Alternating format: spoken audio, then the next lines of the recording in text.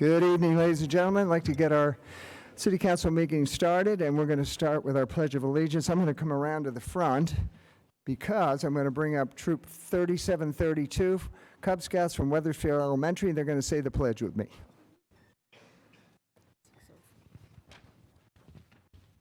Come on up, boys. How cute. Fine-looking group of young men, right? All right. Face the audience. Well, there's the flag over there. And now, if we will put our hands over our hearts and we'll begin. I pledge allegiance to the flag of the United States of America and to the republic for which it stands, one nation, under God, indivisible, with liberty and justice for all. Thank you, young man. Let's have a shake on that. Thank you. Thank you. Thank you, boys. Very good.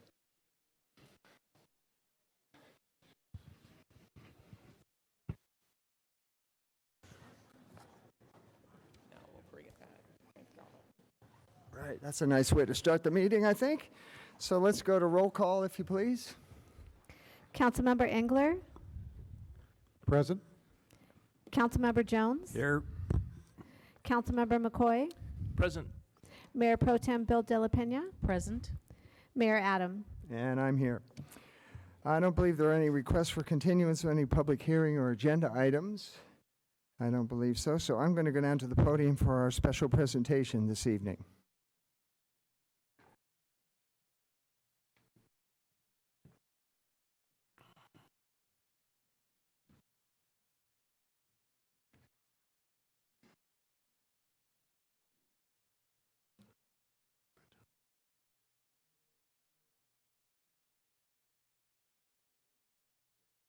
We're on. There we go.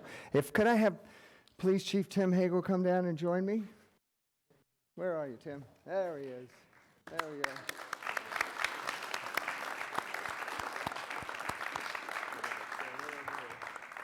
All right.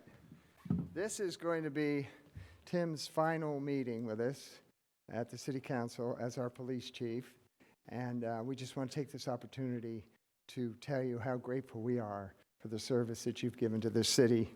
I know you're a son of Thousand Oaks, grew up here in Thousand Oaks, went to Thousand Oaks High School, served 31 years on the police department, the last 6 with Thousand Oaks, and we're very grateful for the leadership that you brought to our city.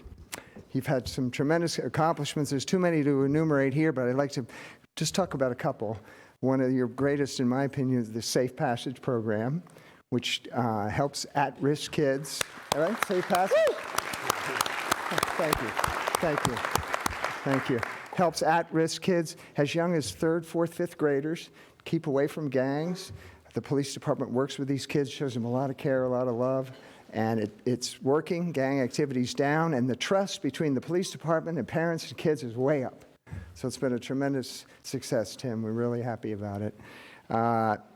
You appointed to deal with our homeless situation, a vulnerable populations officer, actually 2 of them, and I went on the road with these 2 fellows. They do a tremendous job in steering people to the social services that they need. That was a wonderful thing. I know you work with the Explorers program, young people, because you want to mentor them and get them ready to be police officers, right? To keep Maybe a little agenda there. keep the pipeline moving, so that's good. But you know, Tim, I think your shining moment was dealing with the borderline tragedy and the tremendous meaningfulness that you had for the families and the victims. You gave it your all. You were with them. You went to all the memorials, and you had a big part in our healing garden that we dedicated just a couple of months ago. That had a lot to do with you as well. So, and I know you even postponed your retirement for a year just to help us with this situation. So that was a big sacrifice on your part, and we really appreciate it. And then right after that, we had the Woolsey fire and the Hill fire. I hate to review some of this stuff, but it's important because Tim stepped up there. The whole department stepped up, helped the victims, helped in the shelters, made sure everybody was provided for.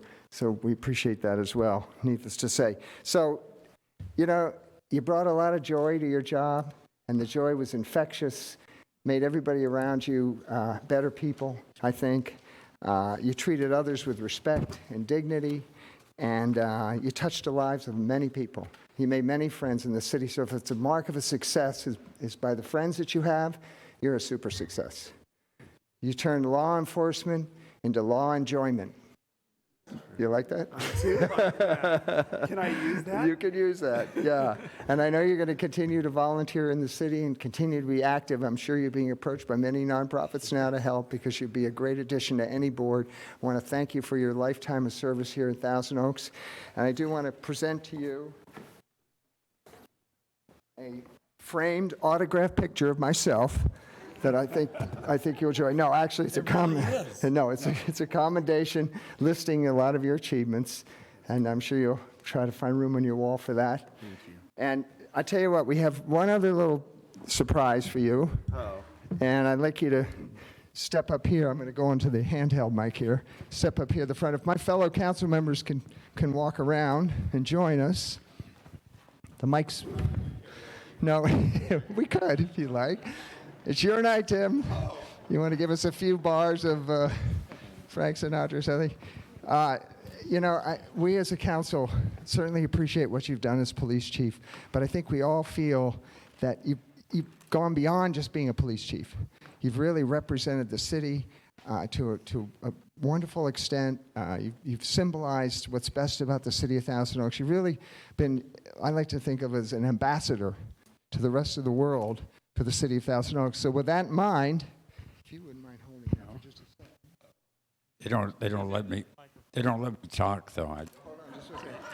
We're going to present you for the first time ever, this has never been done before, a lifetime ambassadorship representing the city of Thousand Oaks. And I'm going to put that medal on you right now. Oh, thank you. Oh, thank you, Claudia. There we are. Now,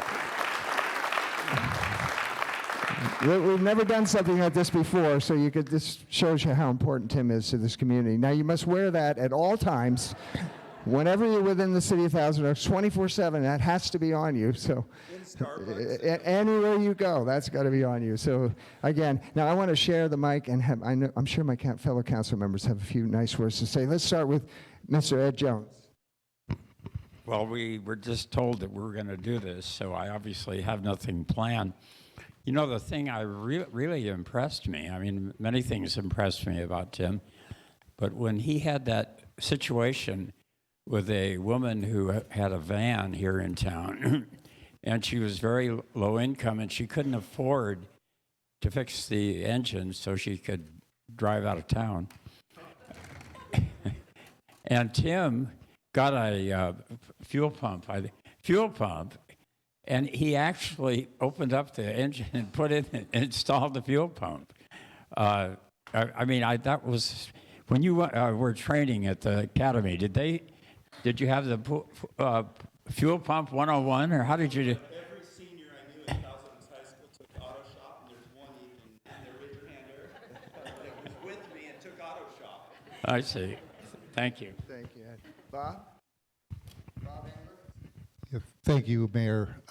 Tim, the mayor went kind of through your curriculum vitae here, and I don't need to repeat all the wonderful things you've done in the community. As most of you know, I was a firefighter, and it kills me to say what a great police chief this was. But Tim in his career made a serious error early on when he became a police officer and did not become a firefighter. And I just want to rectify that right now and make you an honorary firefighter.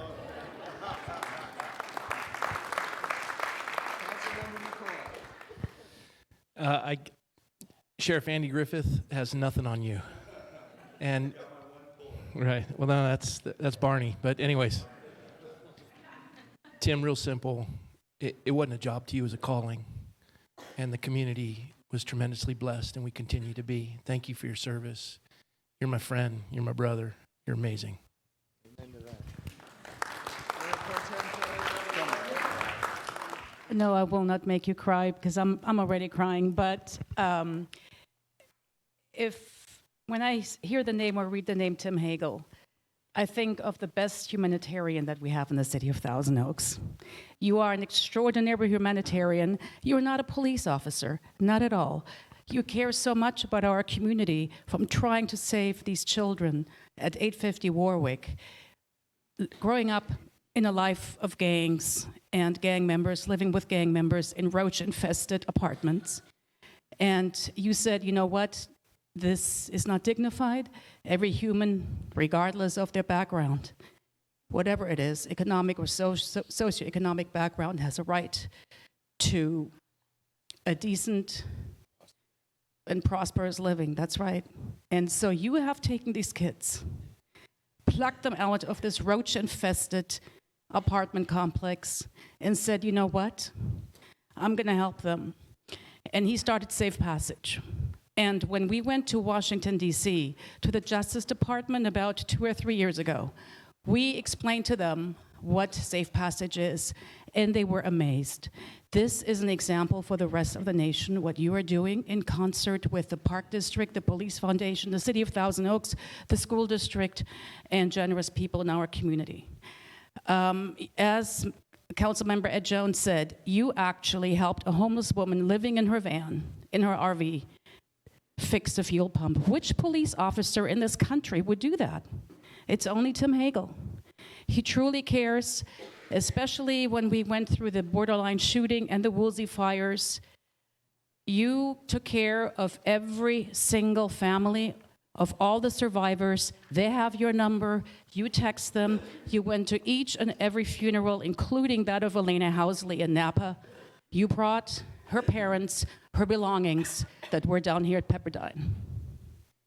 And everybody loves you for that, for what you have helped our community go through and try to heal. You're just simply amazing. So I'm going to miss you greatly.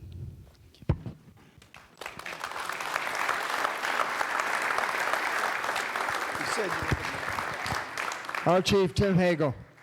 Have a great retirement, buddy. All right.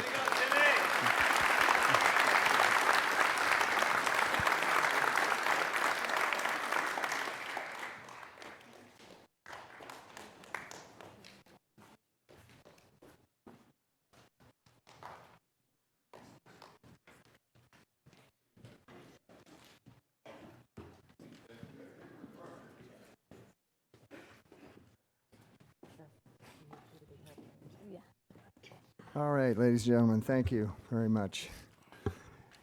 Now, we are on to public comments, and if you would announce that. This is a time and place for public comments. A speaker card is available for those wishing to address the City Council regarding items on the agenda or on a subject within the city's jurisdiction. Speakers for public hearing items shall be called and heard during the public hearing. All remarks should be addressed to the council as a whole, and all documents for City Council and the official record should be presented to the city clerk prior to speaking. Speakers are requested to state their name and community of residence for the record. Under state law, public comment matters may not be considered by the council unless listed on the agenda, but may be referred to the city manager for administrative follow-up. 5 individuals have presented cards, and pursuant to council standards, speakers are allowed 3 minutes, and the yellow light displays when you have 1 minute remaining. Thank you, Ms. Rodriguez. First up, Adam Haverstock, followed by Matthew Mitnick.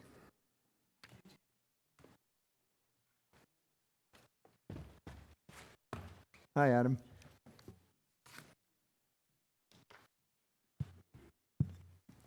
Thank you, Mr. Mayor. Happy New Year, members of the City Council. My name is Adam Haverstock. I'm the Director of Government Affairs and Tourism at the Greater Conejo Valley Chamber of Commerce. I'm here tonight to give an update from the Chamber. First and foremost, I wanted to do a thank you. Your city manager and members of the city's economic development team came to the Chamber of Commerce's Board of Directors meeting today and gave a wonderful update about projects within the city. And so we just wanted to say thank you. I think it was time well spent, a lot of really great questions, and we really enjoy having that opportunity with our board. I did put an item on the projector over here. I don't know if it'll make it on the screen. The big item I wanted to talk about tonight is Conejo Valley Restaurant Week. So Conejo Valley Restaurant Week is coming up. It is being celebrated in partnership with Visit California's Restaurant Month during the month of January. It's going to start next Friday night on the 24th and run until the following Friday, January 31st. And we have a list of restaurants that are participating on our tourism district's website, conejo.com. There's several of them, I think, at least 20 by this point. And each of them, there's no cost for them to participate, but each of them is offering some sort of discount to customers or a special menu item or something like that that you can receive if you go out and eat during restaurant week at one of their establishments. So we are still looking for participants if they would like to sign up at conejo.com, and they can sign up between now and Friday to get listed on the website. In addition to that, we're having a kickoff event. We want to start Restaurant Week off with a bang. So at the Twisted Oak Tavern in Agora Hills, we're going to have a kickoff happy hour from 5 to 7 p.m. next Friday evening, which is January 24th, the first day of Restaurant Week. And the tourism district is going to get a free happy hour drink to the first 50 people in attendance. So if anyone wants to be punctual and get there, you can get yourself a free drink, but also please support our local restaurants.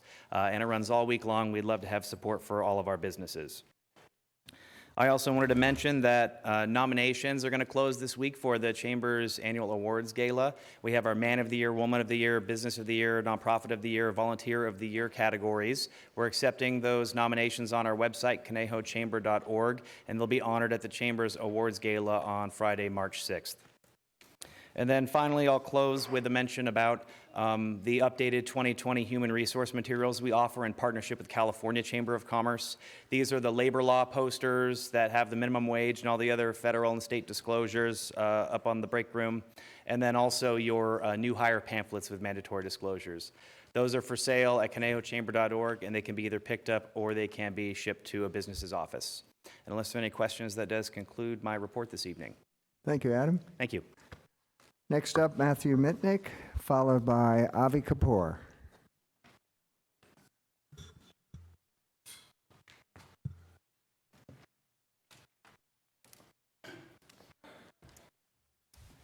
All right, well, hello, members of the City Council. My name is Matthew Minnick, a 19-year resident of the city. And what brings me to speak here tonight is just a couple concerns I have regarding affordable housing in the city and youth engagement. So first, I want to preface it as someone who's been in a similar position to you all as a candidate for the Madison City Council. Last year, I ran on student issues, particularly affordable housing, and I can't help but be concerned by some past votes of this body to scale back a lot of projects. The quote, slow growthers in the city, I think have been problematic to young people like myself. I can tell you as a college student, someone who knows many young people, nobody wants to come back to Thousand Oaks because quite simply, there's not, affordable access to housing. There's been a lot of, scaled down projects. I can think of the Lang Ranch Park as one of them in the past. Sapwe Trails is great, but could have been a much greater project. And, I think that we need to have more youth voices, whether it be on city committees, the Planning Commission. I think there's an old guard-esque type thing going on where a lot of people on the committees have connections, they have to know people, and I think we can do a better job with youth engagement. And as a community, on many of your Twitter accounts, I see you profess, you value the arts, you value education. I think something needs to be said about valuing those young people when they graduate, the local high schools here so that they can continue to come to Thousand Oaks and, want to live here. So, I'm also mentioning, part of what I'm referencing is that project on Newberry Park on South Reno Road that was scaled back. I'd like to see more projects like that. And, the Teal Boulevard redevelopment plan, I think is great. I've read that from the city website, and I think we need to have more young people at the table when doing that. We need to have better outreach because many of my friends don't even know what the city council does. They don't know anyone who sits on this body. Those that do are in this room with me tonight who will be speaking as well. And those are also people like myself who want to come here post-college graduation and, potentially rent or own a home. And then I also want to just mention very briefly on the 5G. I think it should happen. I have horrible cell coverage in my house. And everyone here who's against it can get tinfoil hats. I have them in my car, so I'll provide that to you. But thank you for having me here tonight, and I think we just need to promote affordable housing, the 2,500 units, and just youth engagement. Thank you. All right, thank you. Ave Kapoor, followed by Brett Fornatoro.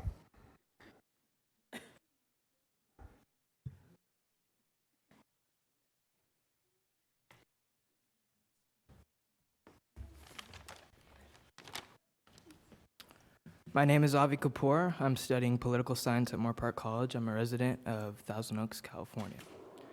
I want to talk about the mandate to build an additional 2,500 homes in Thousand Oaks.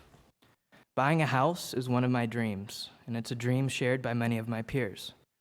My generation is dealing with rising student loan debt. Our parents are aging with a healthcare system incapable of carrying its weight. Young adults today are facing major obstacles to economic stability and economic freedom. But suddenly, that dream of buying a house seems like a fantasy, yet I refuse to give up. I refuse to give up because my dream of buying a house means far more than owning a piece of land. It means living in the city that I love. This mandate may be seen as an encroachment by the state, forcing cities to expand, but I see an opportunity. We can build the new homes of Thousand Oaks with the same care, resolve, and patience as we always have. When housing is attainable for new families and college graduates, we foster an environment that attracts dedicated citizens, an environment where kids grow up eager to give back to their community. It all starts with a place to live. Thank you. Thank you, Avi. Brett Fornatoro, followed by Patricia Booker.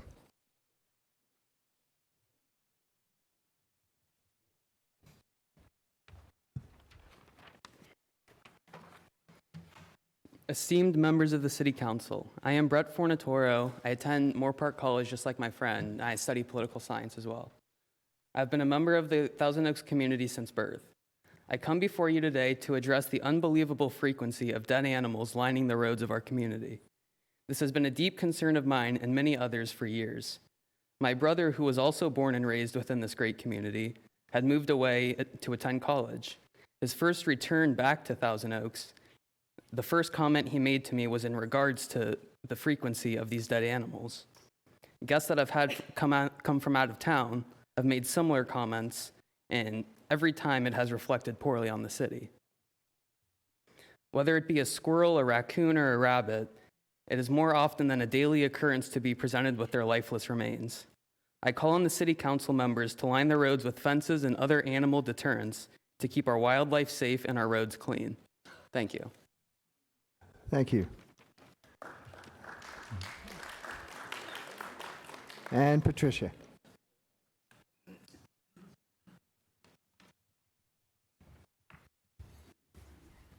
Hello, Mayor and Council. I'm here because of Chief Hagel. I mean, when I first met Chief Hagel, I was at a coffee, and my trust in police officers was none. Because 1991 changed that for me, and Chase was fired then. And when Rodney King was beaten, that changed my trust in police officers altogether. So when Chase said, you need to go to a coffee, meet the chief. Went to the coffee, met the chief, met him several times after. He's a good person, and I will always trust him. Chase was never allowed to walk or go anywhere without an adult with him. But after I met the chief of police, I put all my trust in him, and I saw the officers that came under him. They were rough around the edges. They blossomed and changed under the chief of police. I mean, Chase and we're very fond of him. We will always be.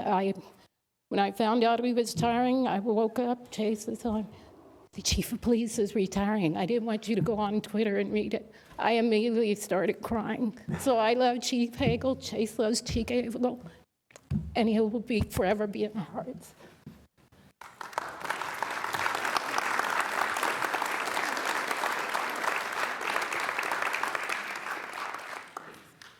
Thank you for those remarks. Thank you. All right, that will finish our public comments. Let us go on to the consent calendar. Anything to be pulled? If not, looking for a motion.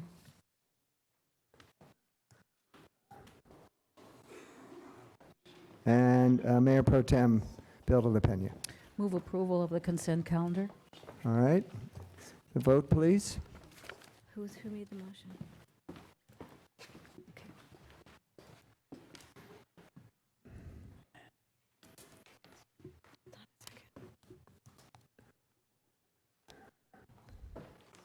The motion carries 5-0, and I have several titles. An ordinance adjusting and setting rates, fees, and discharge limits of City Wastewater Division uncodified. Ordinance number 1670 NS. An ordinance adjusting and setting rates and fees for City Water Division uncodified. Ordinance number 1671 NS. An ordinance amending sections 10-2.902 and 10-2.909 of the Thousand Oaks Municipal Code of the City of Thousand Oaks regarding administrative principles governing the city's water system, ordinance number 1672 NS. An ordinance amending Thousand Oaks Municipal Code, Title 5, Chapter 29, Sections 5-29.08A, 5-29.08B, 5-29.12A, 5-29.12D1, 5-29.24, 5-29.34A2, 5-29.34A3, and 5-29.34B regarding allowing number of cannabis dispensaries and testing laboratories in the city, delivery of cannabis, appointment requirement, and hours of operation for all cannabis businesses in Thousand Oaks, MCA 2019-70879, Ordinance 1673 NS, an ordinance amending the Thousand Oaks Municipal Code relating to official zoning by changing the zoning classification of 5 parcels located at 901 Page Lane and 835 Combs Avenue, zone change Z 2019-70298. The applicant is Caneo Recreation and Park District, ordinance number 1674 NS. And finally, ordinance pre-zoning 2 separate properties, one at the west side of South Ventura Park Road, at the terminus of Pepper Road, APN 67301103110, and the other on the east side of Edward Road, approximately 350 feet north of Kathleen Drive, APN 673012070, prior to annexation, Z 2019-70199, and the applicants are Dan Driscoll and Bill Vlachos, and that's ordinance number 1675 NS. Thank you, Ms. Rodriguez. Very good. All right, we're going to go to our first public hearing, and you're up again, Ms. Rodriguez, if you'd announce that, please. Hearing advertised as required by law is open to consider agenda item 8A regarding municipal code amendment, electrical vehicle charging stations, MCA 2019-70991. A speaker card is available for those wishing to address the City Council regarding this public hearing. And Mayor, at this time, we do not have any public speakers. All right, thank you. Our Deputy Community Development Director, Mr. Kelvin Parker, will present this report. Good evening, Kelvin. Good evening, Mayor. Thank you. This item is to consider an MCA regarding enhanced language for electrical vehicle charging stations. The original ordinance was adopted by City Council in 2017. It established standards for electrical vehicle charging stations in general. The state has identified Ventura County as a priority area to increase usage of electrical vehicles. As such, they specified target goals for installations of vehicle charging stations on a county-wide basis to promote use and availability. Part of those goals include a target of roughly 1,300 level 2 chargers, as well as 48 DC chargers to be implemented countywide. The state has made grant money available in order to meet this goal, but in order to do that, at least a minimum of 50% of the cities within the county must comply fully with the state mandates that they placed on vehicle charging stations. That is resulted in this item coming before the council here this evening. The amendment adds language to existing state law to further clarify what they would like to see in regards to these charging stations. It establishes permit issuance guidelines for applications to establish the standards, as well as prohibited conditioning permits that have previously been approved by homeowners association. If approved by council, staff will follow up with improvements to streamline the process and do things such as clarify the checklist related to the charging stations. Staff recommends that City Council introduce this ordinance as read by the city clerk. Available for questions this evening is myself and our interim building official, Jeff Ware. That concludes staff's presentation. We'll be happy to entertain any questions you may have at this time. Thank you, Mr. Parker. Questions for Mr. Parker or Mr. Ware? All right, seeing none, then I am going to close the hearing and ask for either discussion and/or motion.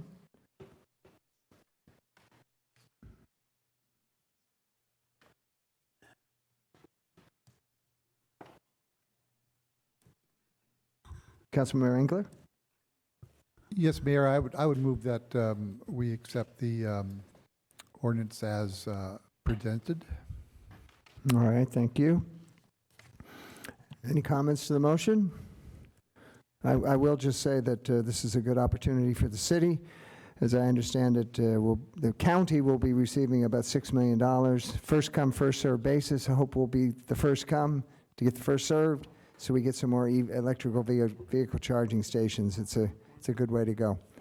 All right, let's bring that to a vote, please.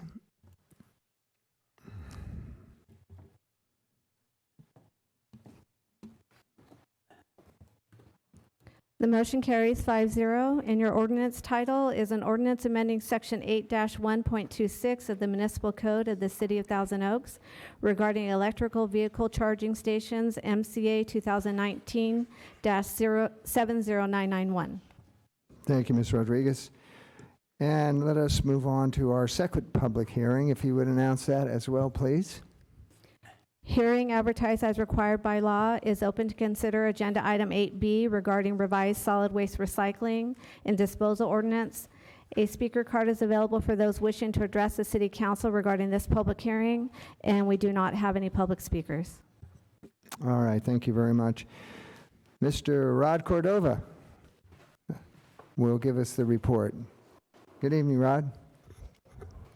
Good evening, Mayor Adam, members of the council. My name is Rod Cordova. I'm an assistant analyst in the Sustainability Division of Public Works, and I'm joined on the dais this evening by Helen Cox, Sustainability Division Manager, to present the revised ordinance governing the solid waste disposal in the city.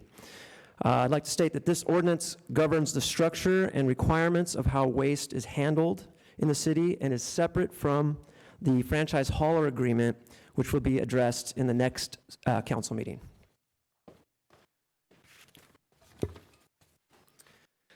The city's current solid waste, green waste, and recyclable materials municipal code was last amended in 2010. Since then, California has adopted additional legislation related to waste recycling and disposal. These include the mandates shown here. The proposed ordinance revisions will address the requirements of these newer mandates, as well as update language and clarify the roles of exclusive and non-exclusive franchises and commercial recyclers. Throughout the ordinance, the term green waste is replaced by organic waste, which includes both landscaping or yard waste and food waste. The term limited franchise replaces the term non-exclusive franchise throughout to better describe its role in the temporary collection of waste using roll-off bins and dumpsters.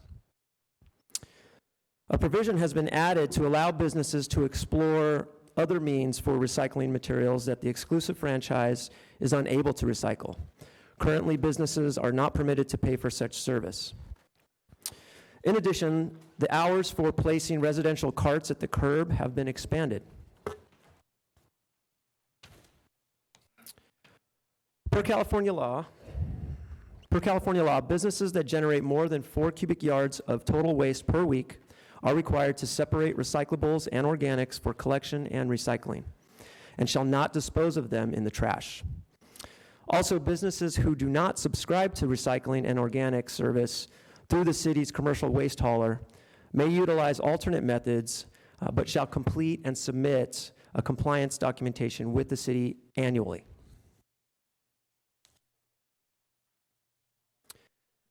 The recommendation is to adopt the revised solid waste, organic waste, and recyclable materials ordinance as written. Thank you, and we are available for any questions. Thank you, Mr. Cordova. Questions for our staff member? All right, seeing none, and we don't have any public comments, then I am going to close this public hearing as well and ask for discussion and/or a motion. My speaker list may not be working, so you'll have to get my attention the old-fashioned way.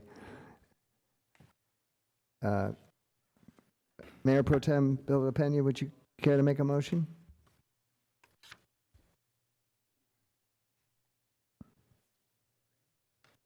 Or Councilmember Thank you. Engler? Thank you. All right, thank you. Yes, I would also move that we adopt this ordinance to comply with the state law. All right, thank you very much. Motion on the floor. Can we have a vote, please?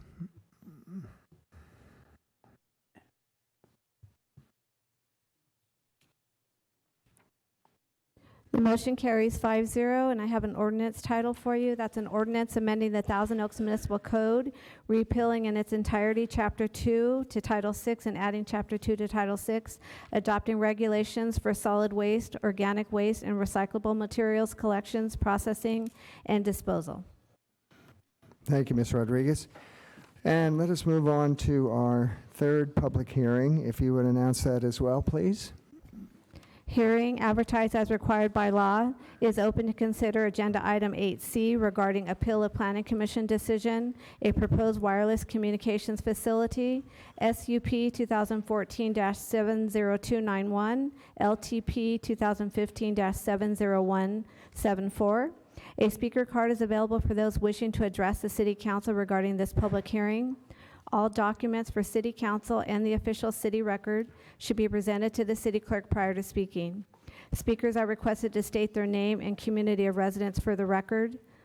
34 individuals have presented speaker cards, and pursuant to council standards, each speaker will have 2 minutes, and we will have a display indicating how much time is remaining. Thank you. Thank you, Ms. Rodriguez. Mr. Stephen Kearns, our Planning Division Manager, will present the report to us this evening. Good evening, Steve. Good evening. Thank you, Mayor Adam. Good evening, members of the City Council, those in attendance. As mentioned before you this evening is appeal of a Planning Commission decision which approved the installation of a wireless communications facility at an existing water tank in the North Ranch neighborhood, as well as for the encroachment within the protected zone of 3 California sycamore trees. Shown here is the general vicinity of the subject site. It is depicted by the red asterisks. To the west is Westlake Boulevard. To the north is shown as Canaan Road, and to the east is Lindero Canyon Road. The subject site is immediately adjacent to Sunny Hill Street. Shown in this image is an aerial perspective of the water tank facility site. It is a 2.5 acre site. It has improved with an existing water tank, an equipment enclosure, as well as a wrought iron fencing around the perimeter of the water tank. As you can see from the image, it is surrounded by single-family residential homes with another water tank further to the west, about 180 feet lower than the subject site. And to the northwest across Sunny Hill Street is the appellant's property shown here. This is a photograph of the site. As you can see from this image, the water tank is predominantly subterranean. So installing antennas along the face of the water tank is not feasible in this situation. So in the foreground is existing wrought iron fence which surrounds the property. The proposal involves incorporating antenna sectors within this existing fence, and in this general location is a north sector that is being proposed. It's another vantage point of the existing facility. This is looking southeast to the site. And again, another vantage point looking through the site, looking northeast. In the backdrop are a couple trees adjacent to where the north sector panels would be located.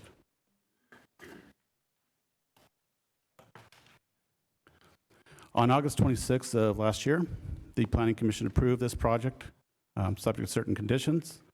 Subsequently, the appellant submitted an appeal of that decision, which is before you this evening. The appellant owns a home to the northwest of the subject site, which is about 180 feet and about 40 feet lower than the nearest antenna sector located in the northerly portion of the fencing.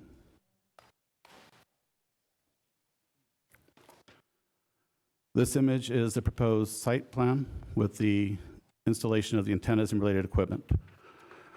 The antenna sectors will be in 3 different locations: a north section shown here, a southwesterly section shown in this area, and a southeasterly section shown in this general area. In front of each one of the sectors will be RF protective fencing, and related equipment and an emergency backup generator will be located in this area. And of course, the emergency backup generators in case the site loses power, and the site will be able to operate during a hazard such as a wildfire. This request also involves encroachment within the protected zone of 3 sycamore trees, which are shown in the upper portion of the image for proposed utilities, as well as additional landscaping.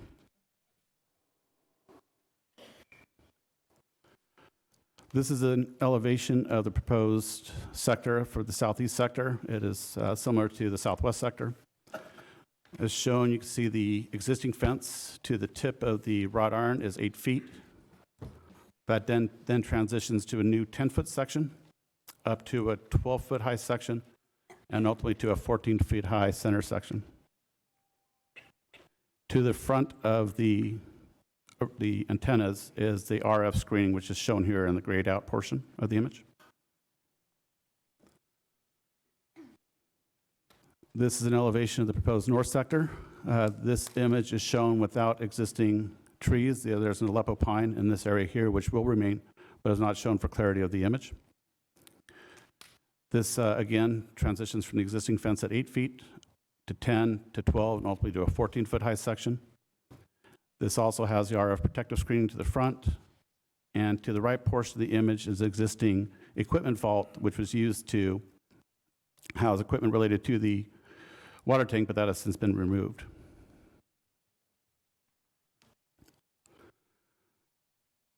This picture shows the northerly sector proposed for this water tank site. Behind the tree is existing fencing where the north sector would be located. This is the southeast sector looking northwest of the site. This photo simulation shows the approximate appearance of the proposed installation. Again, another photo simulation showing the approximate appearance looking southeast of the site. This is the southwest sector. To the left part of the image is where the proposed equipment will be located, and you can see through this image it is concealed by the existing vegetation. And another photo simulation showing the approximate depiction of the southwest sector looking from down below from Heritage Place. As mentioned earlier, this site is located within a predominantly single-family residential neighborhood. These blue lines depict the proximity to adjacent homes. The southeasterly sector is about 90 feet from the closest home. The north sector is about 130 feet from the closest home and about 180 feet from the appellant's home. And from the southwesterly sector, it's about 400 feet from the home on Heritage Place.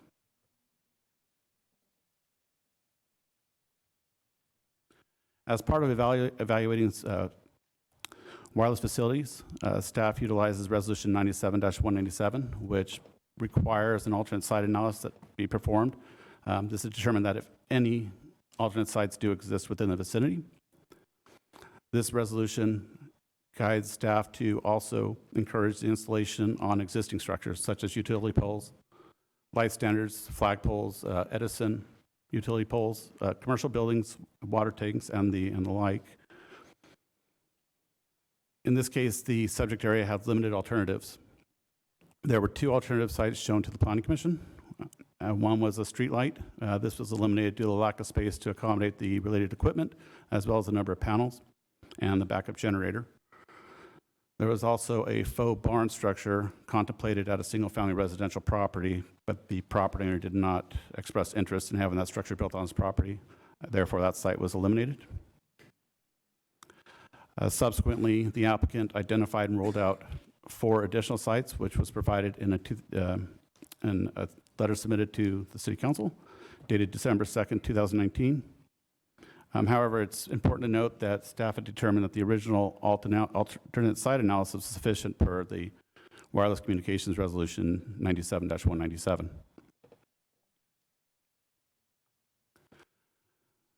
This image depicts the alternate sites explored by the applicant. The red dot indicates the proposed site.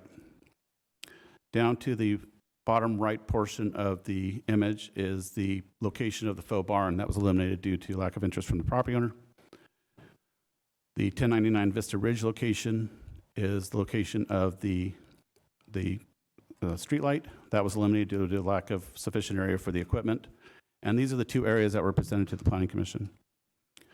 Subsequently, additional sites were analyzed, including the North Ranch Community Center, shown here at the 1400 North Westlake Boulevard location. That was eliminated due to its low elevation and lack of coverage to the desired coverage area. And then the property at 4761 Valley Spring, that is the North Ranch Country Club, and they did not want the installation on their property. And the 2 remaining sites are 2 sites that were brought to the Planning Commission's attention by the appellant, requesting alternate site analysis, which the applicant performed. The 2865 Allison Street is an existing water tank. This site was eliminated since it's in close proximity to an existing Verizon wireless site located just to the northwest of this location.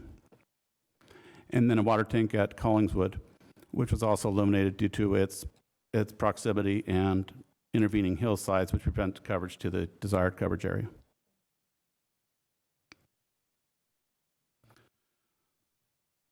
In considering the appeal, the applicant submitted, or the appellant submitted 9 points of appeal, and these were all, some were similar in nature, so we were able to lump these into 6 general topics.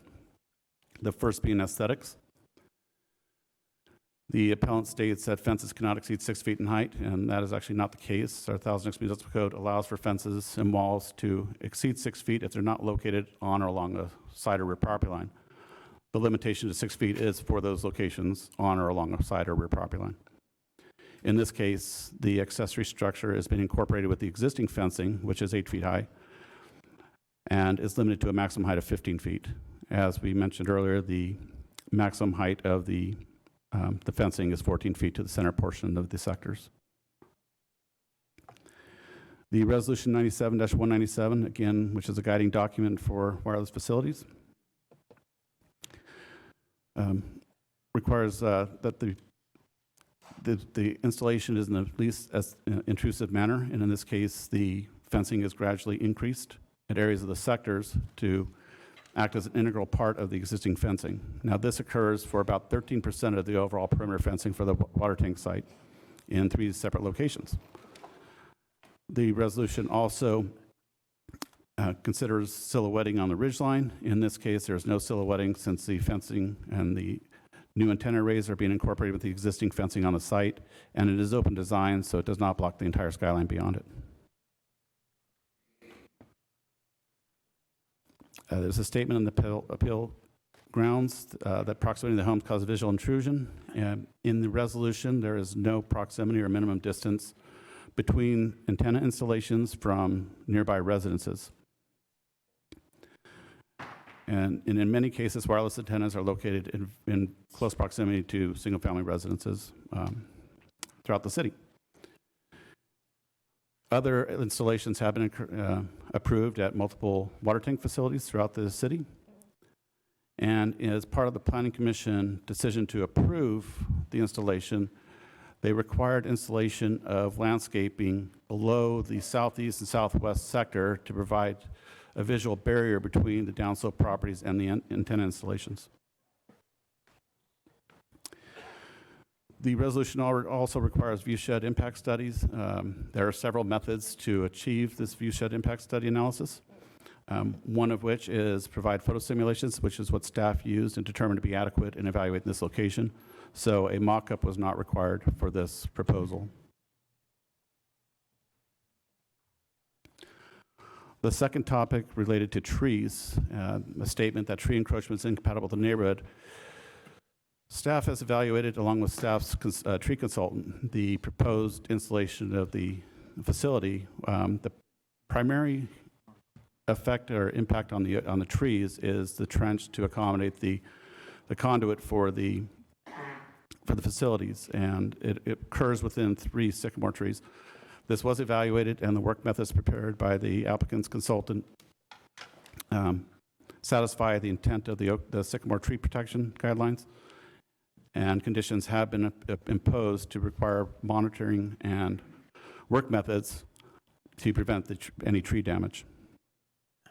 It should be noted that requests for tree encroachments have been approved in many locations throughout the city through the appropriate permitting process.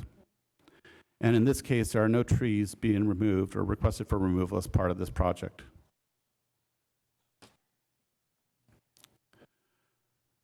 This image represents the existing site. The impact or the trenching for the facility is located at the upper part of the driveway, going down through this driveway site, and begins encroaching within the drip line of the California sycamore trees right around this green sector. And it returns and connects into the existing telecommunication lines in Sunnyhill Street. So shown here are the 3 California sycamore trees, one on the right-hand side of the driveway, shown here, and 2 others on the left-hand side of the driveway, shown here and as well as here.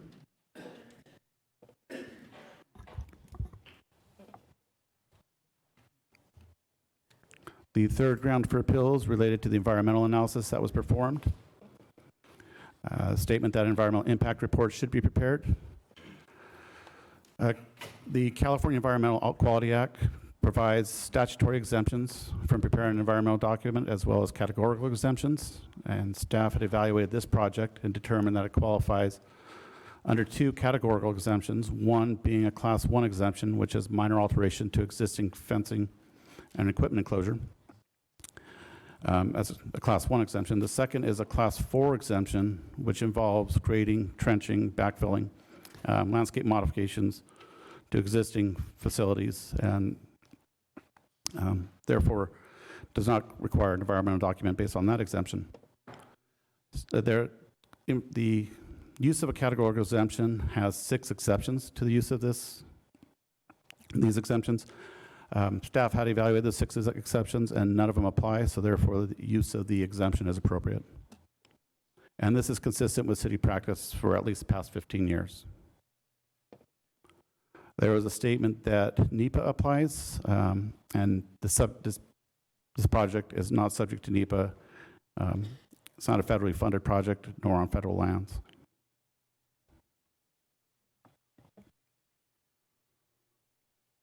The fourth topic is the alternate site analysis.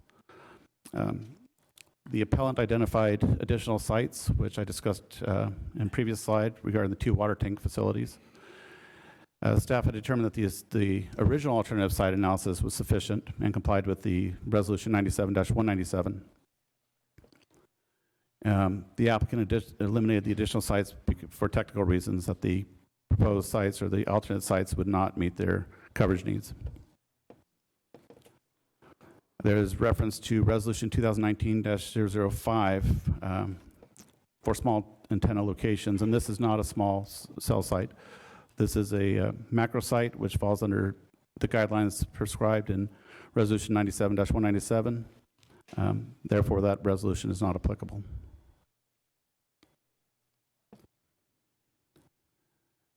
There was a statement that antennas are not the least intrusive means. Staff had evaluated this installation. We looked at several design alternatives and ended up on this design because it was integrated with the existing fencing located on the site. It transitions in 3 different sectors as a gradual transition, and does not involve the installation of a tree, a monopole, or other installation that would be a more vertical element and more difficult to blend with this water tank facility site.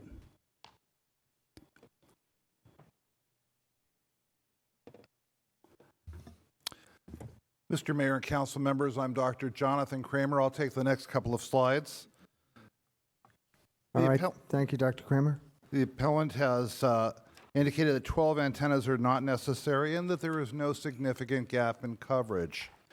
The staff response is that the applicant has indicated in its application that there is a significant gap and that this site is necessary to close that gap. They've provided coverage maps, which we'll look at in a moment, and that the application is being processed on federal grounds, and under federal regulations, we are not able to control their technology. So the number of antennas they propose is out of our purview.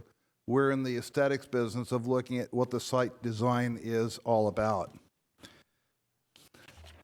The next slide, Verizon has indicated through their coverage map. Okay, we've got it up, great.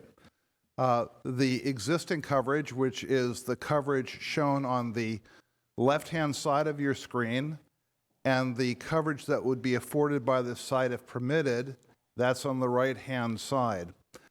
When we're doing our reviews, we're also looking at consistency with this type of map versus the equipment to be installed, and this is consistent with the equipment that's being proposed.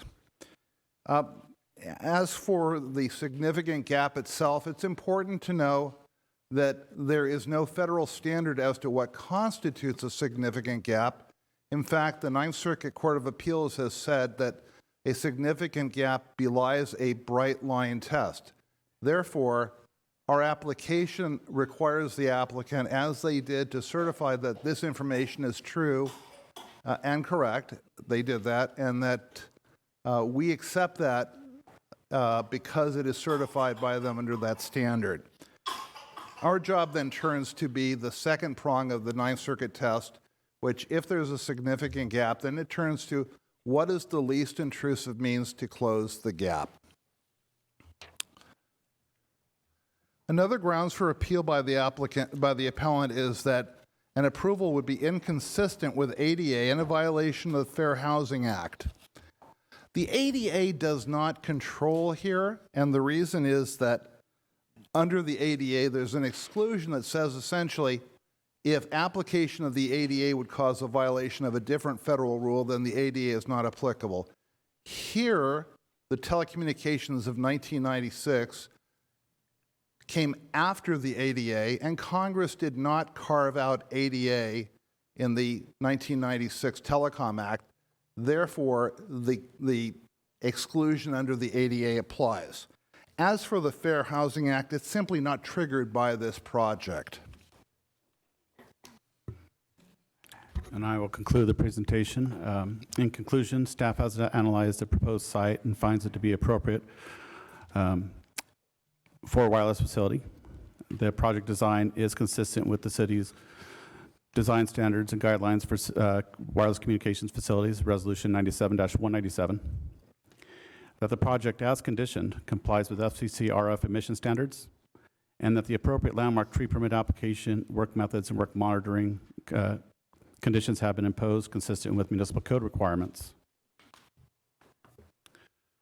Therefore, staff is recommending that City Council adopt a resolution denying the appeal of SUP 2014-70291 and landmark tree permit LTP 2015-70174, thereby upholding the Planning Commission decision to approve the project based on the findings and subject to the conditions contained in the resolution attached to your staff report, attachment number 7. And this concludes staff's presentation. Staff is available for questions. At the dais with me tonight is Dr. Kramer, Community Development Director Mark Town, and Deputy Community Development Director Kelvin Parker. We're all available for questions. Thank you, Mr. Kearns. Appreciate the report. And let us go to council questions. First, we're going to start with Mayor Pro Tem Claudia Bilda La Pena. Thank you, Mayor Adam. This question is for Dr. Kramer. Dr. Kramer, the Verizon Corporation has had issues with propagation maps in the past. And how certain are you that the propagation map before us tonight is accurate? Mayor Pro Tem, we look at the maps, as I indicated, with an assumption that an applicant is not making a material misrepresentation to the city. And we also look at it in the context of what they're proposing equipment-wise, and those two align. I'm aware of some claims like from Boy Genius Wonder website and others that say that Verizon's maps may not be accurate. These are computer projections of the existing and proposed coverage. This is a fairly common way in the way that essentially the city has accepted these types of maps in the past. So this is consistent with our past project. I feel comfortable that the maps are reasonable representations of the issue, of the significant gap that Verizon is claiming. It's important to remember here that Verizon, like most wireless companies, operates on multiple bands. Each of them is licensed by the Federal Communications Commission. So even though someone might have a good Verizon signal at their home or in the area, that's on the particular band that their phone is operating on at the time. And what we are seeing is Verizon and AT&T especially are expanding to new bands of service. So whether there's a significant gap is a question of technology. And this is one of the reasons why the courts tell us that there is no bright line test. But what we do know is that Verizon is coming in to propose a site that's going to cost multiple hundreds of thousands of dollars to build. So there's also an assumption that they wouldn't needlessly spend the money to serve an area that they're already adequately serving. Thank you. I'm referring to news reports. I believe I heard it on NPR. There were issues in a different state. Have you caught mistakes in maps before in Yes. applications? Yes. You have, locally Yes. or elsewhere? We've caught them here and in other jurisdictions, and those errors don't get up to the Planning Commission or the City Council level because they get corrected during the staff review period. And you did not find any errors in this particular application? There was nothing in the coverage maps that gave me pause that this would be an error, that there would be a material error in here. Again, these are computer projections, so there's going to be a little bit of wiggle room, but not a significant variance. Thank you, Dr. Kramer. I have a question for staff, and that is, you mentioned that there are other residents in the city of Thousand Oaks which are under 100 feet from antennas. What other locations in the city do we have?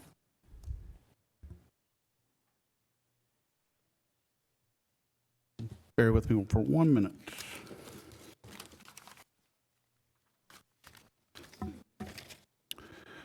We've identified 10 sites within 150 feet. There's a site on 1554 Arbalest, which is 100 feet from residential.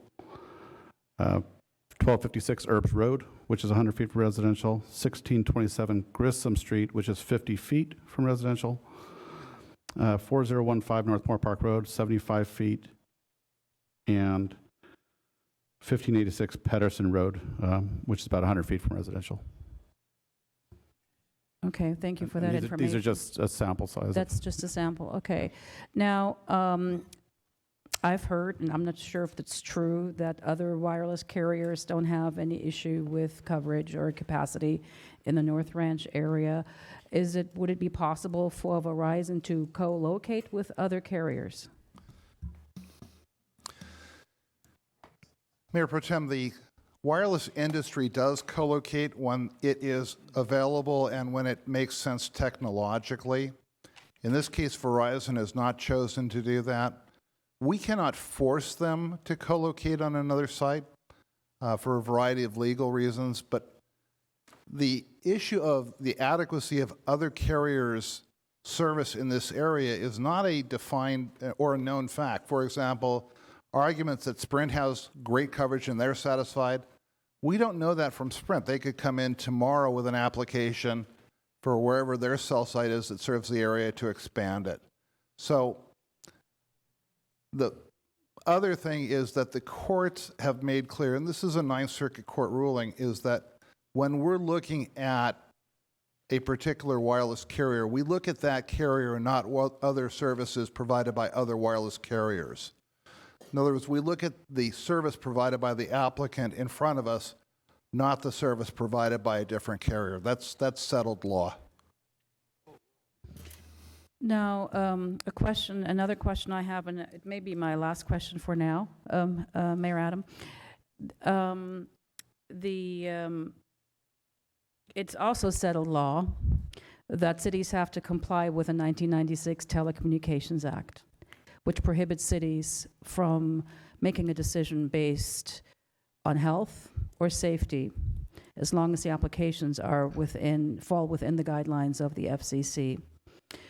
And recently, I believe that various cities, including Thousand Oaks, we have urged our federal lawmakers to appeal to the FCC to review those RF emission guidelines. Can you speak to the result of that attempt? And that is the correct process, because these are decisions that can't be made at the local level. Approximately 2 months ago, the FCC released an order that essentially closes a longstanding hearing process where the FCC reevaluated their RF technical standards. They determined that as for the types of sites we're dealing with tonight, macro cell sites, basically cell sites, that there was no change necessary in their standards. So as close as 2 months ago, those standards have been renewed. Accordingly, the standard that we applied at the city to determine how this site could come into compliance with the FCC rules was correct when we did it, and is still correct now that the FCC has revisited and acted on its inquiry about RF safety standards. Thank you. Councilmember Engler. Thank you. And again, this is a question for Dr. Kramer. Verizon has indicated, and I think we have some people who also have indicated that there's poor service in that area. I think my question, though, is in terms of what we as a city can do to help direct Verizon to another location, do they determine by their application through the FCC where they need it, or can we direct them in other areas? Councilmember, Verizon and the other wireless companies don't apply to the FCC for cell sites. The only time that anything goes to the FCC is when a cell site is close to the edge of their licensed area. This is not the case in Thousand Oaks. As for the process at the city, I can tell you, having been involved in it over the past, well, essentially since wireless came to Thousand Oaks, cellular wireless came to Thousand Oaks, is that we engage in an interactive process with the applicants. They will often contact staff and say, we're thinking about a site in this area. What do you think is going to be feasible? So that process of helping them to find locations is one that actually has gone on for better part of 2 decades. That said, we're not able at the city to tell a property owner that they must allow a wireless facility to be put on their property. That's not within our authority. So the rest of the answer essentially is that it's fairly common for an applicant to come to the city and say, where do you think that this could go in this area? And staff always works with the applicants in that respect. All right. Any further questions? Mr. Jones. Let me get that clear. Did you say that this council cannot take any health concerns into consideration? The federal law on point is that we are allowed to determine whether a proposed project will comply with the FCC rules. And if the answer is yes, that is the end of a local government's exploration of the subject. If the answer is yes, that ends our exploration. to go beyond that. We're not allowed to adopt our own standards. We're not even allowed to adopt the FCC standards as our own. This is an area that is subject to field preemption by the Congress, vested that field preemption with the FCC to establish these rules. So our authority is very narrowly defined. Now, that said, the City of Thousand Oaks has consistently evaluated wireless projects for compliance with the rules. And in fact, in some cases, for example, tonight, where there are reasons to want to do an additional evaluation, we've proposed as a condition tonight to do post-construction testing to make sure that the proposed safety barriers are placed in the right location. That is more than virtually every other jurisdiction does.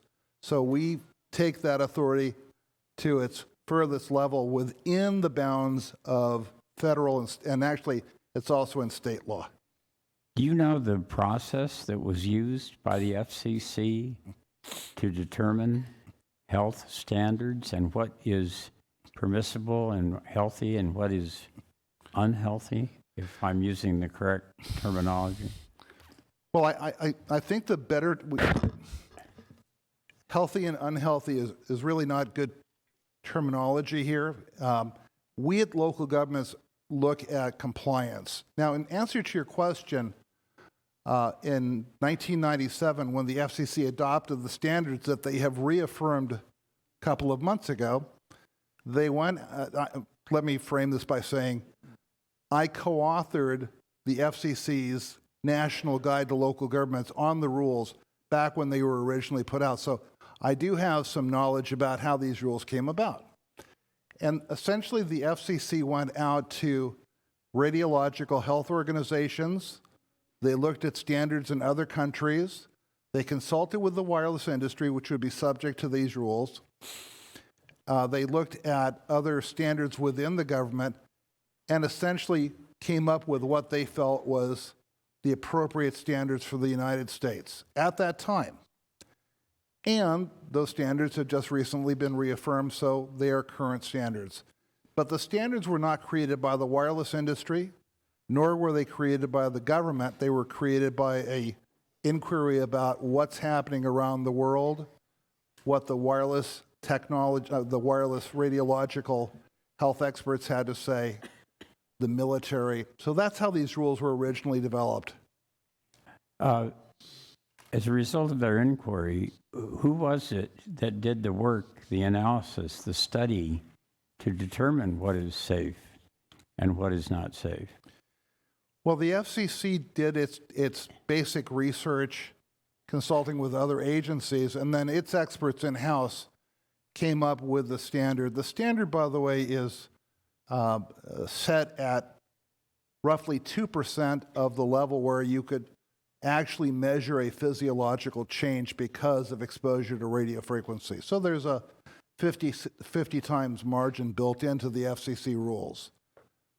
But that was done internally at the FCC in consultation with the experts that I've described. Well, if this started in 96, has nothing changed since 1996 as far as the equipment itself is concerned that might warrant having further study and further standards or modification of standards? And that's exactly what the FCC just concluded.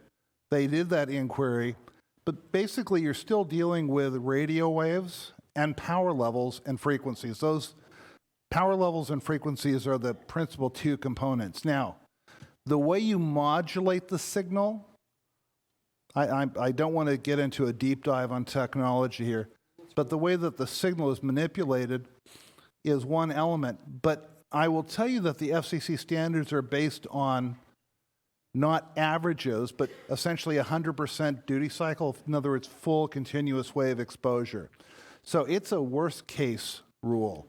Has the technology changed since 97? Yes. We've gone through multiple generations of wireless facilities. How the basic physics of radio frequency transmission and its impacts In the environment change, no. Well, it just seems strange to me that what applied in 96 would be, completely up to date. Now, these waves, just one more question. I don't mean to prolong this, Mr. Mayor. These radio waves, if they did have a harmful effect, what would be the nature of that? Have you explored that area? Well, I will tell you what the effect of the radio waves is, and as for harm, that's a different subject altogether, because again, at local government, we're restricted to looking at compliance issues. The effect of radio waves at differing frequencies, the primary effect on the human body is heating, a rise in temperature of the human body through exposure to radio waves. Again, the FCC has set its standards back in '97 and reaffirmed them now to essentially provide a 50-time safety margin between the maximum a person can be exposed to without knowing that they're being exposed, in other words, members of the general population, and that point where you can measure a physiological change. There are people that talk about non-thermal effects of RF. It's outside of our purview to consider those because they're not part of the FCC regulations.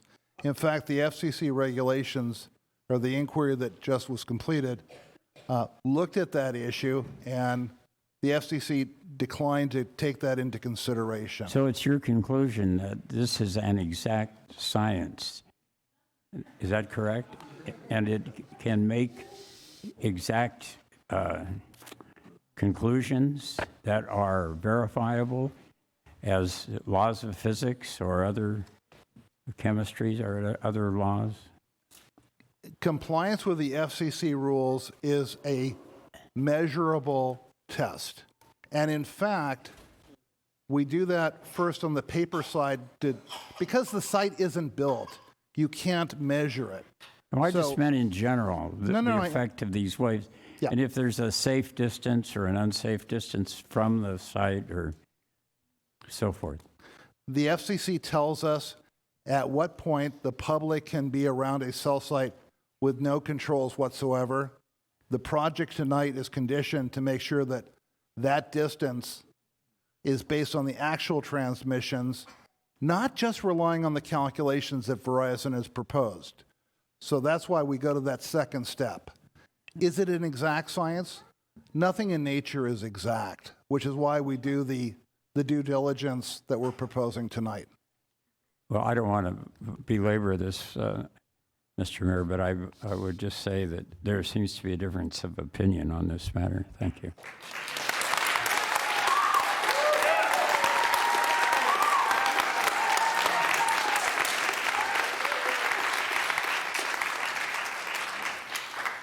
That was not an applause statement.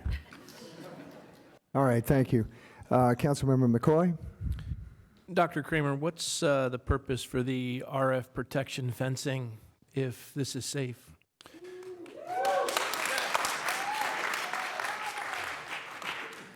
The FCC has told us, as part of its body of regulations and the information it provides, that to an extent that a cell site in the immediate area around the cell site exceeds the general population limit, that one of the ways to demonstrate compliance is to restrict access to that area.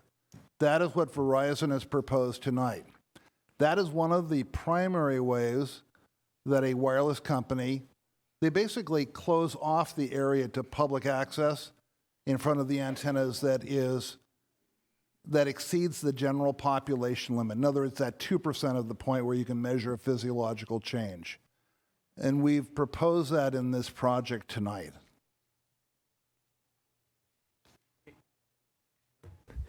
Mayor Pro Tem. Thank you, Mayor Adam.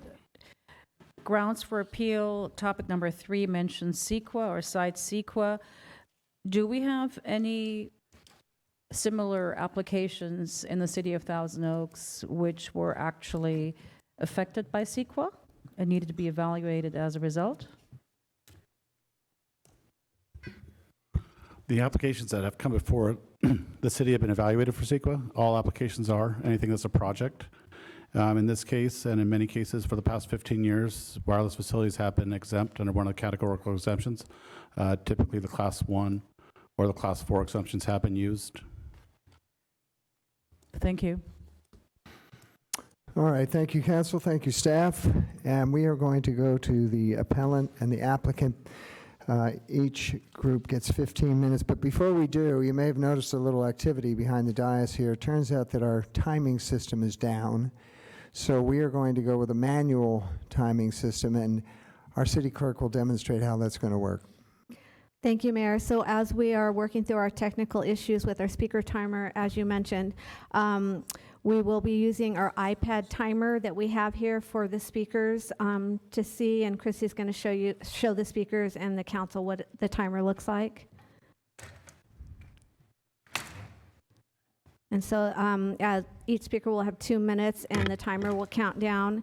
We do have a marker here for the speaker will be notified at 1 minute interval with the sign 30 seconds.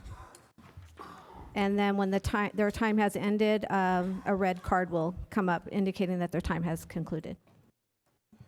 All right, thank you, Ms. Rodriguez. Let us go to our appellant first. That would be Dr. Gregory Chichayan, and I believe Harry Lehman. Thank you, Mr. Mayor. Thank you. Thank you very much, Mayor Pro Tem and members of your council. This has been a surprising experience for me because my undergraduate work was in public administration. So I thought I would end up where Mr. Powers is now, but my life took a different turn because of someone who's well known in politics, and I never got back to that. But to see what has been accomplished here from the 70s thinking that I was brought up in city planning, it's just been a marvelous thing to see. You got a lot of great stuff to preserve. I don't like that some of what I say next is kind of manipulative in the sense that it follows from that theme, so I want to say that that's just a true statement. It's a great thing that you've accomplished here. One of the things I'd like to point out is that there's been a lot of reliance just now by Dr. Kramer over there about 97-197, and your staff person relied upon it too. The problem with that is that 97-197 explicitly subscribes the particular types of venues that it authorizes, and they're all existing public service venues of one sort or another, poles, fences, etc. What they fail to take into account is that this is a freestanding, in-the-earth, new monopole installation. And how do we know that?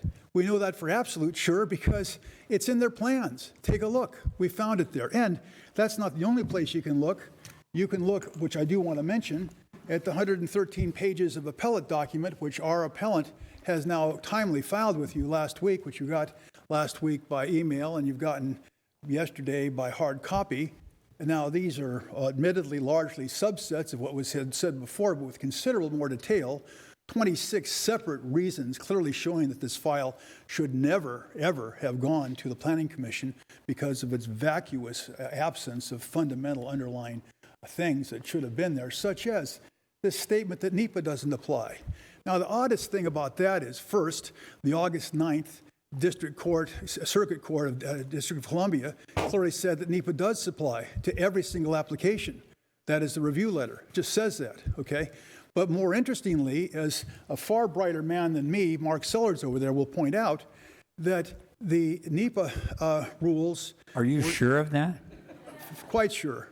That the NEPA rules specifically were adopted by the FCC itself on December 5th, which Mr. Sellers has brought out, which is in his letter, which is attached to our materials.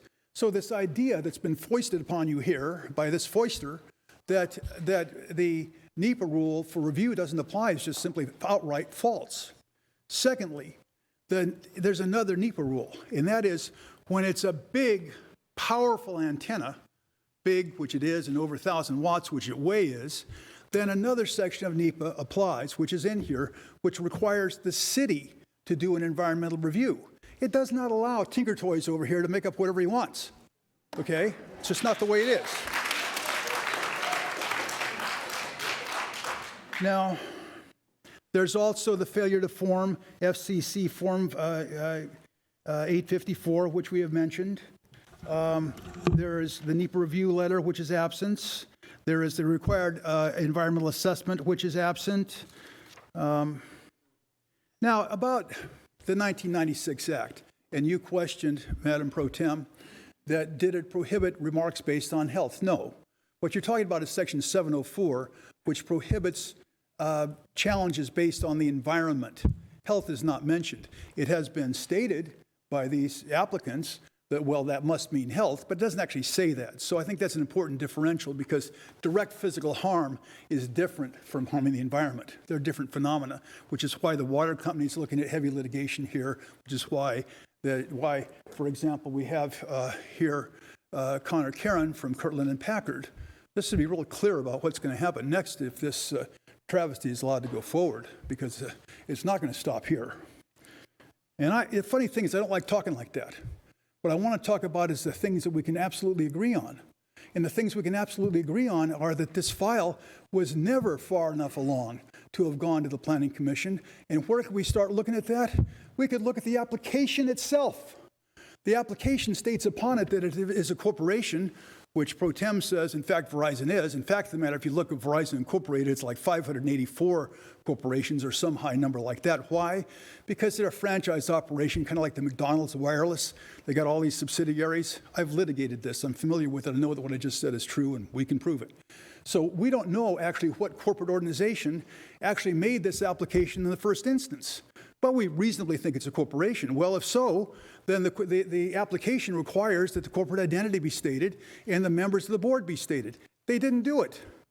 Why didn't they do it? Because exactly what's going on in here, staff favoritism that has been inculcated wherever, I'm not sure, towards this sort of installation, which has failed to take into account, if I may address the 19-year-old speaker, has failed to take into account the tinfoil hat issue. And let me not fail to address that by mentioning that the National Toxicology Program of the United States government's National Institutes of Health, when it completed its 30-month, $25 million study and so announced on May 27th, 2016, stated that yes, this radiation does cause cancer. Yes, this does cause the formation of glioma cells. Yes, this does cause the formation of schwannoma cells. And then on March 28th, 2 years later, in 2018, they added the language clear evidence, which then showed up in the report on November 2nd, 2018. So as far as the fucking tinfoil hat is concerned, it's Verizon should be washing it, not me. I mean, this is just not okay. You're talking about people dying here from a severe illness exposure from radiation. And as to the radiation issue, let's talk for just a little moment here about the non-thermal standard. Fact of the matter is that same report from the United States federal government, after $25 million in 30 months, disallowed that non-thermal standard. It's not what's happening. Excuse me. I ask you to choose your words a little more carefully, please. I will, sir. That one shouldn't have slipped. And I mean that. I know, but it's life and death here, too. I mean that. That's fine. But regardless, we're not going to use that kind of language. Well, I won't. Not being foolish enough to get an argument with you since you got the gavel. Plus which, you're right. But on the other hand, and you are right, I don't have to contest that, but when you actually look at the science, which I don't think Mr. Powers could have, because I'm sure he's a decent man. And if you look at what the federal government says, you conclude that it's carcinogenic. It's not a contest, it's a known factor. So mainly, I want to get across to you that our 13, whatever it is, page document here has basically been ignored here, but it won't be ignored in court. Take a good look at it, because we're trying real hard here. We're trying to agree on things. So there's so much more to say. Mark Sellers could say so much more. I just hope you'll take a good look at our document. There is certainly there's no satisfaction here of any of the criteria that are based upon the fact that these people are going to be using some public entity utility. They're not putting it on the tank. They're not putting it on the tank fence. They're doing a new construction, but then they're deceiving you, that I can say, by pretending that it's integrated when it's not, and that has fundamental federal law implications, and they know it. Please, the best thing for you, I honestly believe this to be true for your community, is please uphold this appeal. Let them start again, because otherwise, it's very clear that there are a multiplicity of instances here where the file is just simply clearly indefinitely incomplete. The Jim Dean report points that out. It's been attached. You know, we've gone into considerable detail here. Architectural control. The permissions that were given by the water company and the permissions that were given by the Property Owners Association were clearly out of line with the requirements of those entities, which we spelled out. We showed you the requirements, we showed you how they didn't qualify, and therefore the consents are void. Look, I came down here because Dr. Gregg has become a pretty deep friend of mine, and he really wanted me here personally, and I think that there are probably other people that could have done a better job and would have been less abrasive. I'm sorry, sir, and I apologize for that one thing especially. I honestly do. As sincere as I can make myself sound and be, I'm sorry for that one slipping. So I'm not sure that I'm the best guy here. But I'll answer any questions, and I'll debate any person, including Kramer over there or the 19-year-old young man at any time, or Verizon, because I've challenged them many times, but so far it's been no takers. That's all I've got. Here comes my client. Okay. All right. All right, just a moment, sir. Okay, before we start, I was remiss. I want every speaker to identify themselves by name and their city of residence. And sir, I did not ask you to do that. Would you please, for the record, identify yourself and your city of residence? I hate to ask you to get back up again, but and we're going to do this for everybody. I've been dressed more formal, but I've been in the hospital. My name is Harry Lehman. I'm a trial lawyer. I live in Novato, California. I got practice around the state. All right, that's all we need. Thank you, Harry. All right, Dr. Chichane. Yeah, I'm Dr. Chichane, yeah. And your city of residence. Westlake Village. I'm across from the proposed site. All right, thank you. Like many Americans, my father came to this country to earn higher education and seek a better life. His drive and desire to contribute to society and his community earned him his ability to obtain 2 master's degrees. This eventually earned an opportunity to work in Santa Barbara for Delco Electronics as an engineer in 1972 for 33 years. My father's work ethic and dedication provided a stable rock for me and my brother, and my mother as well. My mother lives in the same house, although my father's passed since 1972. My goal in life was to accomplish a stable home for my family. 5 years ago, we built our home. We were blessed and fortunate to afford so, and I worked every tireless day to build that home. In going through this process of building, we followed every rule by the letter of the law. This caused delays, extra expense, inconvenience. Nonetheless, I respected the rules and contributed to the community, and I worked closely with the city and the POA and the process to make it happen. I cannot understand how this application is so incomplete, and I want to demonstrate 3 topics. The first one being the north trees, the second one being RPD 75-139, and then a medical thing about synergism between gamma and microwave radiation. I test and affirm the following statements are true, accurate, and within my personal knowledge. I was the only resident that met the Verizon consultant on March 28th in 2018. This is the community outreach packet that he sent me. This is where he showed the north trees, the north antennas were supposed to be. At no time did he mention that any trees would be removed.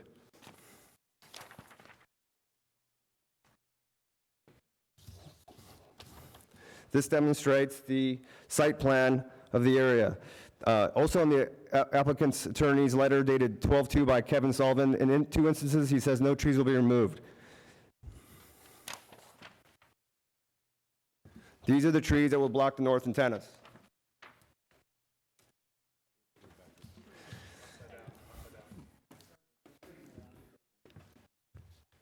It was said by Dr. Kramer, landscaping cannot block the antennas directly at the Planning Commission. It was said by the applicant that oily trees or oily species may interfere with the signal.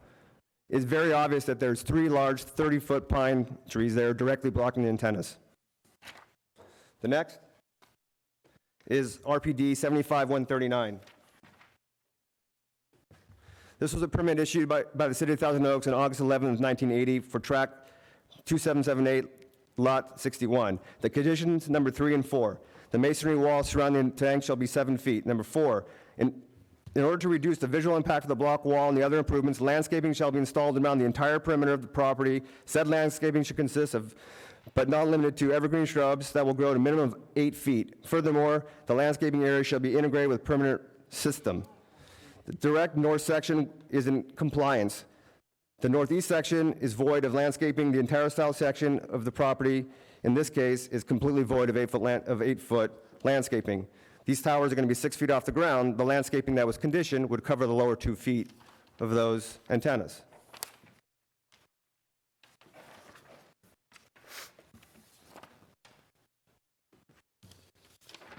There's a synergism between gamma radiation and microwave radiation. I'm a board-certified orthopedic surgeon with a valid medical license in the state of California. I have a valid certificate for the California Department of Public Health as a radiography and fluoroscopy X-ray supervisor and operator. I complete 2 hours per year of Category 1 CME related to application of X-ray to human body. I've researched and read and understand the synergistic effect between gamma radiation and microwave radiation.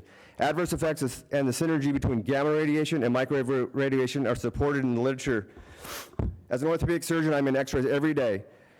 Because of this exposure, I have a lower threshold of microwave radiation than the general public. The proposed location of the CanalCast wireless telecommunications facility 80 feet from my home would impose serious health problems, including but not limited to headaches, sleep disturbances, and hearing impairments, which would affect my ability to practice medicine. Due to the limited amount of cumulative radiation between gamma and microwave I could tolerate, I would be unable to practice my medicine specialty, and I would be overburdened with microwave radiation exposure. The loss of my ability to practice medicine would permanently disable me, as well as financially destroy me and my family. This statement and these statements are supported by Dr. Gunnar Hauser, who is the author that provided the studies that allowed the towers to be not on fire stations. Dr. Chicane, your time is up. Yeah, I'm done. Thank you. Thank you for coming. You'll have 5 minutes rebuttal later in the hearing. All right. You will have 5 minutes of rebuttal later in the hearing. Let us move on now to the applicant. We have Kevin Sullivan, representing Verizon.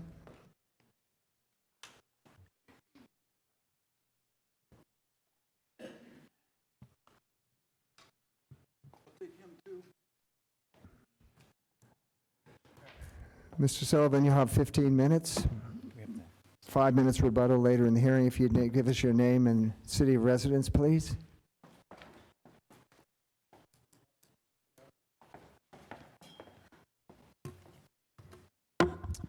Good evening, Mayor and members of the council. Kevin Sullivan, Carlsbad, California, representing Verizon tonight.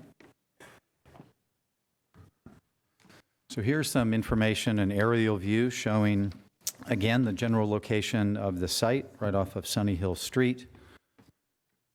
And then here is some information from the site plan, a plan view.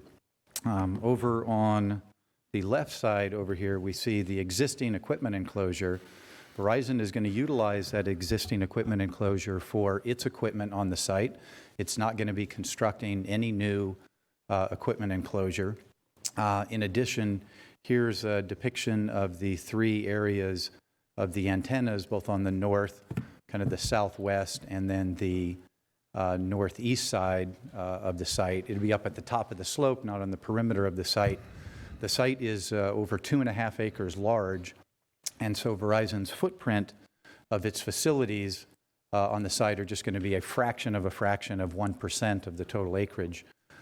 In addition, the antennas are going to be 6 feet high, elevated above ground slightly. Top of antennas are going to be 12 feet high, and then there's an additional 2 feet of FRP screening up to 14 feet. In this north location here, contrary to statements, there's going to be no removal of the pine trees in that location. There is no removal of any trees as part of this application or this project. It's not on the project description, it's not on the site plan, and it will not happen. In addition, there's a reference to a 1980 approval of the entire water tank site, the 2.5 acres, and some reference to required landscaping as part of that 1980 approval. The exact language is that there's a requirement to landscape the perimeter of the property, not, again, the top of slope and the area around where Verizon's antennas are going to be integrated into the existing fence.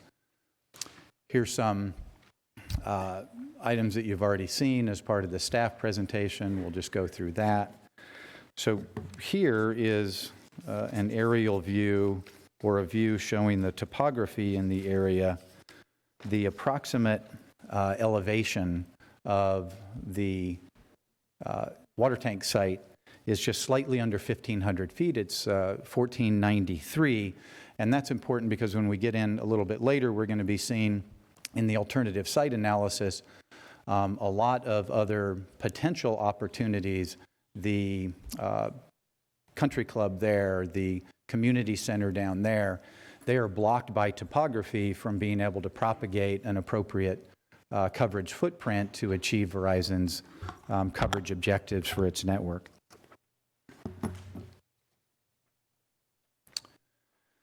So with respect to trends in wireless in North America, the typical North American household has 13 connected or Wi-Fi or other related devices, with smartphones outnumbering tablets 6-1.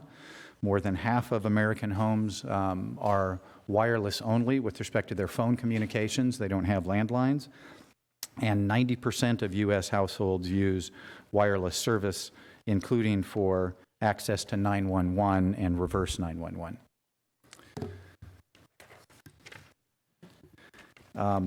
80% of all 911 calls are made from cell phones, and recently over 240 million 911 calls were made annually, again 80% of those from wireless devices. So next is an overview of Verizon's existing sites as part of its network. Over here we have the Oak Park site, there's the North Park site, we've got Thousand Oaks down there, and then we've got Lindero. The Candlecrest site that we're proposing is about right in the middle. And that's important because as part of identifying an appropriate location for another facility in a network, you've got to take a look at spacing. Facilities can't be too close to an existing wireless facility or they start interfering with themselves. The phones can't tell whether we're connecting with this facility or the other, and you end up with a situation comparable to having no coverage at all. The phone can't tell where to connect to. You get poor connection, you have drop calls, you have poor quality. So there has to be adequate spacing apart from existing sites. In addition, you don't want to be too far away because the sites have to hand off the RF signal to give continuity in the network. If you don't have this ability to hand off because sites are too far away, you end up with a coverage gap as we have basically here in the middle of the screen. So here's, again, showing Verizon's area network with Candlecrest right in the middle. Candlecrest is both a coverage and a capacity site. So we're trying to provide coverage where there's gaps in coverage. You have materials as part of the staff presentation and package, people saying that they don't have coverage in the area. The Westlake North Property Owners Association and the people they represent have endorsed this site and support it. But this is also a capacity site where Verizon's Oak Park facility and its Thousand Oak facility are at kind of capacity in the network. They're becoming stressed in the network and not being able to operate correctly. And Candlecrest will provide stress relief for Oak Park and Thousand Oaks. All of this was described in detail as part of Attachment 3 to my December 2nd letter submitted to the city. Here's a slide that shows the existing coverage in the area or the lack of coverage kind of in the oval. If it's not green, then you don't have the good coverage that's in building penetration, which is the objective in Verizon's network. Also, this is a slide that shows that in the area right around Candlecrest, which is in the middle, there's no strong dominant signal in the area. This is indicative of poor coverage and of some kind of diffused capacity issues. Next is a slide that shows what the coverage will look like if Candlecrest is approved. We've got green now in significant parts of the former coverage gap area, the in-building coverage, achieving Verizon's coverage objective. And here is a slide that shows, we've got three very defined sectors in the purple, green, and orange there coming off of Candlecrest. This is providing good coverage, and it's also providing the capacity relief to some of the adjacent sites. And this slide right here shows just standalone the Candlecrest facility without any of the signal or coverage from adjacent sites. You can see the significant coverage footprint that this facility provides, in large part because of the elevation of the site. So with respect to health and the city code, as staff had described, the FCC came up with its regulations concerning RF energy. In devising those regulations, they consulted with a number of non-government agencies and also federal agencies. Part of the process in coming up with these FCC regulations on RF was input and involvement from the Environmental Protection Agency, the Food and Drug Administration, the National Institute for Occupational Safety and Health, and the Occupational Safety and Health Administration, just to name a few. There are also a number of organizations, not just the FCC, but also the American Cancer Society and the World Health Organization, that websites are cited in our letter, where they talk about the fact that the macro sites as proposed by Verizon do not appear to pose any health risk. Here is some issues with respect to code compliance, as the staff laid out in their presentation. The proposal from Verizon complies with all of the applicable city codes, both the letter, spirit, and intent of them. Regarding property values, which have been raised in some late and last-minute appeal materials that have been filed, more than 75% of prospective homebuyers said a good cellular connection was important to them. 83% of millennials say that cell service is the most important fact that they consider in purchasing a home. And again, 90% of U.S. households use wireless service, in large part for 911 service and capabilities. Regarding alternative sites explored, there were a total of 6 sites that Verizon looked at. There were 2 in their initial application that was discussed by staff, and that was on a potential light pole attachment at 1099 Vista Ridge. That was rejected because a macro antenna facility there with 12 antennas would have significant visual impacts, and there was also not enough space for equipment enclosure in the right-of-way. And then 4978 Summit View, the proposed faux barn facility, but we couldn't get the property owner interested. Then we had a water tank located near Verizon's existing facility at North Park. Putting a facility on that water tank is not feasible. It's located far too close to Verizon's existing operating facility, and as explained, the closeness of the facilities would cause interference between the two, and so that site was rejected on technical grounds.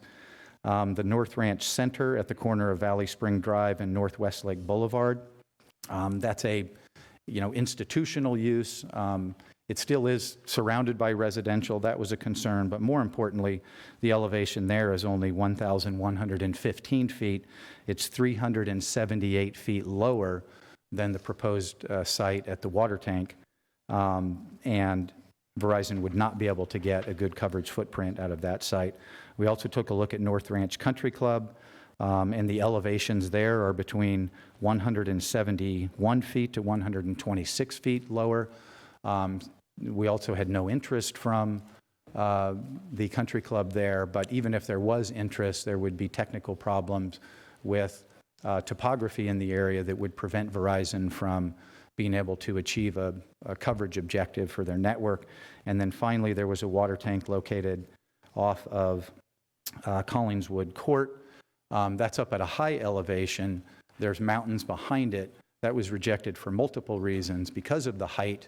And this is all explained in detail in the RF engineer letter that's attached to my December 2nd letter. But because of the height up there, Verizon would have to manipulate the antenna signal so that it didn't spray out over the entire valley and interfere with other sites.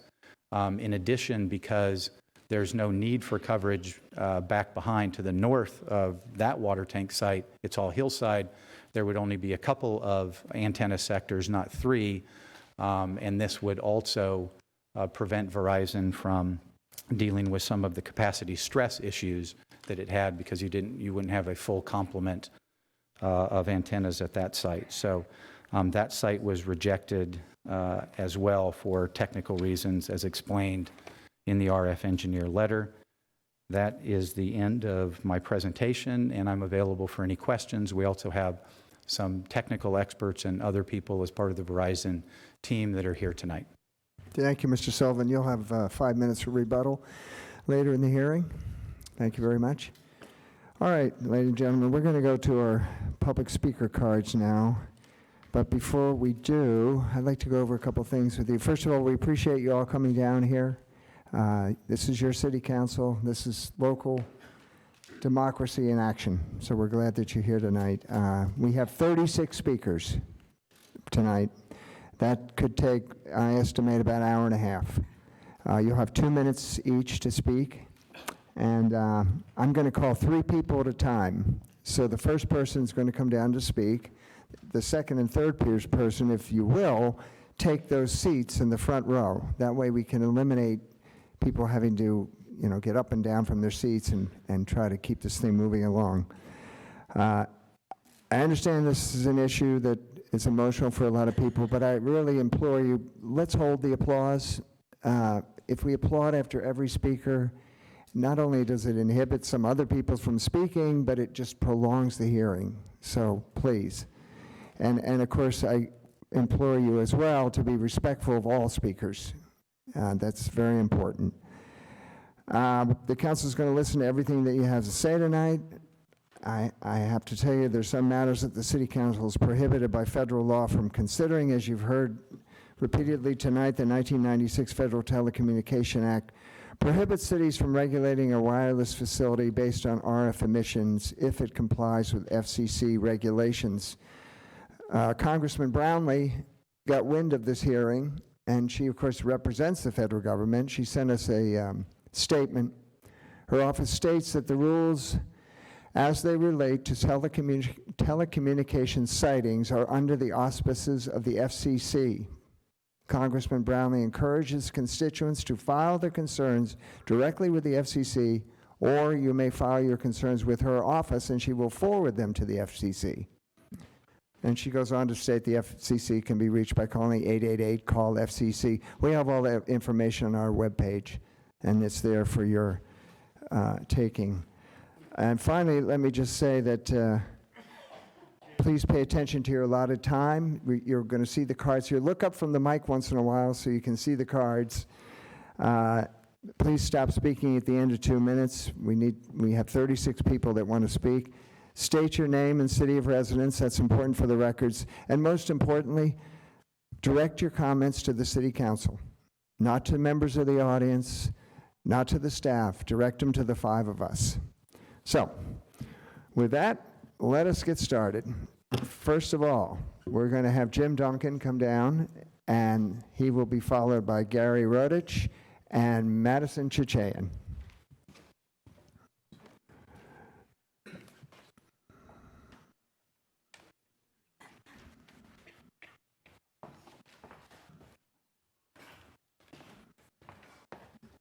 Mayor, City Council members, thank you for having me tonight.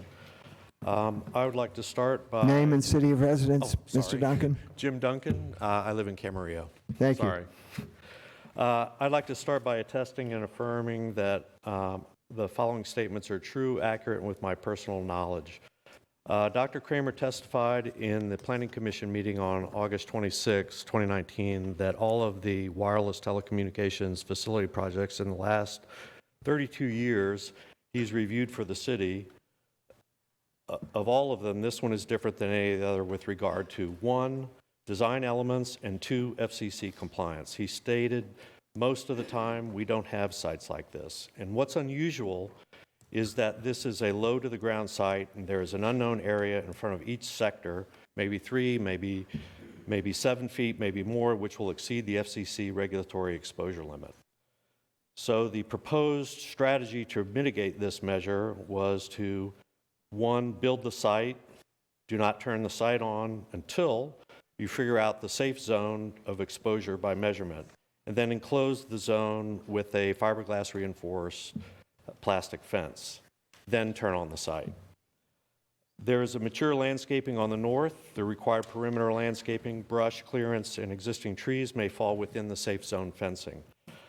Per Title 47, Telecommunication Part 1, Practice and Procedures, Subpart 1, Procedures Implementing the National Environmental Policy of 1967, Section 1.1307, in wireless telecommunication facilities, conditions with above the exposure limit RF exposure, ground level installations less than 10 meters, and power greater than 1,000 watts. The federal government dictates the mitigation measures and an environmental analysis as expressly required by federal law. So I've expressed no matter of concern, but solely matters of substance. Thank you, Mr. Duncan. Thank you for coming down.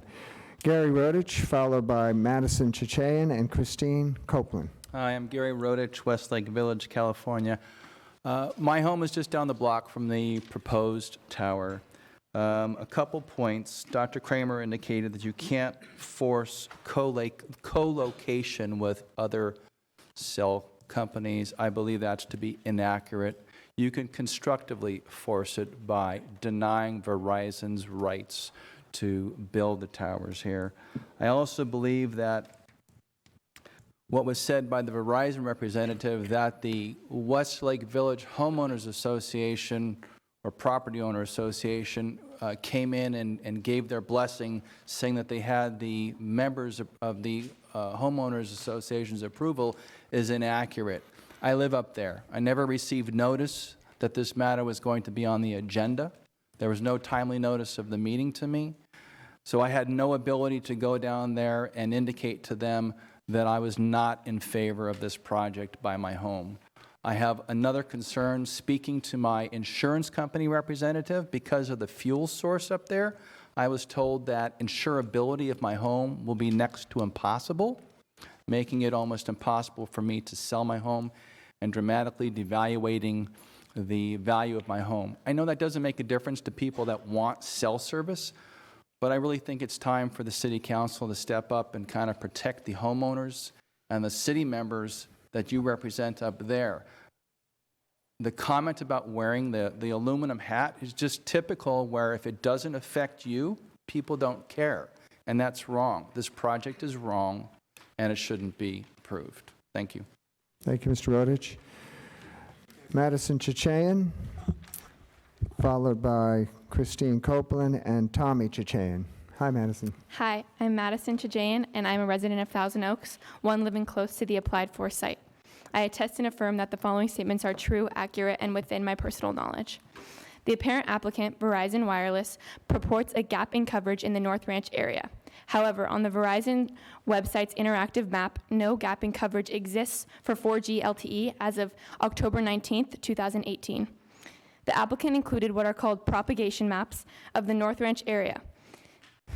These maps include both with and these maps both with and without the addition of the proposed Candle Crest site.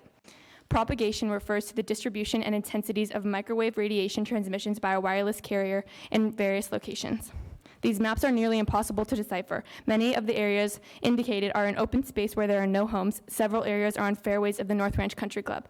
Using the Verizon-supplied propagation map on December 15th, 2019, my dad and I visited 41 locations throughout the North Ranch and Country Club Estates area where Verizon had purported a gap in coverage. We were able to make 41 successful phone calls using a Verizon phone with the cellular data turned off. We have submitted video and audio evidence in proof of no gap in coverage.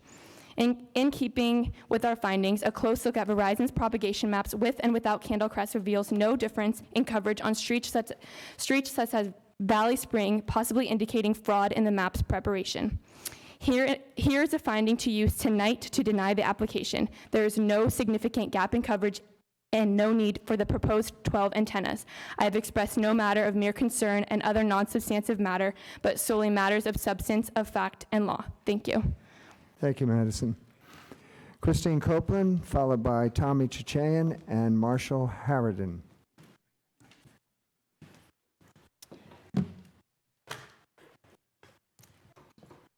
Good evening. My name is Christine Copeland, and I live in Westlake Village.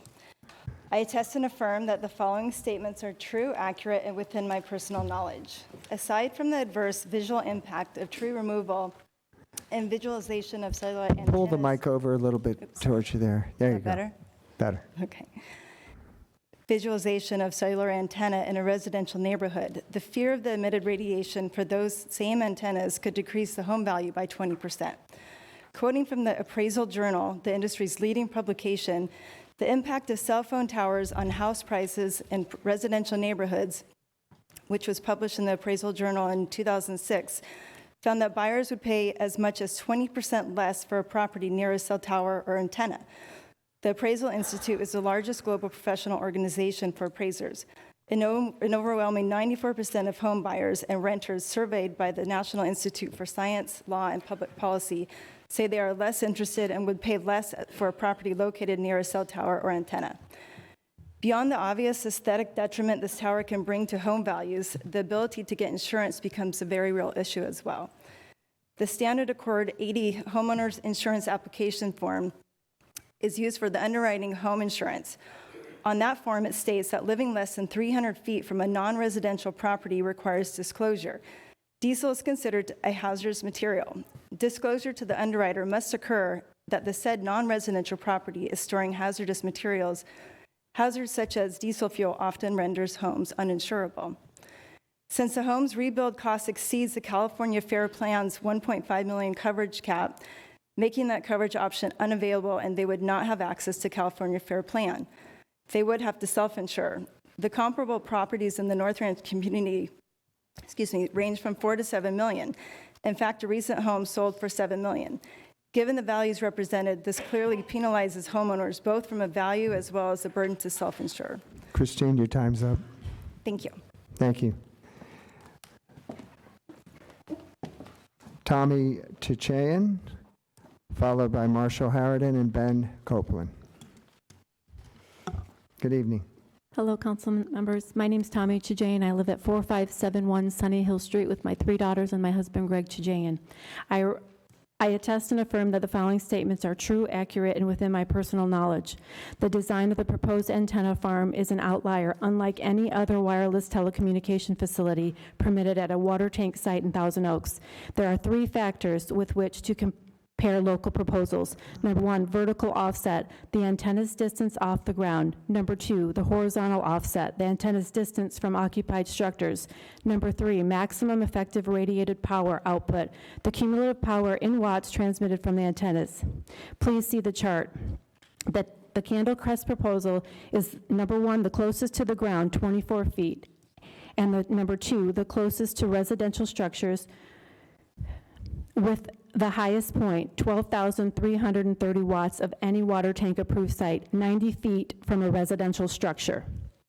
This site is constrained by the competing views and ridgeline laws, producing a very unusual ground level antenna farm unlike any other in Thousand Oaks. In a peer-reviewed study by Ya Chu and others, the research looked at the radiation that cell towers emit and states a safety zone is needed around the towers to ensure safe sleeping areas. The authors state that respective authorities should ensure that people reside far from these towers by 120 meters or more, depending on the power transmitted, to avoid severe health effects. I have expressed no matter of mere concern, but solely matters of substance or fact of law. Please use the following findings to deny immediately the Candlecrest antenna farm application. This application for Candlecrest WTF permit is an outlier because the proposed placement of the antenna is too close, too low, with too much power. I hereby submit a peer-reviewed study that concludes people reside far from the tower by 120 meter or more, depending on the power transmitted, to avoid severe health effects. Thank you, Tommy. Next up, Marshall Harridan, followed by Ben Copeland and Joy Dupuy. Mayor Adam, thank you for saying my name correctly. My name is Marshall Harridan. I live in Westlake, California. I'm the contractor that brought you that fine restaurant called Olive Garden, and also Tarantula Brewing, and I am the contractor that's going to bring back the name Borderline for you. So I attest and affirm that the following statements are true and accurate within my personal knowledge. The Sunny Hill residents have objected to this proposed multi-antenna facility. Therefore, there is a controversy on environmental grounds due to this large metallic industrial-looking facility proposed to be located on this prominent and as yet beautiful hilltop with antennas only 50 feet from some yards and 90 feet to the nearest homes and living areas. This would destroy the natural appearance of the area and can be harmful to this natural resource. Note that the city has a policy that ridgeline areas were dominant and valuable natural resources which were perceived by the people living here to be more important assets and worthy of preservation. Aspects of pine tree removal or damage, landmark tree damage, nesting and wild species evaluations, fuel storage in a residential area polluting drinking water, pollutants from fuel exhaust, noise pollution, industrial traffic and safety, problems have all been raised as the environmental concerns. No FCC required NEPA review letter is contained in the file. On December 5th, 2019, the FCC order vacated the NEPA exemption for wireless telecommunication facilities. Every individual antenna application must undergo a NEPA review by the FCC. I have expressed this matter of mere concern, but solely matters of substance, effect, and law. This is a finding you can use tonight to deny the Candle Crest cell tower. The application before you is incomplete due to the applicant's failure to provide the FCC required NEPA review letter. Thank you, Council. Thank you, Mr. Harridan. Ben Copeland, followed by Joy Dupuy, and then Robert Dirks. Good evening, Mr. Copeland. Good evening. Thank you. My name is Ben Copeland. I live in Westlake Village, and I'd like to thank you, Mayor, Council members, and City staff for allowing me to share the following with you. I attest and affirm that the following statements are true, accurate, and within my personal knowledge. On August 26, 2019, Jonathan Kramer stated in the Planning Commission meeting that of all the wireless telecommunications facility projects he has reviewed for the City of TO in the past 32 years, this one is more different than any other with regard to design elements and FCC compliance. He stated most of the time we don't have sites like this. The unusual nature is this is a low-to-the-ground site, and an unknown amount of now public area in front of each sector will exceed the FCC regulatory exposure limit. One problem here is that there's too much effective radiated power, or ERP, in this design for a wireless telecommunications facility that is so close to the ground, which factor results in exposure levels significantly above regulatory limits. The proposed SBN HH1D65B antenna specs referenced in the Hammett and Edison engineering report indicate a 12-degree vertical beam width. The antennas would be installed at a 4-degree downward tilt, resulting in a total of 16-degree downward directed radiation.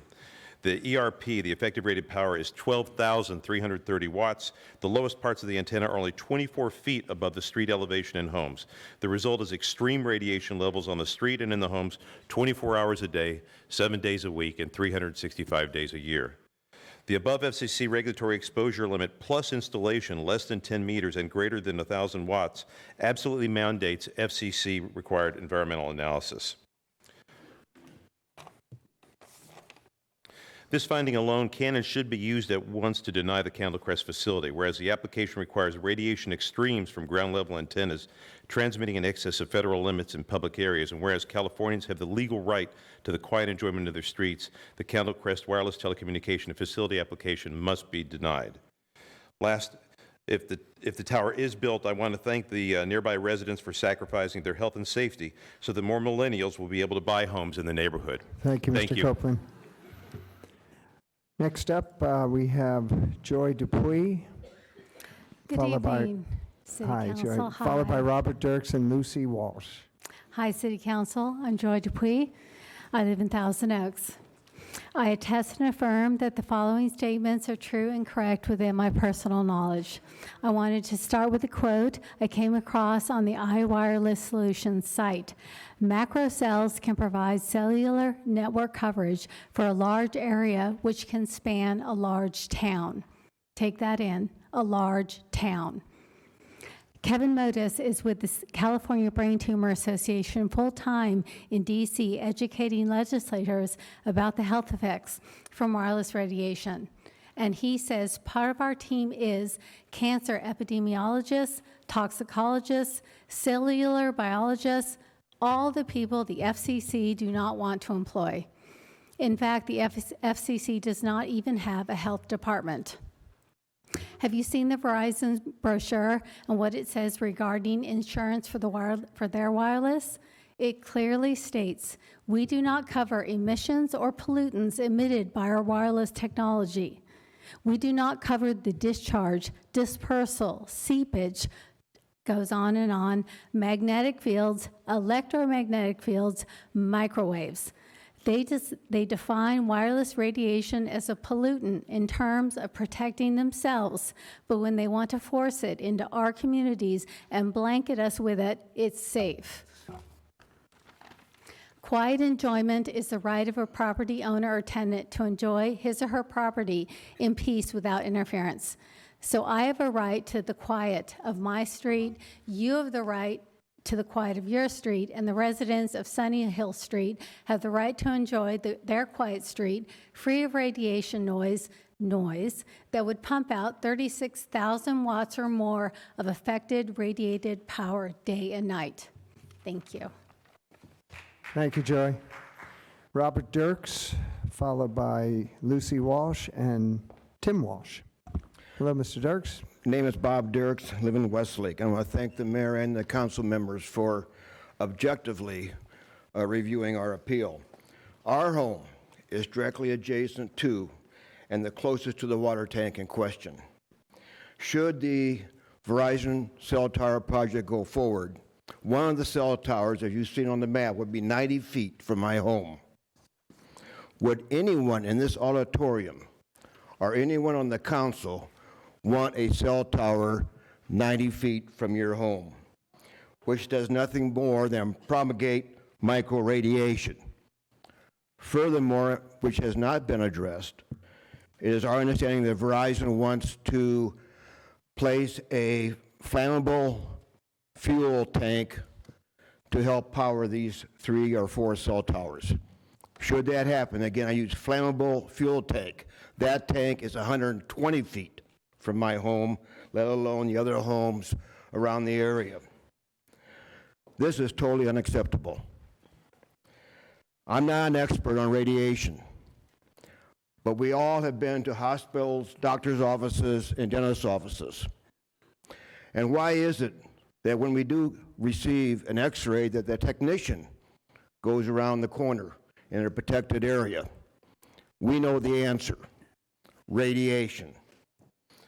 No homeowner would want cell towers pumping out 36,000 watts 24/7 year after year of effective radiation. It makes no sense at all. And no homeowner would want a cell tower 90 feet from their residence. You on the council, you're not appointed, you're elected.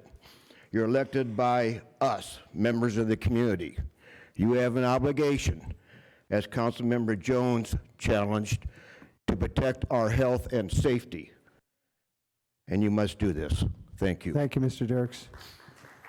All right, Lucy Walsh, followed by Tim Walsh, and then Diane Lerner. Evening. Hi, I'm Lucy Walsh. I live at 4516 Sunny Hill Street, Thousand Oaks. I attest and affirm that the following statements are true, accurate, and within my personal knowledge. Lee Newman, landscape architect from Lee Newman Design Group, was one of the first landscape architects in our community and worked very closely with the city of Thousand Oaks developing North Ranch.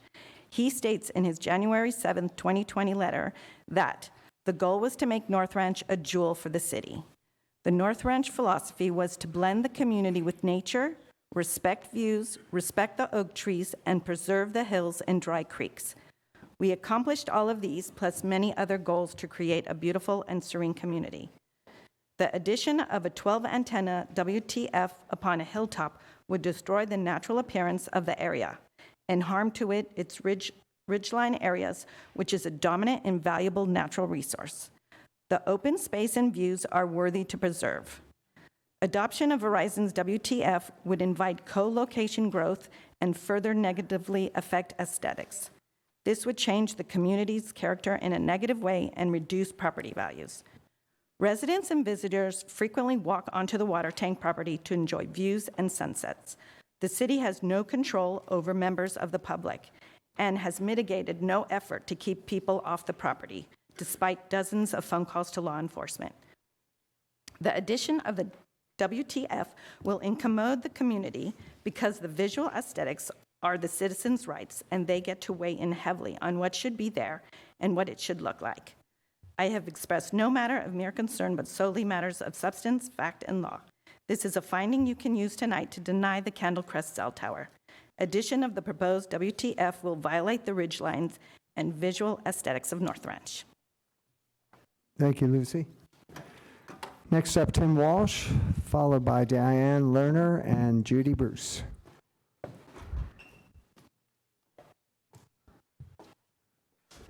Evening, Tim.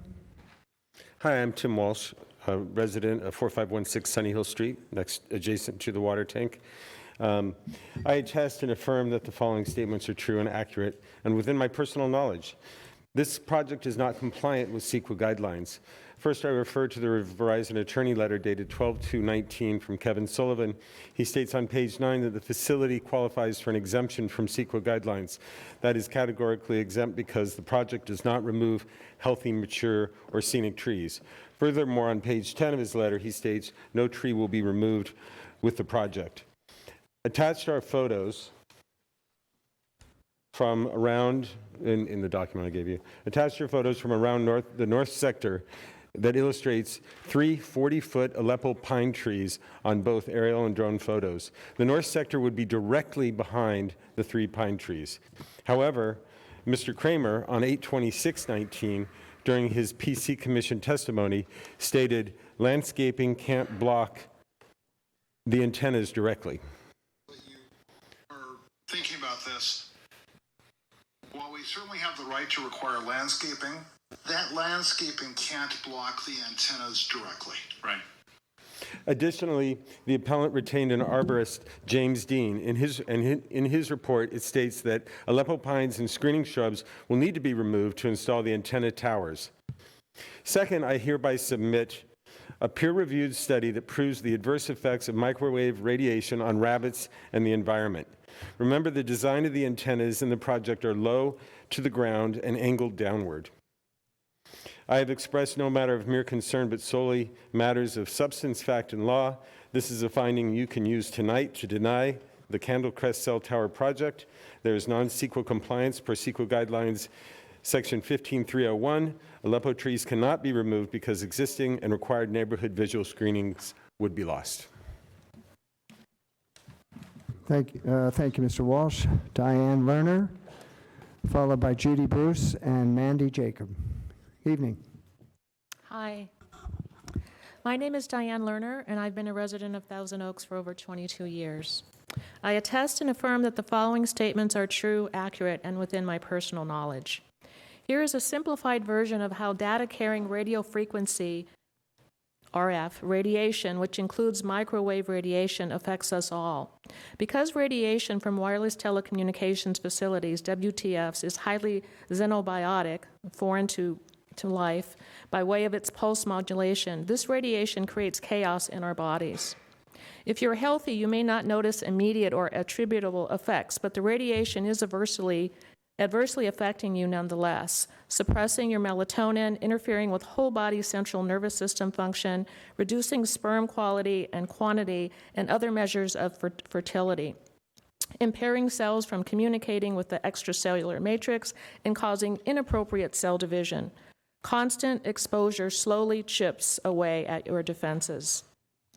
The scientific literature has been out there for decades, informing us that our cells are thrown into chaos when exposed to man-made RF radiation. Over 10,000 studies indicate that RF radiation is harmful, no matter what the telecom industry claims. You can't see what you're not looking for, but we're all here today because we did look. And we found that exposure to RF radiation is hazardous. In the face of all this evidence, why do a small proportion of studies show no effects? Of course, studies can and often are designed to fail. But in a good study, it's because the healthier the cell, the more intact its cell wall. This is why a cell or a whole body may initially absorb RF radiation without acute adverse effects. Damage is still being done. But it takes longer to dismantle a house with a good structure than one that has suffered with years of poor maintenance. What we don't see is hurting us. The evidence is clear. It's out there for the looking. Thank you. Your time's up. Thank you. Thank you. Judy Bruce, followed by Mandy Jacobs and Lowell Troxel. Evening, Judy. Judy Bruce from Simi Valley. I attest the following statement is true. And the Telecommunications Act of '96 recognizes that the environmental effects of microwave radiation and in turn recognizes the actual health of negative effects. The Act regulates the health, left regulation entirely within the state and local officials' authority, obligating them to protect the residents with regard to placement, construction, modification, and operations of the wireless facilities. So what this means is that no state or local officials must comply with the Commission's emissions. The FCC is not the U.S. Congress and does not make the laws. Congress positively left all authority and over operations within the state and local officials' hands. By making false representations, the city officials are outside the law. All applications for small cells are now incomplete, and the applicant, until the applicant provides the court with the mandated NEPA assessments for each facility. This was mandated by the August 19th Circuit Court. This applies nationwide. It's retroactive. It includes requirements also for Section 106 for the National Historical Preservation. Due to these decisions, you must immediately stop all placement and construction, et cetera, for any new, recent, or applied for wireless facilities. Please write a letter to your applicants and tell them that their applications are incomplete and the required assessments must include negative health consequences. And let's have no more wireless facilities where people sleep, live, and heal. Finally, the fiber optic cables are already in place and they were financed with public money and cannot lawfully be claimed or used by unregulated wireless companies as if they were their private property for their private profit. Consider what San Leandro did. They installed fiber optic cable throughout their city. Thank you, Ms. Bruce. Your time is up. Thank you.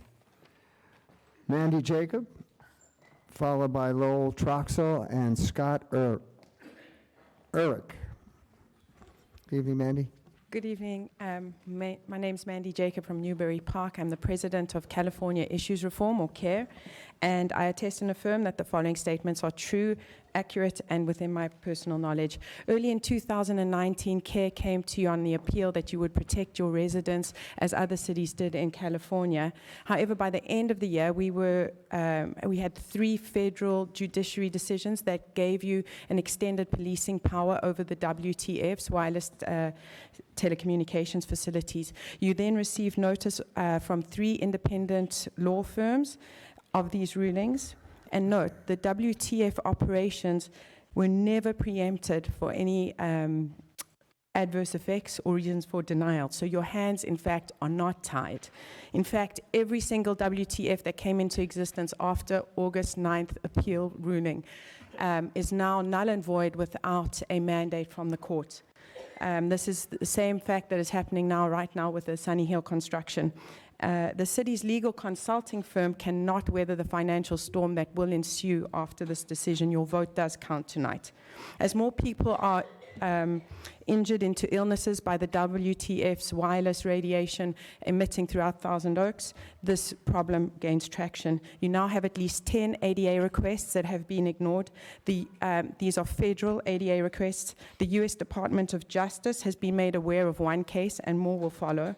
Beyond the city's disregard for the ADA requests, a cease and desist letter has not been responded to. Now is the time to deny Verizon's wireless application. We've been in direct contact with with the senior legal counsel of the FCC's WTB. He has assured us that our understanding of the law is correct, and that whatever your whisperings from Mr. Kramer are incorrect in the sense that the FCC does not preempt your local governance. I have expressed no concern or any other non-substantive Thank you, matter, Ms. but Jacob. solely matters of fact, and I accept your oath of office. Thank you very much. Lowell Troxel? It's actually Cole Troxel. Sorry. Thank you, though. Oh, you're right. I beg your pardon. Cole. You're all good. Thank Cole you. Troxel. Look like an L on there. All right, Cole. Sorry, go ahead. All right. Hello, honorable members of the board. My name is Cole Troxel. I am a member of the Newbury Park community, and I'm speaking today in opposition of any wireless telecommunications facility. I attest everything I say is true to the best of my ability under penalty of perjury. I'd like the board to recognize that there are far over 10,000 studies highlighting the proven microbiological effects of these minimal radio frequency microwave radiation. In one major naval medical research institute, they learned that the extent of these effects are far greater than we can even imagine. This investigation disclosed that there are over 129 obvious microbiological effects of non-ionizing radiation on the human beings. Some of the 129 of the most alarming effects include, but are not limited to, neurological damage, altered blood flow, altered cardiac rhythm, reproductive damage, and severe nerve damage.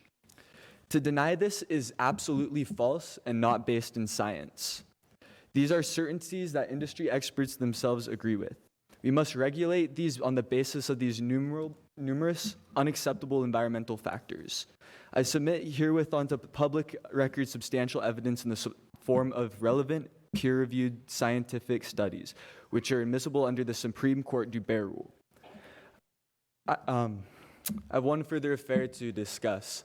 I think that we should all, especially the younger generation, we should all fight for what is right, for what we know is right and true, despite what companies and corporate interests may put out there.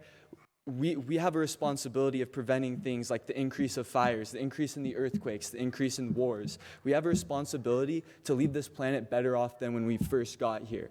And to not do that is a failure in your generation. It is a failure as a human being, in my belief. Thank you. Thank you, Nothing I've Cole. said Scott can Eric, attest to everything. followed by Peggy Rosenberg and Megan Chichayan. Evening, Scott. Good evening. My name's Scott Ehrlich, which happens to mean honesty, and I'm very proud of that, so thank you here. I'm from Agora Hills. I was just coming here for support and belief in that this tower is incorrect until serendipitously or coincidentally, I was speaking to yesterday a board member from North Ranch Country Club. So I was laughing at the doctor's statement that this application was approved. This is really funny, was approved because Verizon attested so that they were truthful in their application. However, he forwarded me an email chain that specifically said that yes, they were right that North Ranch rejected 2 sites, but a 3rd site they all agreed upon, and they had a red line version of the lease to be signed that was acceptable to everybody, and then Verizon decided to go dark. So which is exactly true? I have a chain email that shows that Verizon has not told the truth here. So I don't know which way you want to go on that one, but I know in a court of law, when somebody doesn't give a truthful answer, then all their answers from this point on are not truthful. That's it. Thank you. Oh, and I have a list of alternative sites. I'm sorry, it made me start thinking of alternative sites. So one of Verizon, which you'll see in front of you, one of Verizon's statements were that this site was too low. And we did a study on it, and it was 1,116 feet. They have an alternative tower site that works. That's 1,117 feet. So it's 1 foot different from what they exist and have right now. And perhaps it would not cover everything that they want, but 2 sites in better locations may work, maybe a little bit more expensive, but so be it. Thank you. Thank you. Peggy Rosenberg, followed by Megan Chichayan, and then Audrey Bruckner. Evening, Peggy. Good evening. Thank you. I'm Peggy Rosenberg, live here in Thousand Oaks. I attest and affirm that the following statements are true and accurate to the best of my knowledge. I oppose the Candlecrest application and wish to examine in this context whether Mr. Kramer is a consultant or a lobbyist. In his ordinance draft changes, Mr. Kramer purportedly protects the city from blight, but offers no provision for protecting the public from RF microwave radiation transmissions.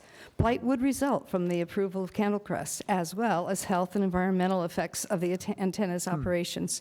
Mr. Kramer deliberately dismisses health effects, despite council members' obligation to protect their constituents' health. Contrary to Mr. Kramer's assertions, a plain reading of the Telecom Act preemption clause reveals Congress preempted neither health effects nor the operations of antennas. The requirements in Mr. Kramer's ordinances are one-sided in favor of the wireless industry, to the detriment of the general public by allowing these contaminant delivery systems too close to residences. For over 25 years, Mr. Kramer has served over 1,000 private and government clients as a wireless technology and deployment advisor, compliance inspector, and telecom site lease negotiator. Clearly, he is an industry promoter and partisan, not an objective advisor on public policy. On paper, he represents public interests in locating wireless facilities, yet his bias clearly reveals Trojan horse consultancy. He is supposed to protect the city, as stated in his contract, yet he promotes private antennas on public poles, his actions colored by business interests. He is licensed and endorsed by the FCC, a captured federal agency. Whoever introduced this $250,000 expenditure is at fault for misuse of public funds. We taxpayers have the right to decline payment where an official or consultant is ultra-vires. Handling public funds to de facto lobbyists constitutes fraud. I believe any decision-making based in fraud is in itself fraudulent. I've expressed no okay. Thank you, Peggy. Thank you. Megan Chichayan, followed by Audrey Bruckner and Craig Wolchover. Hello, Megan. Hi, my name is Megan Chajayan. I live on 4571 Sunny Hill Street, Thousand Oaks. I attest and affirm all the following statements are true, accurate, and within my personal knowledge. I've watched as my parents remodel our family home and create our vineyard in our property. The obstacles attending the beautifications of our property were extraordinary. In advance of any remodeling, my dad had to meet with city officials, going back and forth to get approvals over the course of 18 months, beginning with many applications, a new application for each small detail. My father had to get approval from the Architectural Committee of Westlake North Properties Owner Association. Furthermore, because of the time length of the project, my father had to obtain an extension of the approval from the WNPOA. My dad was required to create a mock-up silhouette view shed for the second-story addition and had to prove that the second story wouldn't protrude over the ridgeline addition. And here's the image provided right here. Wow, we got a lot. Additionally, my dad had to research HOA-approved plant material and asked by the planning department to submit an environmental impact study because the city inconsiderately considered grapevines non-native vegetation. My parents dutifully completed all these instructions demanded by the city. No such application process has been required for the dozen cancer-causing Verizon wireless antennas intended to be constructed just 33 yards from my home. Nor has any such process been required for the extensive environmental alterations that would result from the construction and operations from the dozen antennas, including tree damage, tree removal from the ridgeline, and impairments and loss of habitat to life. The disparity between my dad's requirements and the lack thereof of the applicant's Verizon Wireless, whose identity cannot seem as certain, indicates bias. Were these antennas to be constructed and operated, they would transmit highly microwave radiation around the clock, and namely 36,000 watts of effective radiation power. This is 5 to 6 times more ERP than typically is around homes. This process is unjust and outrageous. Were the incomplete application of these dozens of antennas approved, it would prove very damaging to many. City Council members, please deny the Candlecrest project. Thank you, Megan. Audrey Bruckner, followed by Craig Wolchover and Ferry Afshar. Good evening. Hello. Audrey Bruckner from Thousand Oaks.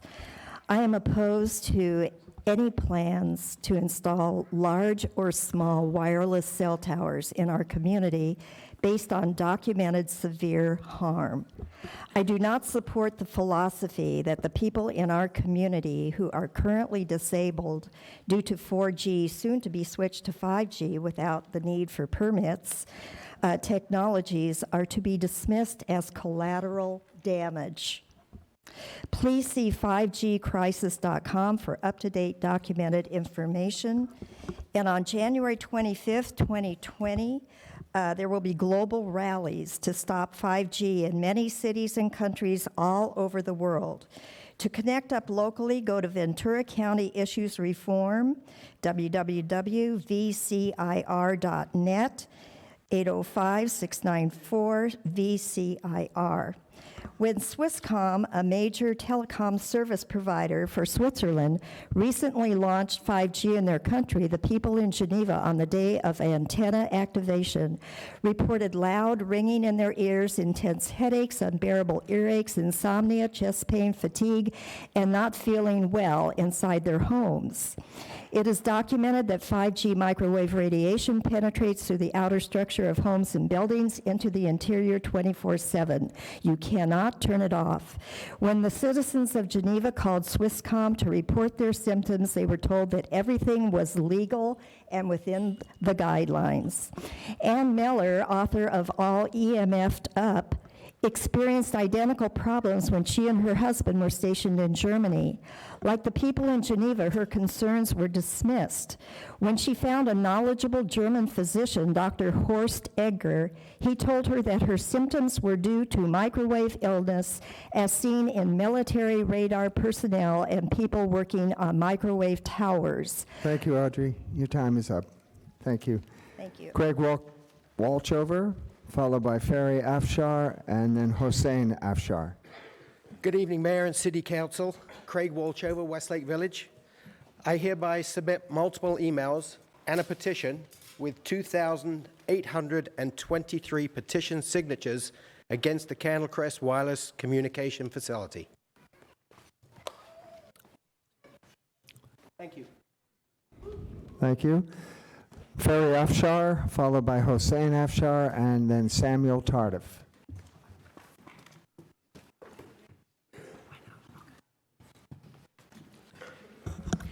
My name is Ferry Afshar. I'm a dentist living in 4525 Sunny Hill Street. I attend and affirm that the following statements are true, accurate, and within my personal knowledge. Permit number RPD-75-139, dated August 11, 1980, for the construction of additional water facility on land located on Lot 61, Track 2778, was approved subject to multiple conditions, specifically condition number 3 and number 4. State number 3, that the masonry wall surrounding the pneumatic tank shall be increased to 7 feet. Number 4, that in order to reduce the visual impact of the block, wall, and other improvements, landscaping shall be installed around the entire perimeter of the property. Said landscaping shall consist of, but not limited to, evergreen shrubs that will grow to a minimum height of 8 feet. Furthermore, the landscaped area shall be irrigated with a permanent system. The north and northeast areas of the property provide mature landscaping that screen the improvements. However, the southeast and southwest is warped of the required landscaping. Dr. Kramer, during the 8/26/19 meeting, testified, quote, landscaping can't directly block the antennas, unquote. For the north sector, pine trees must be removed to allow the antennas to work properly. Regarding the southeast and southwest sectors, the required 8-foot landscaping would cover the bottom 1/3 of each flanking antenna. Ms. Afshar, your time is up. Thank you. Thank you. Samuel Tardif, followed by Ashok Desai, and then Brandon Doolittle. Evening. Hi, my name's Sam. I was born and raised in Newbury Park. I'm only 25 years old, so I guess I'd be considered a millennial. But I do like to study. I spend a lot of time studying mostly philosophy and psychology, but I also like history. So I found this Wikipedia page that highlights a beautiful piece of American history. It defines it as unethical human experimentation in the United States. You can all look this up at home. I suggest you do. Unethical human experimentation in the United States describes numerous experiments performed on human test subjects in the United States that have been considered unethical and were often performed illegally without the knowledge, consent, or informed consent of the test subjects. Such tests have occurred throughout American history, but particularly include the 20th century. The experiments include the exposure of humans to many chemical and biological weapons, including infection with deadly or debilitating diseases, human radiation experiments, injection of toxic and radioactive chemicals, surgical experiments, interrogation and torture experiments, etc.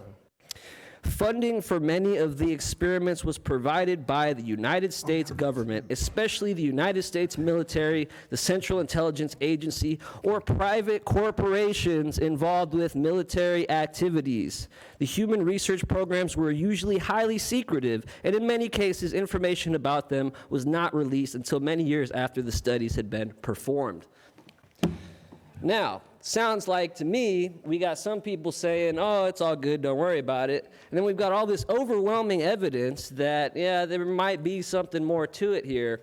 So to me, it sounds like an experiment because we don't really have straight answers either side of the map. So I'm going to trust in our awesome council members here to do their due diligence. It does appear that they are doing so. It does appear we have other corporate interests involved. So I thought I'd just change it up a little bit and hope you guys enjoyed that. Thank you. Thank you. I believe I inadvertently skipped Hossein Afshar, if you'd like to come down. And then we'll go on to Ashok Desai and Brandon Doolittle. There we are. Hello, sir. Sorry. Thank you. Mr. Mayor, council member, my name is Hossein Afshar. I'm a board-certified cardiologist serving this community for 34 years. I attest and affirm that following statements are true, accurate, and within my personal and professional knowledge. Cell antennas produce electromagnetic frequency in the range of microwave. These kind of electromagnetic waves pass throughout body and is absorbed by different tissues. At cellular level, it damages mitochondria, cell lipids, and cell protein. A great deal of information and medical data has been collected on the associated risk and health hazards posed by cell antennas. The evidence is overwhelming regarding increased likelihood of neurologic, cardiac, and variety of cancers following exposure to these types of waves. Because it impairs catecholamine secretion, it causes different types of arrhythmia manifested by tachycardia, irregular heartbeats, and even cardiac arrest have been reported. As a result of damaging the inner layer of coronary arteries and myocardial cells, it leads to heart attack in individuals who are at low risk of having heart attacks, such as those with low cholesterol, low blood pressure, non-smoker, and non-hypertensive. Continuous re-exposure causes delay healing in those unfortunate heart attack victims who return home to recover. It increases the risk of becoming hypertensive in individuals who otherwise would have had normal blood pressure. While there is no absolute safe distance from cell antenna, depending on cumulative energy these antennas generate, most studies show living within quarter of a mile of these centers poses health risks, including 3 times increase in the risk of cancer. I have expressed no matter of mere concern, but solely matter of substance and scientific facts. This is finding you can... Thank you, Mr. Afshar. Thank you very much. Ashok Desai, followed by Brandon Doolittle, and then Gloria Kraus. Good evening, sir. Hello, honorable members. I am Ashok Desai, living on Sunny Hill Street, Thousand Oaks, across from the water tank. I attest and affirm that the following statements are true, accurate, and within my personal knowledge. In the early days of cell phones, the 800 megahertz band 5 was used for simple voice transmission. There are only 2 channels in the 800 megahertz band, A and B. Over time, carriers wanted more bandwidth in order to push and provide for increased user load. Band 2 at 1900 megahertz was licensed to the carriers and named the Personal Communication Service, or PCS. 1900 megahertz has 6 channels, A through F. Band 25 PCS was added later with 7 channels, A through G, Band 5 and Band 2 PCS were the primary cellular cellular frequency bands for some years. With increased cellular data, AWS bands were added. In the instant matter of the Candlecrest application, the types of transmission proposed by the applicant are AWS PCS and 700 megahertz. Two of these frequency bands are for data.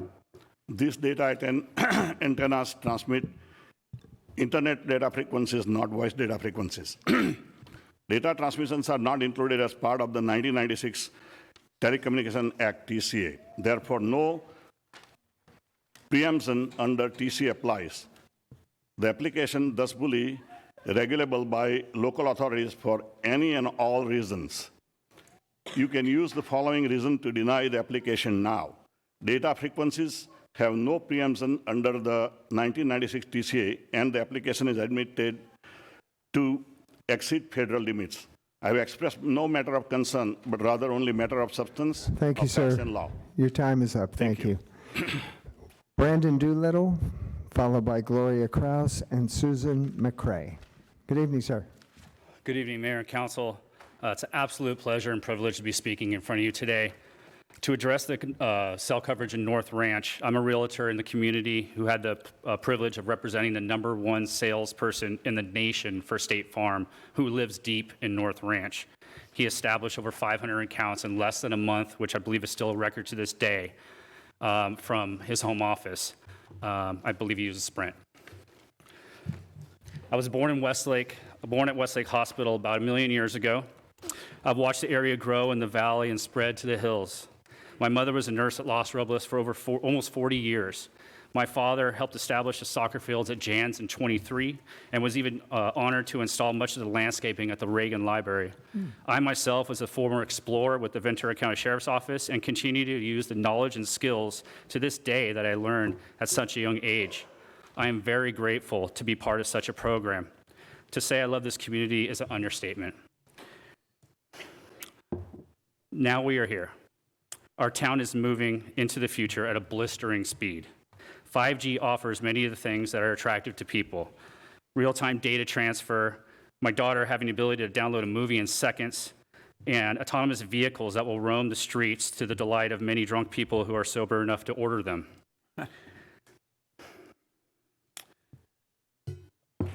There is uncertainty about whether 5G can be considered safe in terms of public safety.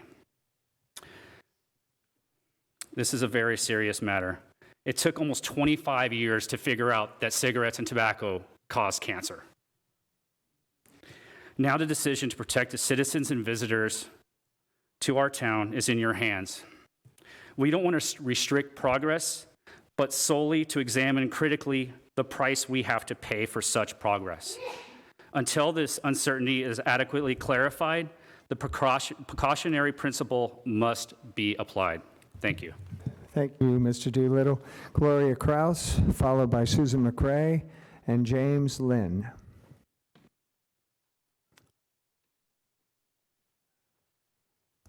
Hello, Ms. Kraus. Okay. I attest and affirm. Please state your name and city of residence for the record. Gloria Krause, Newbury Park, nonprofit volunteer. I attest and affirm these statements are true, accurate to my personal knowledge. 1, April 4, 2019, California Supreme Court rule T-Mobile versus San Francisco. All California cities have police powers to ensure WTFs do not incommode the quiet enjoyment of the streets. Incommode definition extended to include noise, negative health consequences, safety concerns. 2, all small cell facility applications are incomplete until applicant provides court-mandated NEPAs, EA, and/or EIS for each facility. This review was mandated August 9, 2019, DC Circuit Court of Appeals ruling case 18-1129, retroactive August 9th, 2019. Decision applies nationwide. Regulations include compliance requirements with Section 106 of NHPA. 3, October 1st, 2019, D.C. Circuit Court of Appeals ruled against FCC overreach, case 18-1051, page 146, restoring internet freedom. 33, FCC RCD 311, 2018 order, the ruling states, because the Commission's preemption directive 2018 order 194206 lies beyond its authority, we vacate the portion of the 2018 order purporting to preempt any state or local requirements that are inconsistent with the Commission's deregulatory approach, CID. Due to these decisions, you must immediately stop all placement, construction, modification, operations of new, recent, and applied for WTFs and notify all wireless applicants to complete these requirements, giving Thousand Oaks time to update its telecommunication ordinance. Thank you, Ms. Kraus. Your time is up. Susan McCray, followed by James Lynn and Lorena Sarvnatari. Good evening. Good My evening. name is Susan McCray. I live on Sunny Hill in Westlake Village. Would this be easier for you to use here? Oh, that would be great. Thank come you over so here. much. No worries. Thanks. Sorry about that. Thank you, Chief Freihoff. Thank you. New Chief. We'll restart the clock, yes. Okay, thank you. I'm Susan McCray. I live in Westlake Village, and I'm on Sunny Hill. You know, I attest and affirm the following statements are true, accurate, within my personal knowledge. Almost everyone would avoid living near an antenna farm, which the proposed facility is, and here's why I'm opposed. Living in a house near antennas can come with a range of adverse effects, from headaches to cancer.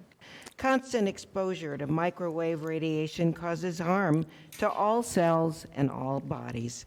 And this is most devastating to persons who've been injured in electromagnetic sensitivity, which can happen to anyone. As one of those sensitive persons, I have a history of heart disease, cancer, and live with multiple sclerosis. The worst thing for me would be to live near the antenna farm. It's 100 feet away from my home. I wish I could close my windows and the front door to prevent absorption of highly unnatural microwave radiation, but I can't just shut it out. Constant exposure over time wears down your health, producing severe problems. You've heard it all. Memory loss, melatonin suppression, insomnia, hyperactivity, cardiac irregularities, nausea, increased danger of cancer, so much. The volume of scientific study of RF microwave radiation is huge, in the tens of thousands. Please look at it. We've all worked hard to be able to live in this beautiful area that we love, surrounded by wonderful neighbors. Your oath of office requires that your vote against personal injury. You can deny this incomplete application using our substantial written evidence toward our bodily protection and our unobstructed landscape.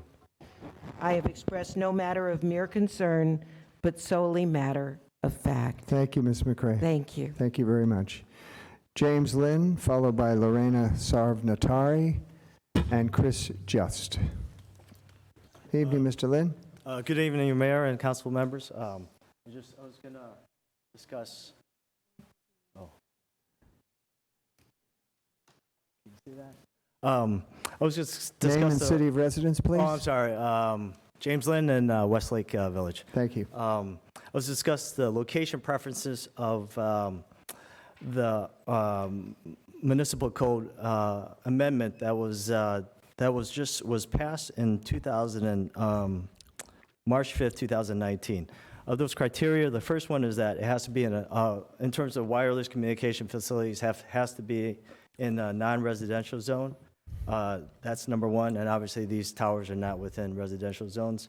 Number two, it has to be 250 feet or more from any structures approved for residential use. And then three, it has to be less than 200 feet from a residential structure.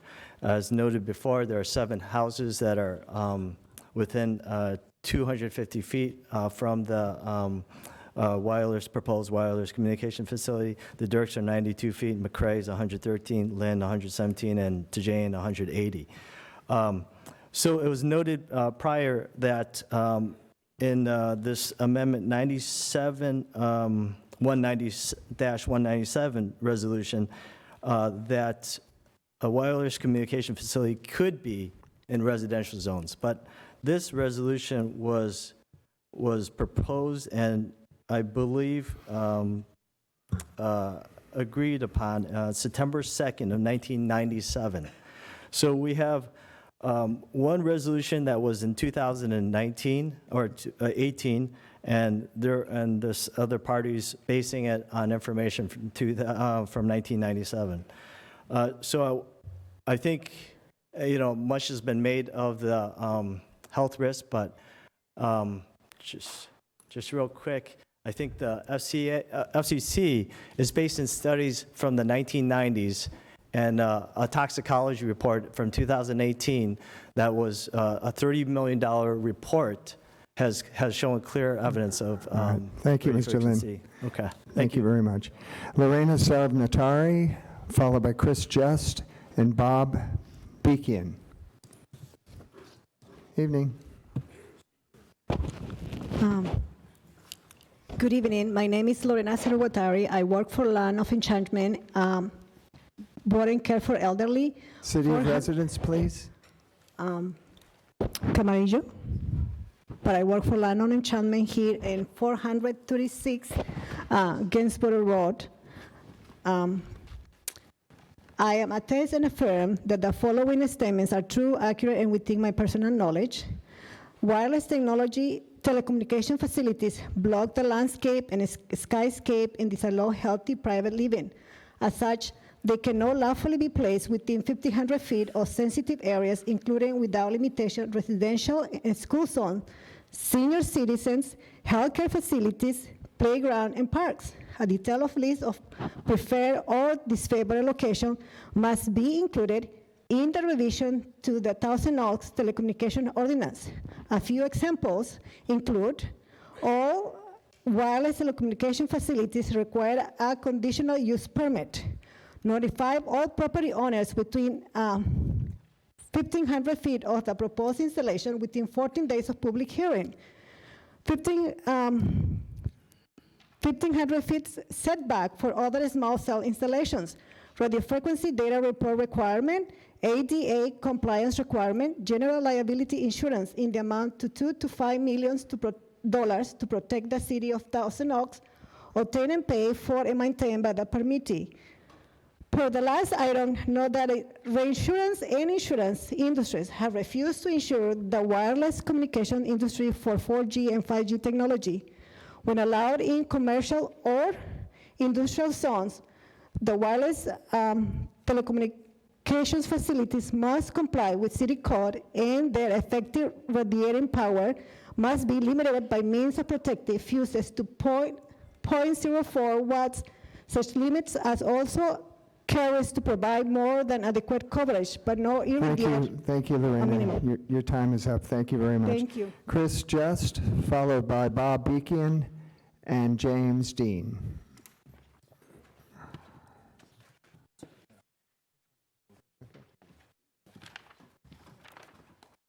Good evening, council members. Chris Just, Thousand Oaks.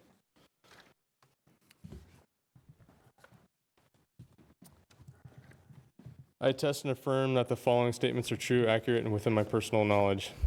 At the Planning Commission meeting on August 26, 2019, Jonathan Kramer, the city's telecommunication consultant of 32 years, stated that the landscaping can't directly block the antennas.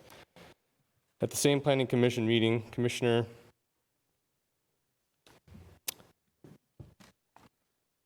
commissioner asked the applicant if they would be open to enhanced landscaping, such as vines on the gates, to help provide some additional screening.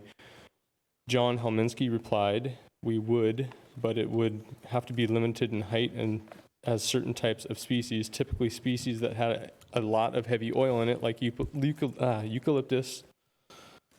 They do affect the signal quality.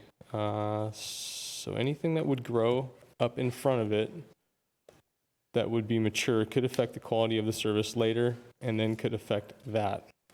Fact three large Aleppo pines, which are considered oily by arborists, James Dean, are directly in blocking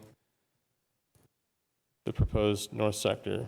And I have expressed no matter or mere concern, but solely matters of substance, fact, and law. This is a finding you can use tonight to deny the Candle Crest Cell Tower 3 40-foot tall Aleppo pine trees, which are considered oily trees, are directly blocking the proposed north sector antennas. Last picture.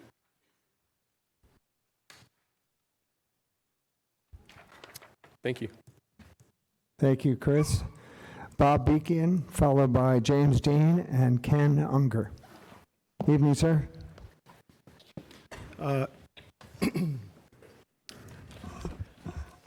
Your Honor, Mayor and City Council, my name is Bob Beckian. I've lived in Thousand Oaks for 25 years. I raised my family here, and I'm going to speak plainly. We're opposed to the current proposed location of this antenna in question, and we support the appeal.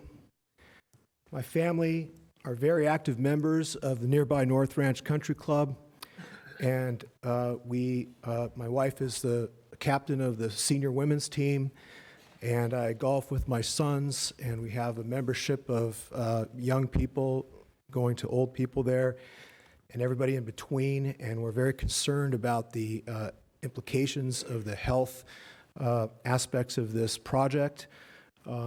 Also, many friends and people I know ride bicycles in the area and are active in this area as well. And my family frequents the area 4 to 5 times a week for these types of activities.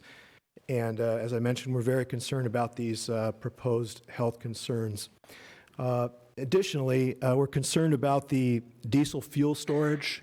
As most people know, there was houses lost during the Woolsey fire directly on the course at North Ranch Country Club, and that area was under extreme danger. And the thought of a diesel fuel storage area in that vicinity is very concerning to many people. So once again, we strongly oppose this project and hope the project will be moved to another location which will not create the potential health risk to the nearby community residents. And that includes all of the people that could be affected by this. Thank you very much. Thank you, Mr. Beckian. James Dean, followed by Ken Unger and Kathy Schutz. Good evening, James Dean, landscape architect. I've been a resident here 52 years.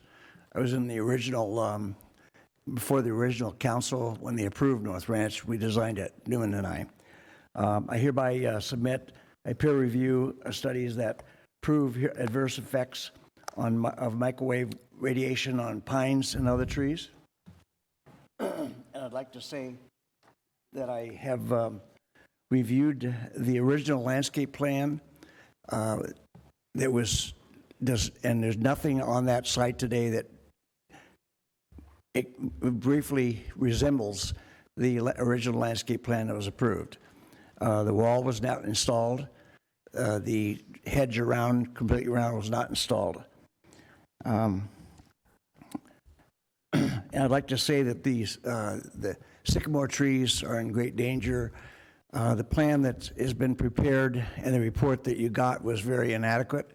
It doesn't speak at all about the true impacts of those trees.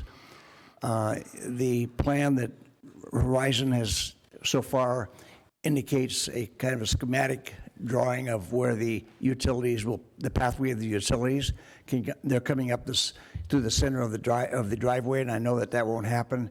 They're going to be to the left of that, so they're going to be passing through at least 2 of those trees.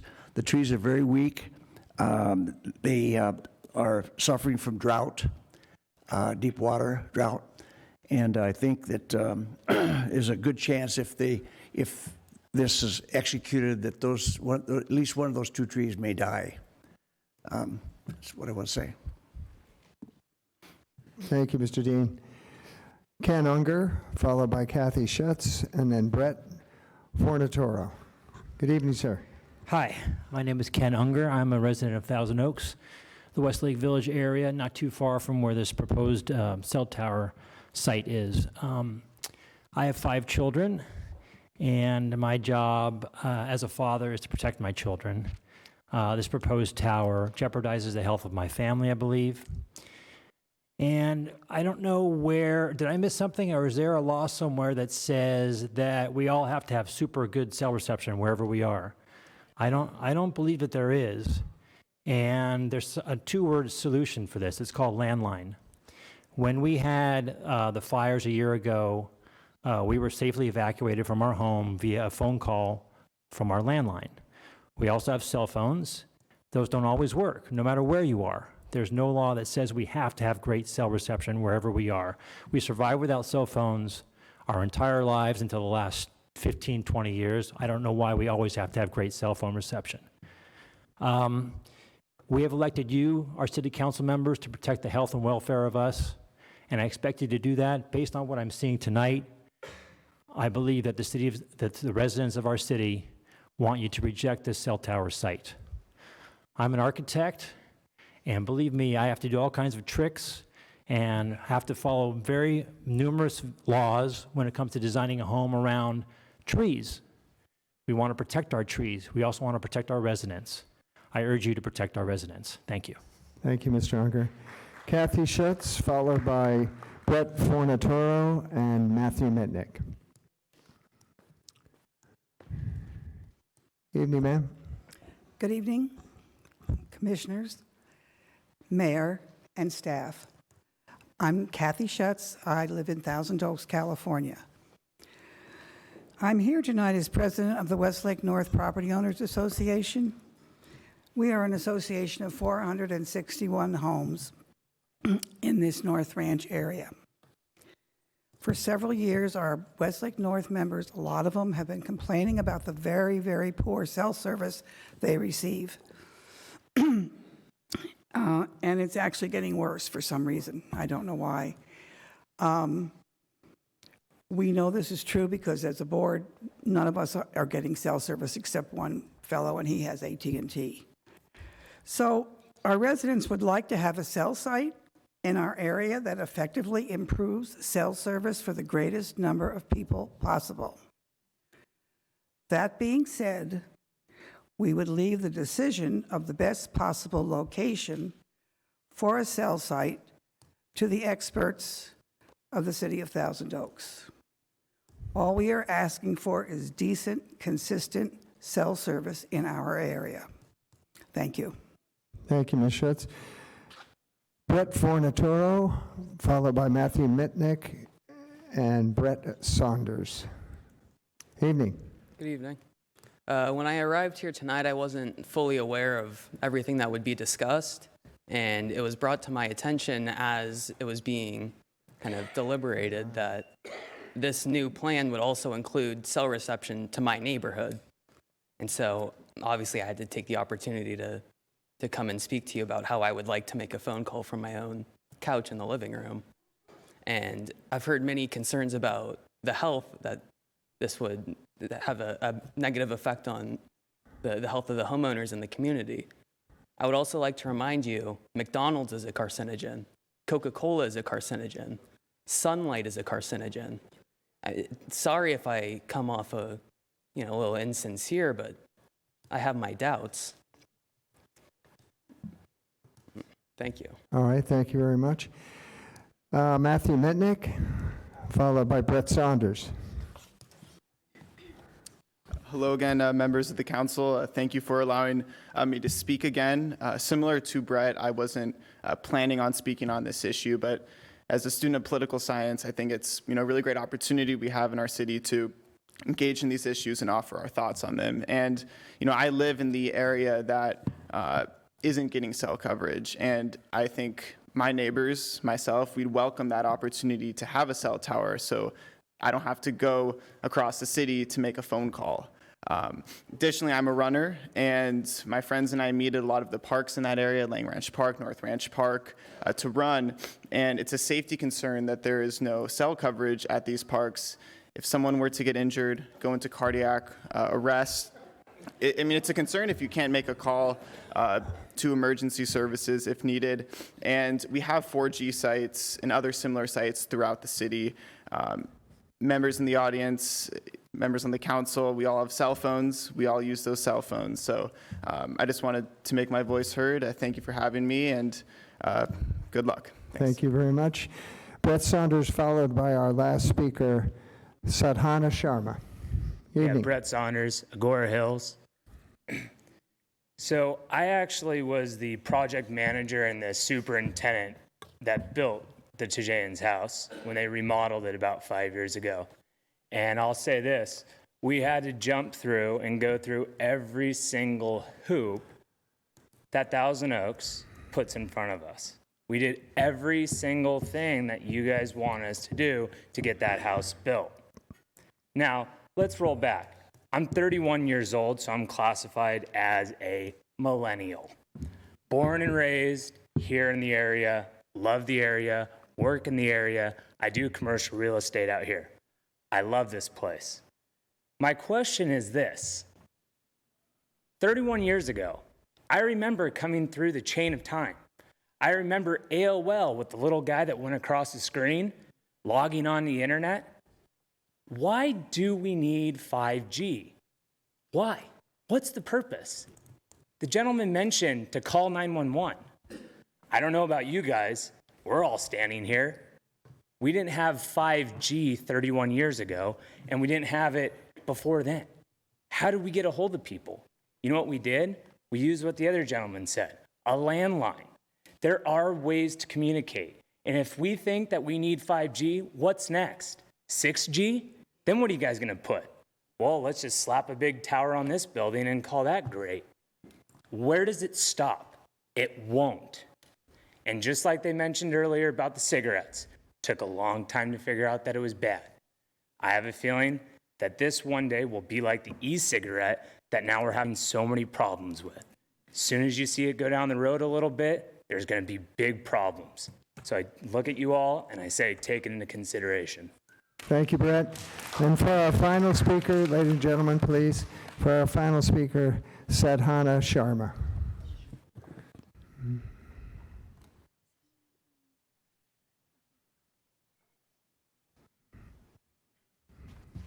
Evening, ma'am. A very good evening to you all, and good evening to the audience. And I'm Sadhana Sharma. I live in the greater area, and I have been working in the greater area for the last 27 years. I stand a little different from other speakers because I'm an educator, and it has been really heartwarming to see so many people who have come up to express their views. One message is consistent to me as I am listening from an educator's listening. There is no doubt there are hazards about the new technology. Yes, some we can live with, and some we can make intelligent decisions again.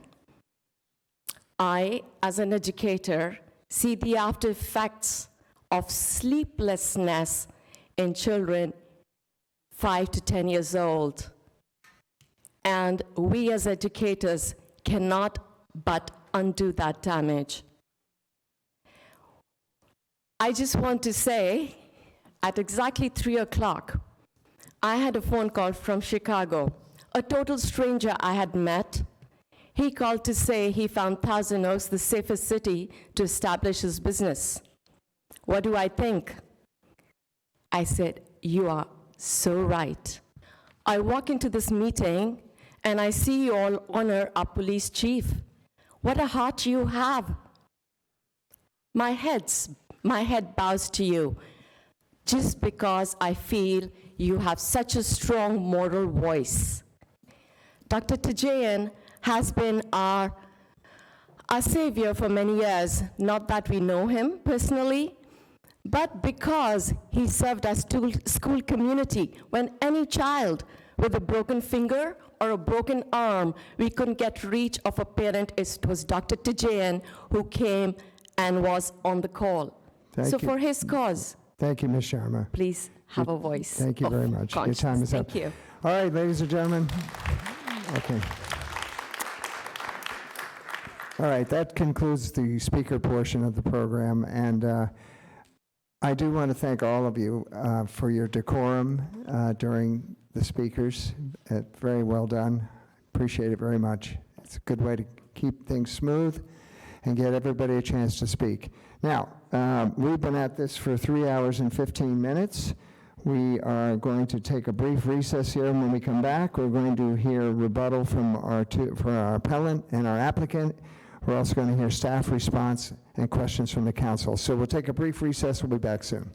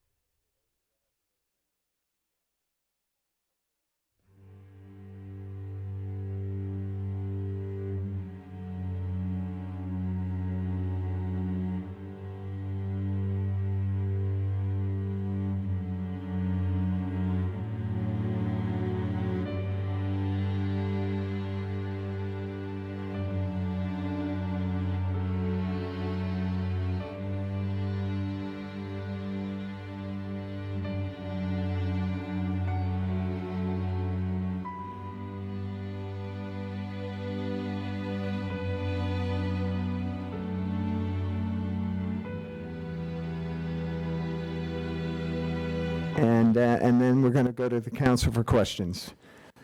So, who would like to start first? Dr. Kramer.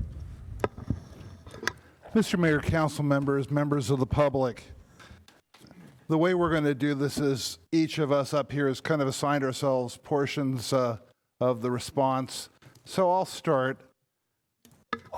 A significant number of comments related back to health issues and health concerns. All of that being said, the federal law still applies, and to the extent that the project demonstrates compliance with the FCC rules, as this one does, we have no basis to deny or otherwise condition the project other than as we have. This also extends to one of the questions that was raised about the trees, about RF effects on trees.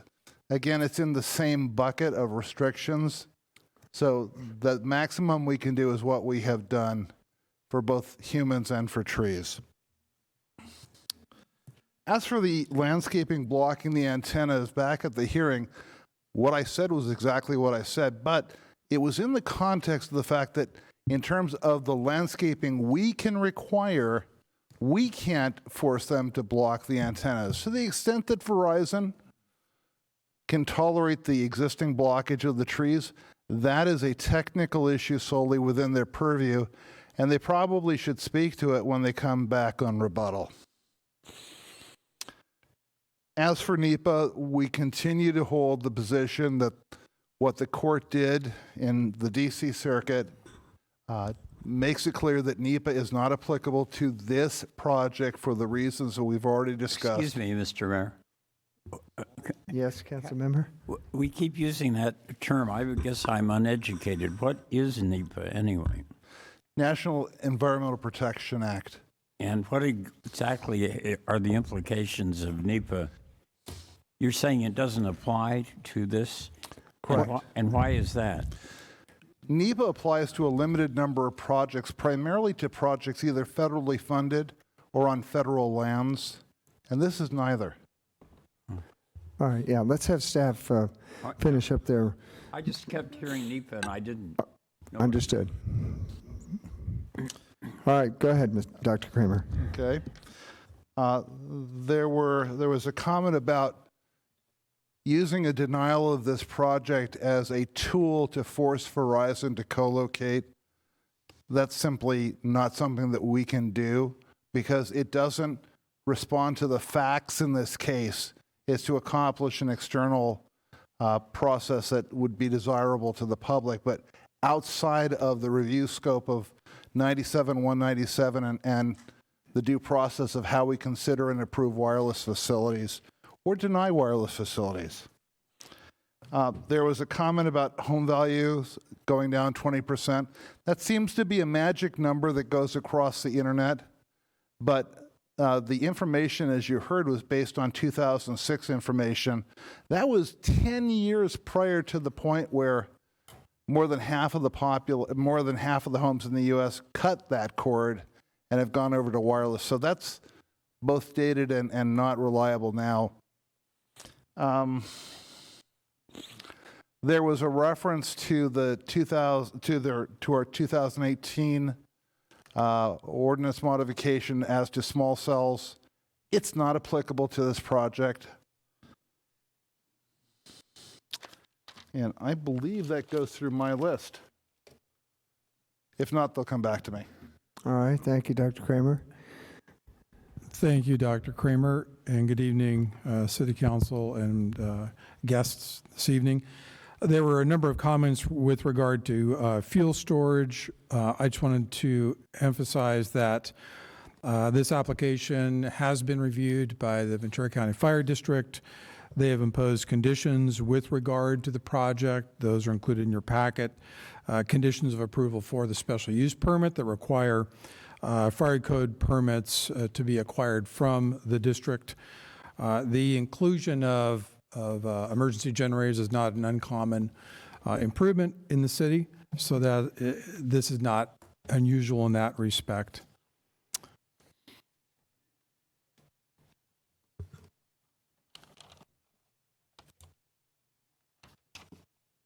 And actually, that was the one point I was going to make at this time, and now I'm going to turn it over to Mr. Steve Kearns.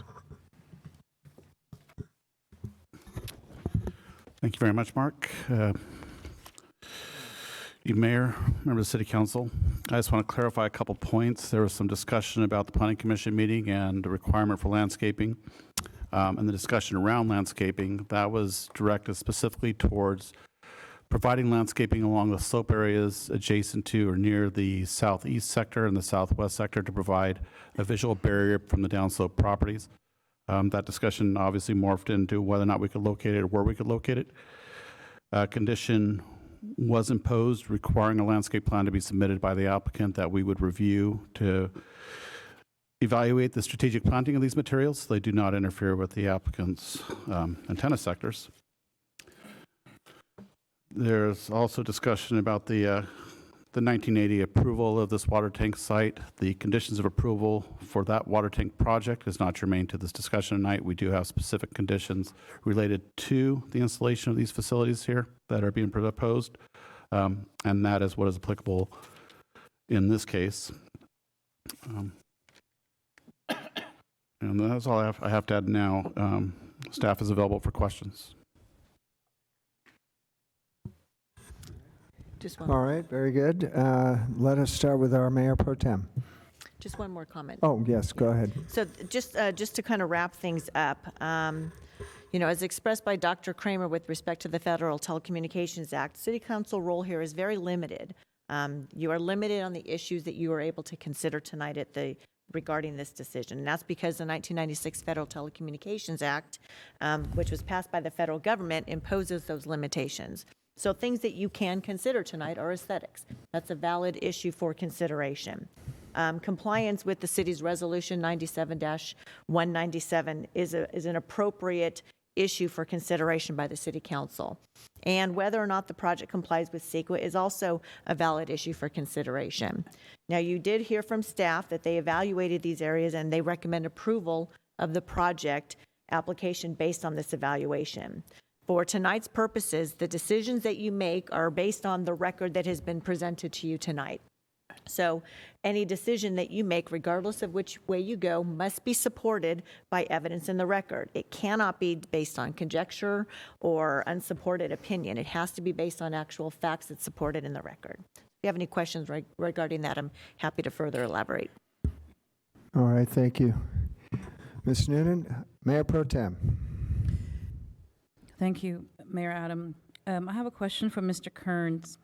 The Resolution 97-197 states on page 3 that the antennas would be allowed on water tanks which are above ground. This one is not really above ground. Why is this inapplicable?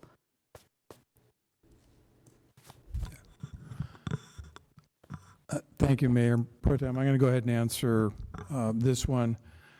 The Resolution 97-197 and page 3 that you refer to states that facilities such as above-ground water tanks and utility poles, stadium, or playfield light standards are appropriate locations for a wireless facility, but that's not an exhaustive list. It says such as.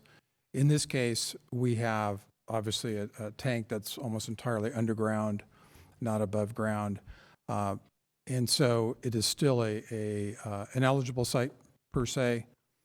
The city has approved several other facilities where we have antennas that are on or near perimeter fencing around water tanks. And so this is not unusual in that respect. The list on page 3 is not exhaustive. It's a list of exemplary sites, but tanks that are largely below ground are certainly eligible for consideration. It also says in that same paragraph that the antenna should not be more than 5 feet above the structure to which it shall be attached. Currently, the fence is, what did we say, 8 feet tall? That's the original fence right now? Correct. The existing fence is 8 feet tall. And you're correct, the resolution does say that. The intent of that was when we have above-ground water tanks, that the antennas do not exceed that tank by more than 5 feet, assuming that they were going to be installed literally on the top of that tank. In this case, we have the antennas that are integrated within portions of the perimeter fencing. So they're not on top of the fence per se, they're an architectural element or integrated into it. And so therefore, staff's conclusion is that it does not violate that standard. It also says in that same paragraph that it applies to tanks, above-ground tanks, which are not screened or visible from adjoining properties. This is a tank that is not screened. It's fenced in, but it's not really screened except perhaps for the couple of Aleppo pines. Correct. And again, just historically, I think the intent of this was to address above-ground water tanks. Over the years, we have begun to move away from above-ground water tanks to look at our tanks below ground, or at least flush.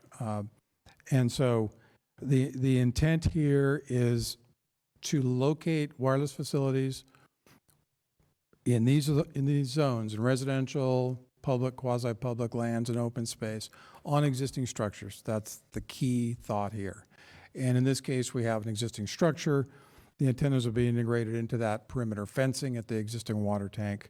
And therefore, it's our conclusion that it's consistent, that the proposal and its design is consistent with this standard.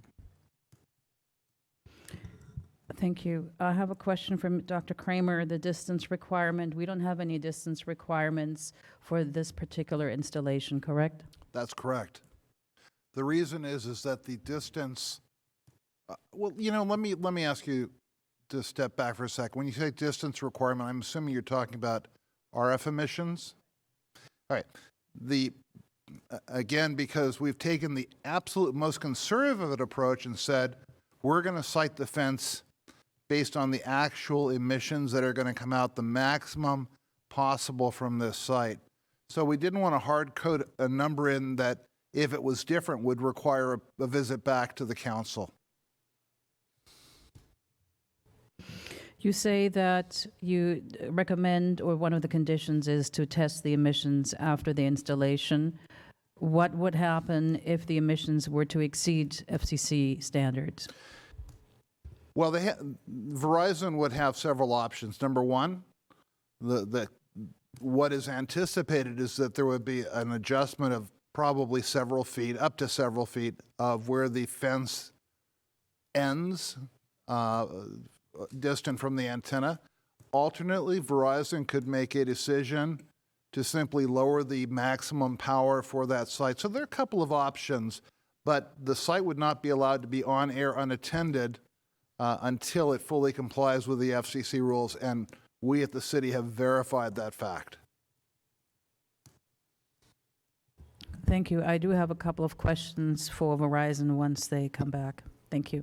All right, thank you, Mayor Pro Tem. Councilmember McCoy? Dr. Kramer, from what I understand, what I've read, an FCC action triggers NEPA. I mean, it is a federal action. So I'm not sure why you say it doesn't trigger it. I'm going to kick this one to the city attorney. All right, I'm going to see if I can figure out a way to kind of analogize this.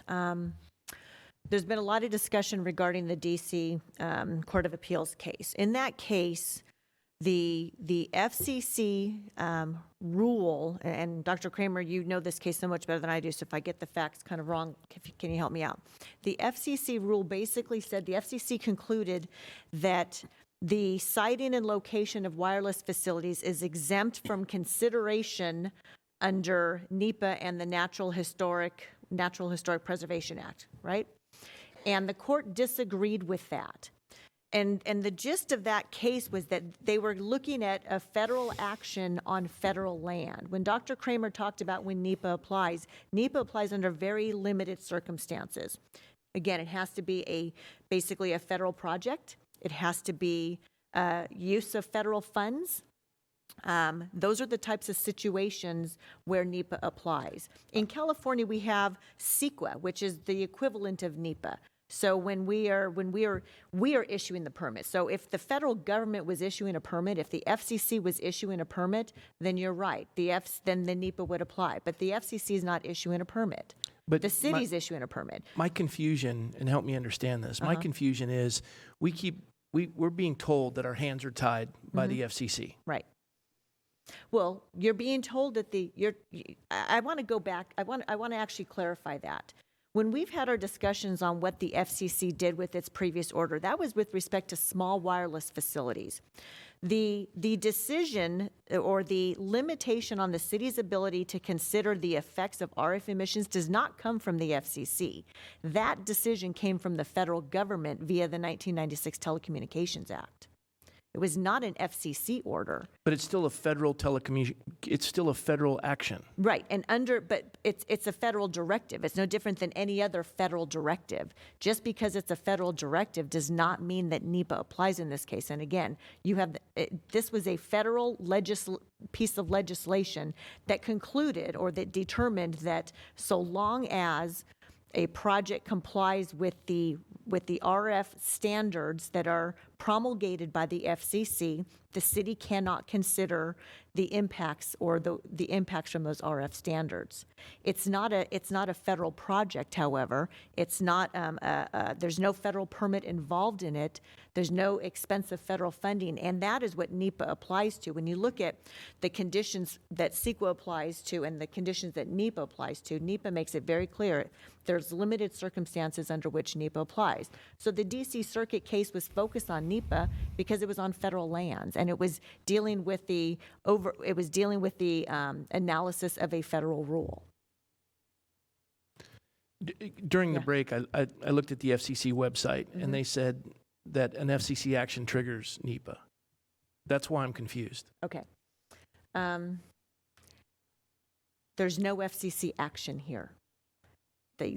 And by no FCC action, they're not issuing a permit. Then why are we bound to honor Verizon that they want to? We have all of our citizenry; they're all concerned, and we're being told we can't because we're bound by federal law. We're bound by the federal law based on the way our U.S. Constitution was drafted, and what law is that? Is that FCC? Well, no, that's the U.S. Constitution. The federal government has the right to create laws. But was that law created through the FCC is my question. No, that was created through the federal government, through the 1996 Telecommunications Act. And I think that's where some of the confusion is. There's a lot of belief that the FCC has passed a law. That's not what we're saying. What we're saying is that the 1996 Telecommunications Act, all they did was impose regulations. It's no different than the federal government saying to the IRS, you establish how to administer our taxes, and we have to comply with that. It's no different than that. So what they did in this case is they delegated to the IRS the ability to create these rules on how to implement its tax code. Here you have the federal government who has created a rule that says the FCC establishes thresholds. That's all it says. But it was the government that said, the federal government, not the FCC, that said, if it meets that threshold, then cities and counties and states cannot consider cannot go into RF analysis, cannot consider RF emissions. Anything else I'm missing, Dr. Kramer? Very confusing. You're right on. It is confusing. It is confusing. And I can't wrap my mind around it. Well, I appreciate that differentiation because some of the speakers asserted that the FCC would not have the authority or the jurisdiction to dictate this law, and I think that is true. But what does have the authority is the fact that I'm assuming Congress passed this back in 1996, yes. And it's a federal law. Yes, and since 1996, based on the Federal Telecommunications Act, cities and counties and states, governmental entities have not been able to consider the effects of RF emissions if it meets a certain threshold, as long as it meets this threshold. And if we did, we'd be in violation of federal law. Yes. Yes. And subject to considerable liability. Yes. Yes. Thank you. Councilmember Engler. Thank you, Mayor. And this is a question really for staff. Several of the of the speakers tonight mentioned that they felt that this application by Verizon was deficient from the very beginning. I know that that wasn't part of our review of the Planning Commission, but can you speak to that a little bit to let us know, was it deficient? Was it adequate? How does it fall on this curve? Each application for any entitlement in the city has certain submittal requirements that must be part of that application. The city has a period of time to determine whether or not that application meets the minimum standards to process it. In this case, we evaluated the application. It had all the minimum requirements for processing, so it was found complete and went through the process. So the application was determined to be complete by staff. In addition, that to the extent that there was a question about which is the entity, who is the applicant is Verizon Wireless, and they can clarify that here, or they can verify that again tonight.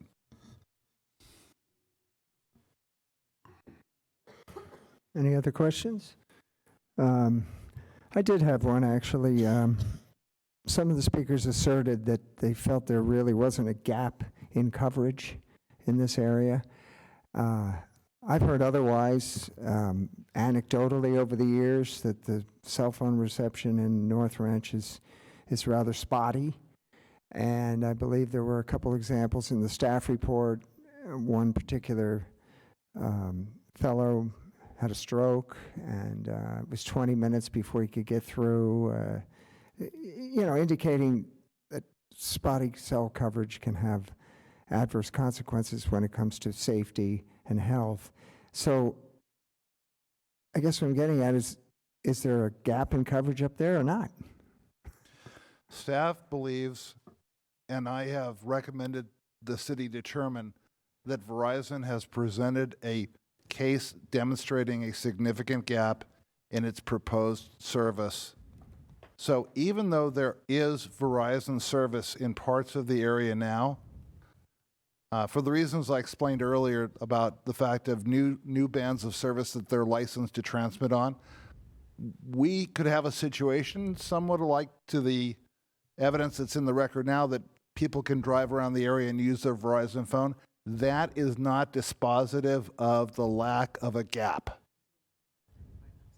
because we're dealing with bands of service that are not yet on air, to which there is a gap. So the answer is, staff concludes that there is a gap in service in the area, which triggers the aesthetic prong of the regulations of the court rule in the Ninth Circuit. All right, thank you.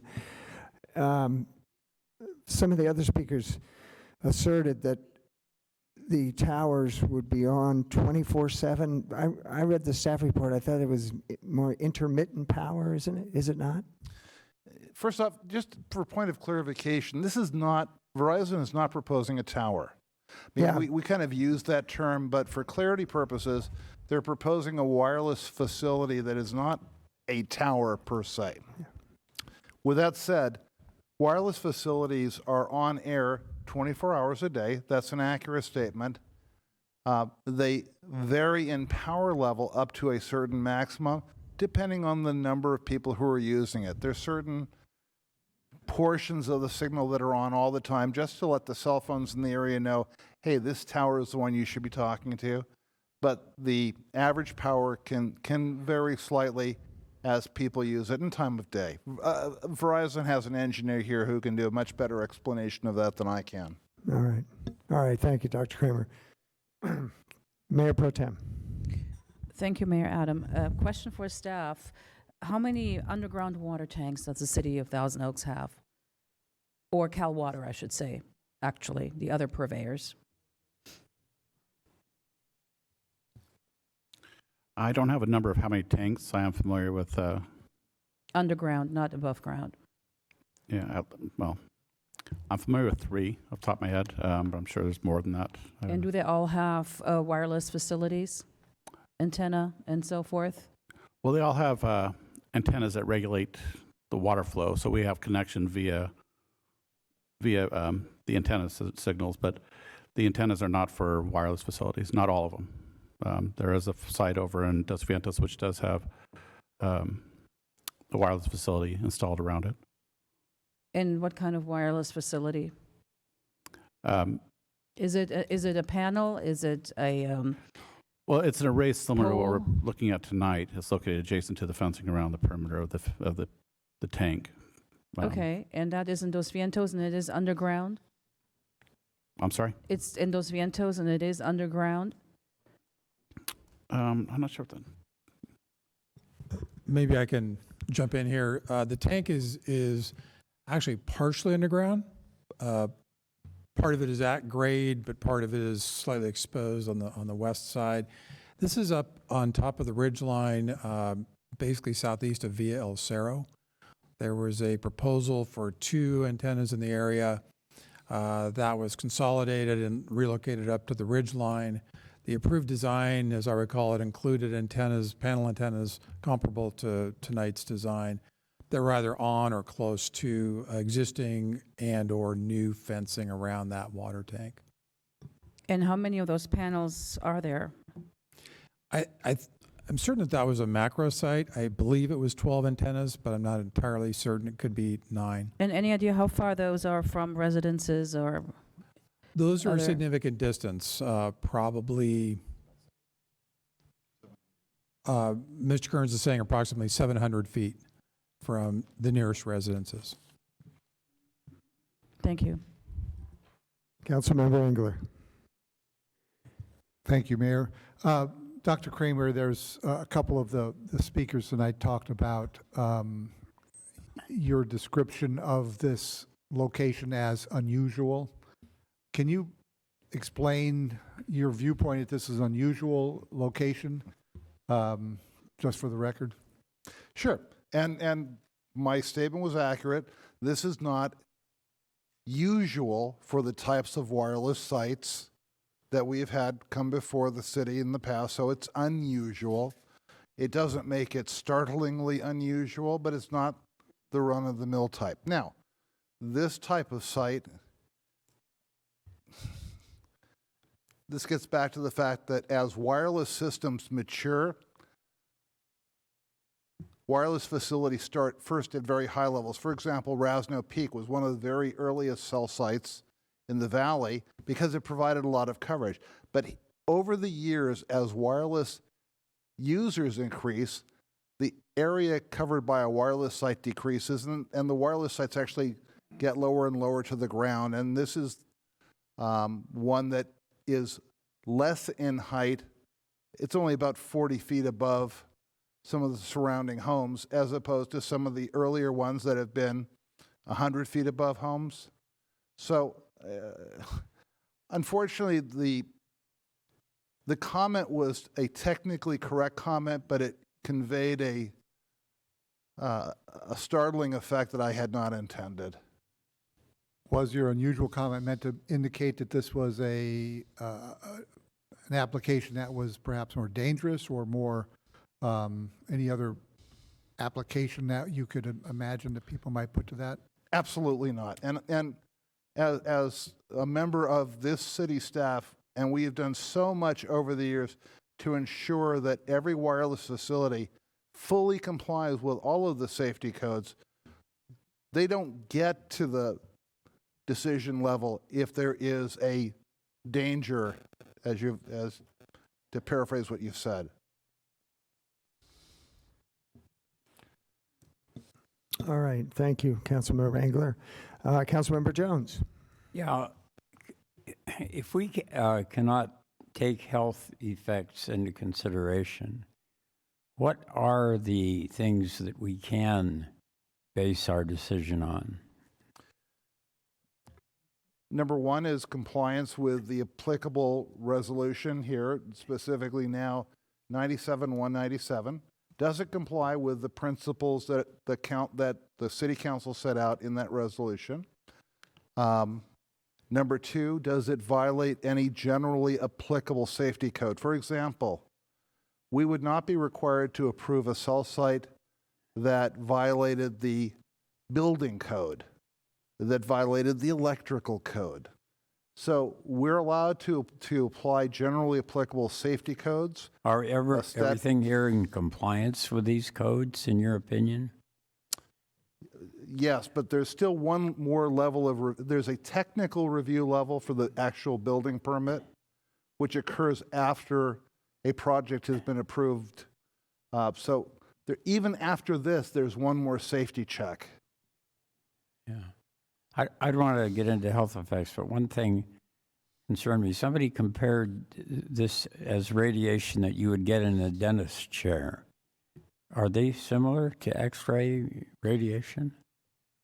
I believe the speaker, who's a cardiologist, was talking about what's referred to as ionizing radiation, the radiation that has an energy level that breaks DNA bonds, whereas we are talking about transmission signals that are non-ionizing. They don't do that. So this is, by definition, different from what was described by the cardiologist who mentioned that comment, made that comment. You talked about the gap. Does that have some effect on our decision whether or not there is a gap? Again, the courts have told us it's a tough subject. So basically, because they can't prove it and we can't disprove it, but I mean, is that a relevant argument, whether or not there is a gap? No, it just isn't anymore. But I mean, you say anymore. Was it once? It was back in the... Well, how was it an argument? Was it a for or against?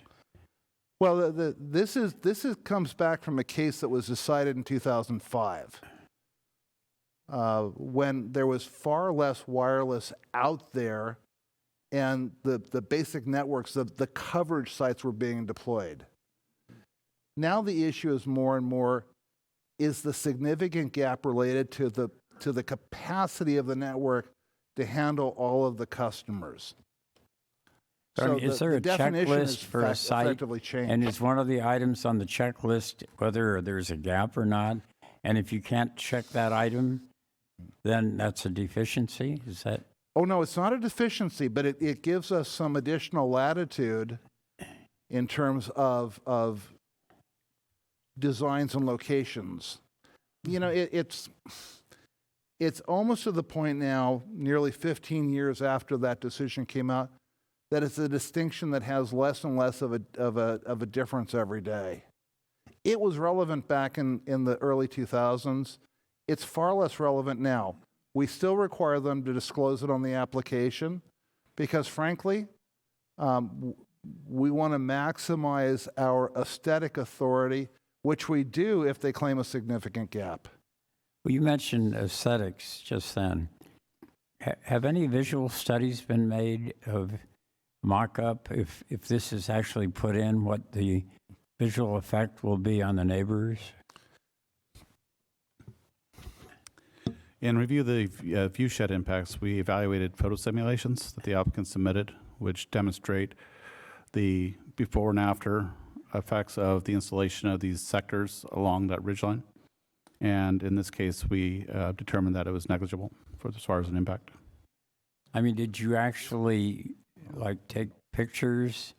Did you do a mock-up and then take pictures from the various residences to see what the visual effect would be? We have a photo simulation presented from various perspectives along streets within the neighborhood, looking up through the site and looking at the photo simulation of the rendering of the sectors on that hill. So we did evaluate the photo simulation of the before and after effects. Yeah, I was up there. I saw where the antennas would go, but you had 3 groups of 4, and are they tending toward looking at the open space that is to the south, or are they all over the? It seems to me they were toward the open space, some of them. Maybe I can answer that. So there are three sectors. One is basically on the north side of the water tank. One is on the southwest, and one is on the southeast. Would that one on the north be blocked by those 3 trees that are there from view? I'll let Dr. Kramer answer that. There will be visual blockage by the existing foliage of the antennas. So from Sunny Hill, they would be partially blocked in vision? Yes. See if I have anything else. What about the completeness? Did you speak to that? Is the application complete? It was said that it was not complete. One moment.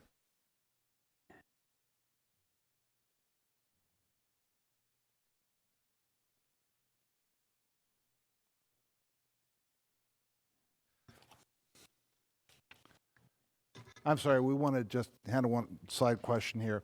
The staff determined the application to be complete for all purposes related to processing. Every application may have a minor deficiency, or maybe it's they've written the one thing here and something else there, but that doesn't create a fatal flaw in an application. The question is, can we understand the project and understand what's being proposed? And the staff determined that the application was complete. Thank you. All right, thank you. Pardon me. Beg your pardon. All right, we are going to go to the appellant now for a 5-minute rebuttal. I'm sorry, sir, public comments are over. We need to follow our format here.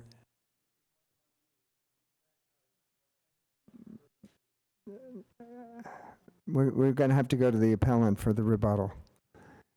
And that will be you, Mr. Sellers? Mark Sellers with the Jackson Titus Law Firm, here representing the appellant. I'm here tonight not as an engineer, not as a doctor. I'm not going to talk about radiation and energy and gaps or health impacts of this. I am a former art minor. I am a recovering city attorney. I do have my name on this resolution that you're referring to, 97-197. I drafted that resolution. I was directly involved with what the goal was with regard to that resolution. And that section that was read earlier basically says that antennas are okay if they're attached, affixed to a water tank. Not a wrought iron fence, but a water tank. And that water tank is unscreened and visible from the surrounding properties. Why was that? The goal then was that that water tank that's visible and unscreened has already a visible impact. So you're not going to add antennas to something where it's natural, something that doesn't look big, that doesn't look imposing. That resolution talks about things like stadium lights. It talks about attaching them to big structures. Nothing in that resolution says, hey, we can attach them to a wrought iron fence. A wrought iron fence is a small, visibly open, unintrusive fence. 1-inch metal rods connected. A water tank is a big, impressive, imposing item. And attaching 12 antennas to a visible, unobstructed water tank, it would not create any visual impact. So the city felt those kind of large facilities were appropriate for attaching antennas to, not wrought iron fences. This tank we're talking about, see the picture of that? If you see the picture, is this on? There. If you see the picture, you can't even see the tank. What you see is a natural hillside. This is not what was intended to allow for antennas to be placed on a tank site by the City Council back in 1997. The site that was mentioned in Dos Vientos is this site right here, well away from any homes, very high up, not a lot of earth around it.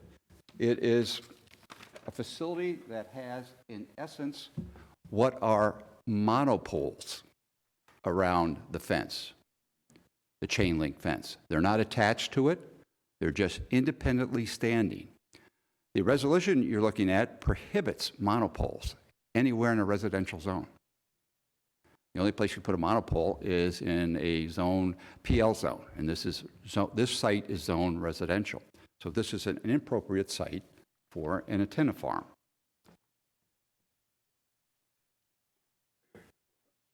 This is the subject Sunny Hill Reservoir. The difference in elevation between the tank and the street there is only 20 feet. This is not similar to what was put out in Dos Vientos, where there's a major difference in the I think it's probably 600-700 feet from the nearest house. So they're not similar. In addition, for years we have been trying to minimize silhouetting along ridge lines. This is the photo rendering, and you can see right here the antenna sticking up, right with no vegetation, silhouetting against that ridge line. That is something that the city has fought against for years and years, and now we're going to allow Verizon to put an antenna site here that silhouettes against this ridge line. You can see the street, you can see how they're sticking up there, and they're 14 feet. That's a slippery slope. Suddenly they're going to say, all right, we're going to attach antennas to wrought iron fences that are 15 feet, 16 feet. It just gets bigger and bigger. This is something that is inappropriate for this site and inconsistent with your standards, and you have the discretion to decide what complies with your standards, and that is not staff's decision. Thank you, Mr. Sellers. All right, now we're going to hear from the applicant, and I must tell you, considering the fact that Dr. Chichayan and Mr. Lehman used their 15 minutes during their initial testimony, and then Dr. Chichayan's family came up, multiple members of the family, and spoke, I think in the interest of fairness, I'm going to give the applicant a couple extra minutes here. So instead of 5, we'll give you 7, Mr. Sullivan, if you need it. Great, thank you, Mayor and members of the council. Hopefully I won't need it. So just wanted to touch on a few issues that came up kind of repeatedly during the public comments. With respect to co-location, Verizon would love to co-locate on another existing facility if there was one in the area that worked. As I showed you in the map earlier, putting together these networks requires us to identify some place that's not too close to existing facilities, not too far away. And when we did a search in this area, there was no other existing wireless facility from another carrier around Candlecrest in this location that had the height and the topography to be able to propagate an appropriate coverage footprint that we could co-locate with. We wish there was. It's an easier process to do that, but there just were no co-location opportunities that we identified here. Also, with respect to diesel fuel, I know that was addressed by staff, but there is an express condition, number 31, in the proposed resolution of approval that requires a range of building code and fire code related permits. All of those permitting requirements ensure the safety of the materials, the containment of the materials, and all of that was reviewed by the Ventura County Fire Department, as noted. With respect to the project and claims of visual impacts, we need to remember that the proposal here is to have these faux wrought iron fence posts that are just 1.5 feet wide. 1.5 feet wide. And the FRP screening is going to go to 14 feet. The antennas are only top of antennas are only at 12 feet. But this is in a zone that allows 25-foot high structures. And as the city noted, with respect to auxiliary structures in this zone, they could be up to 15 feet high. So we have very narrow profile antennas and faux posts here. We fully comply with all of the applicable height regulations. In fact, we're well below the allowable 25-foot limit for the residential zone. So, you know, there just are no significant impacts here, especially when you're complying with the height limits for the zone. With respect to the Aleppo pines, I'll say it again, we are not going to remove them. We're not going to touch them.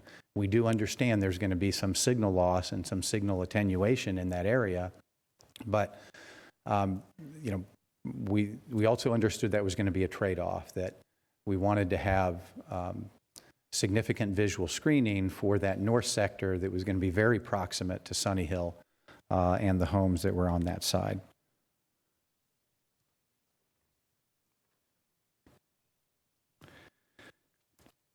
And then I'd also like to remind the City Council that Verizon has been at this process for years.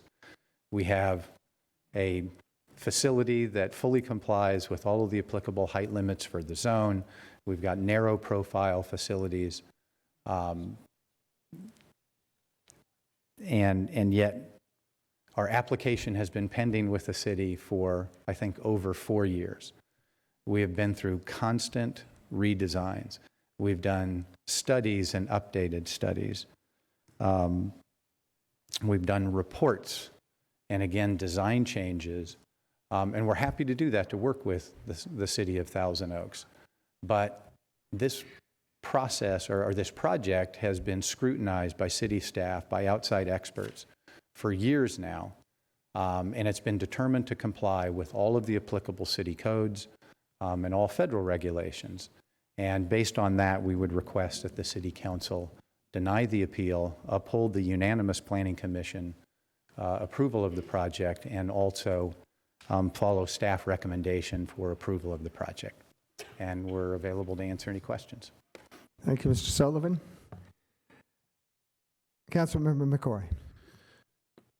Mr. Sullivan, you say you'll have hindered service or signal with the Aleppo pines, and then you have a screen to block the emissions. Will it affect the pines? Will the signal affect the pines? There is no information in any of the reports that were done with respect to trees on the property to indicate that the RF signal is going to hurt the pines. And there's no expert testimony that has been presented to this council to suggest that that could occur. And then I guess my other question would be, how does AT&T have coverage in that area, and yet you can't piggyback with them in some location? I don't know what AT&T's coverage is. I don't know what their locations are in the area. Oh, I'm sorry, I thought you said you investigated that. I'm trying to... There were no other carrier sites in the location of Candlecrest. You know, carriers put their networks together in different ways. And given where Verizon has its existing sites, it needs to fill a gap in coverage in a certain area. And we did not locate any other carrier facilities in the proximate area for this water tank site that we could co-locate on. And it's that site that is, you know, ideally suited from a network integration standpoint to fill the gap in coverage and the gap in capacity. Thank you. Mayor Pro Tem. Thank you, Mayor Adam.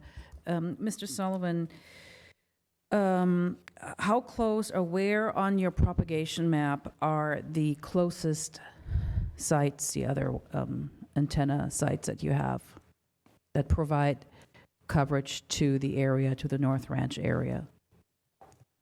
So in Verizon's network, so these would be networks within Verizon's site? Within Verizon, yes. Yeah, I can't tell you we didn't do we did not do a distance survey of those other sites. We do know, as shown in the propagation maps and shown in the facility location map, that there's a hole. There is not a Verizon facility right in the middle of North Ranch there where we're proposing our facility at this water tank. And it was determined that a wireless facility for Verizon in that location would be well suited to integrate with the other existing networks, our network facilities. You say you couldn't find any other carriers in the vicinity where you were looking, and if you were to look outside that vicinity, would you be able to find locations to co-locate?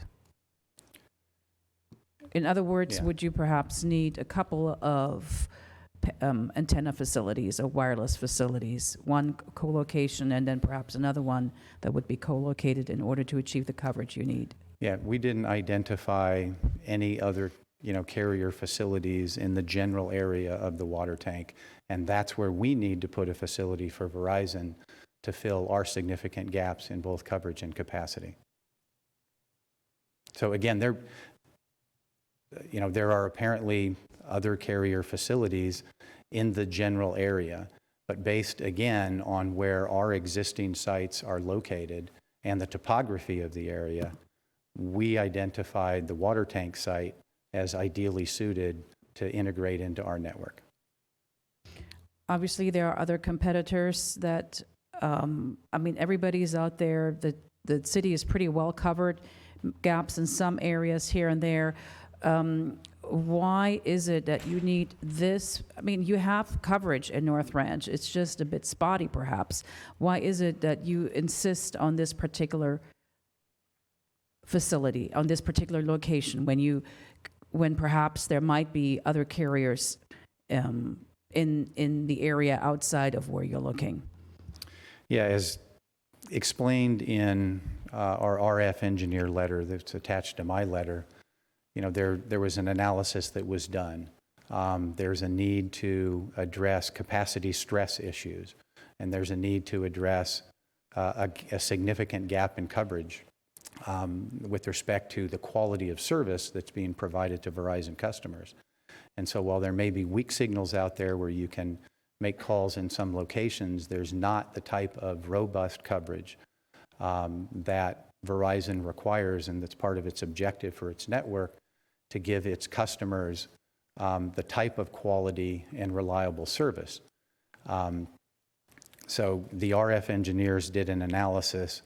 Given the topography and the height of the water tank site, it was, again, ideally suited to address both capacity stress relief for Thousand Oaks down to the southwest and for, the Oak site off to the east, as well as fill a gap in coverage that addresses hundreds of homes in the area and also a major street that has about 12,000 average daily trips. And we didn't identify other opportunities or options that could meet our network objectives and fill the gap in the same way. Thank you. Councilmember Engler. Thank you, Mayor.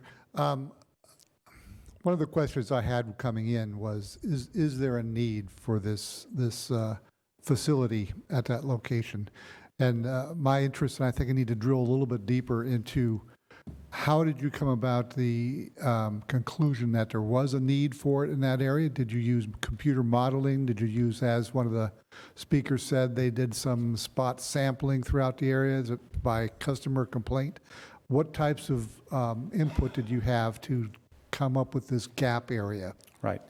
Our RF engineer can address some more specifics on this, but there was the computer modeling where you can see that there was not the high signal strength in a huge area in North Ranch.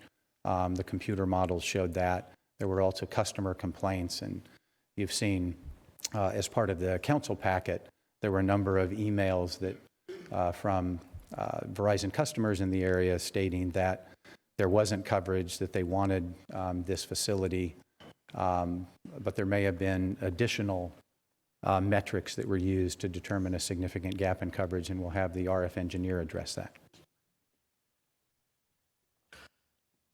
My name is Imran Ilyas, and I'm Verizon RF engineer.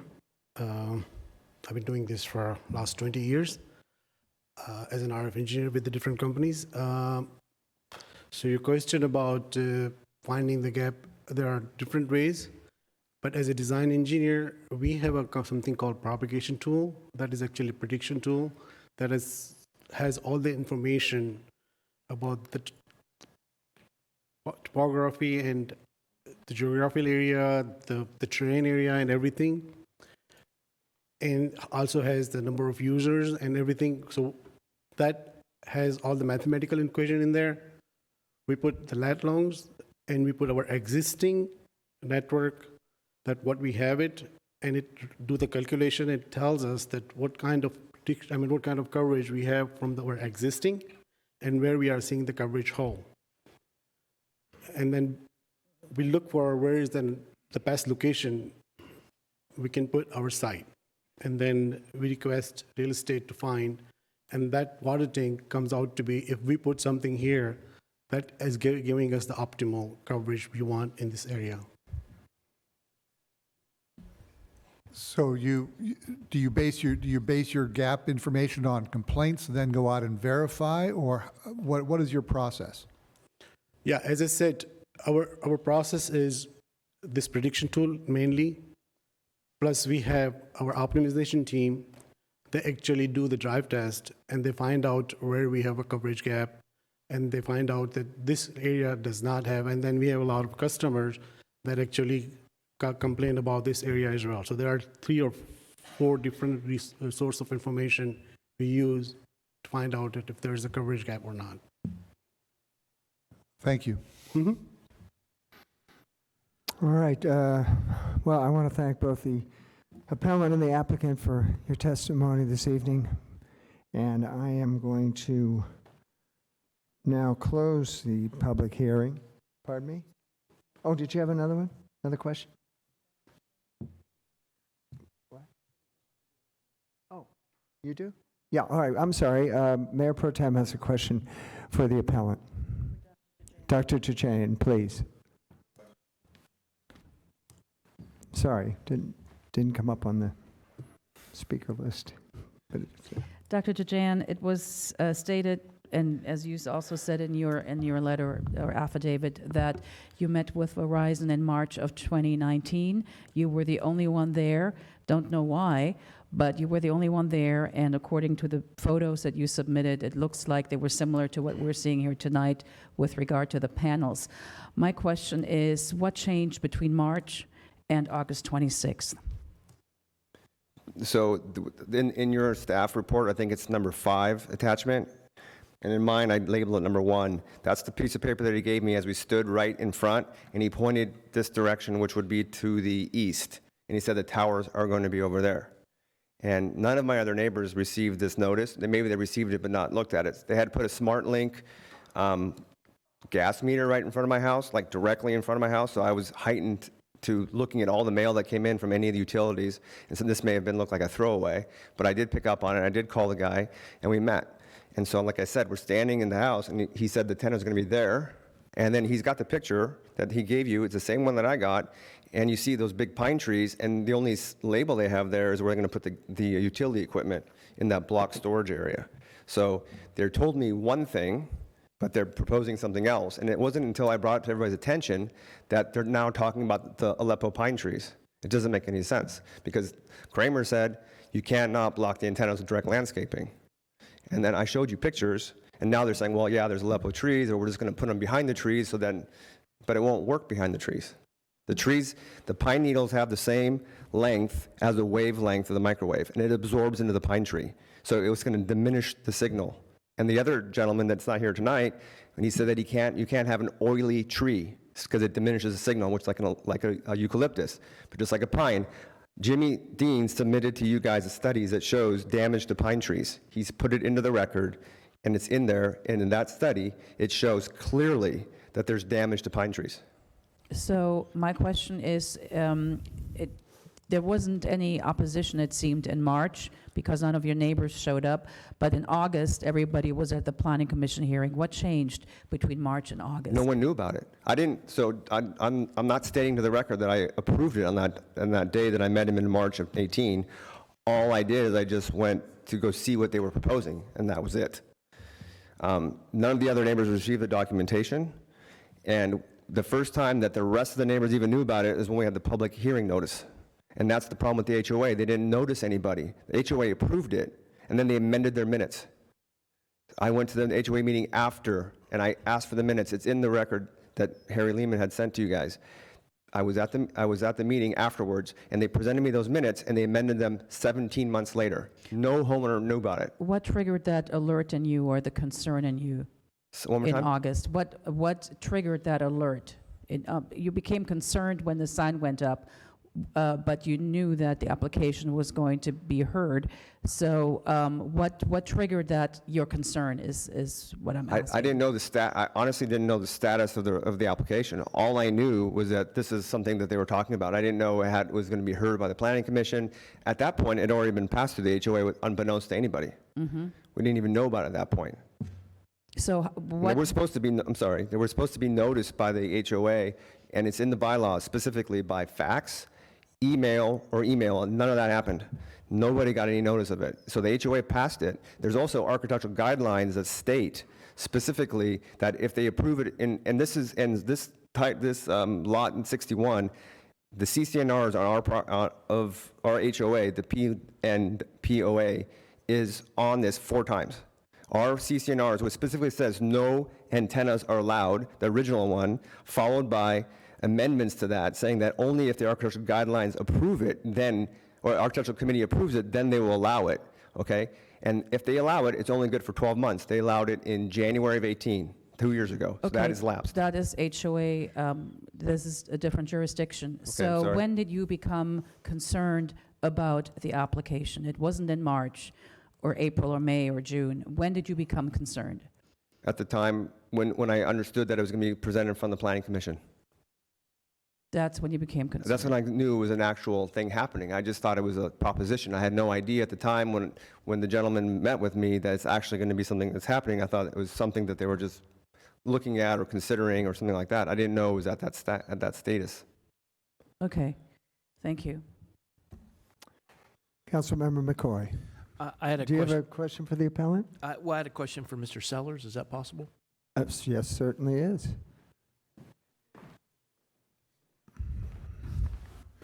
Mr. Sellers, you had alluded to 97197, that you were part of the writing of that? Yes. Could you? And again, the concept was you can put these antennas if you attach them to something that's imposing, that's big. For example, CRPD has some of these antennas attached to some of their super high lights for their playfields, imposing structure. You can attach them to a water tank if it's visible and unscreened. It's already an imposing structure that is visually, everybody sees it.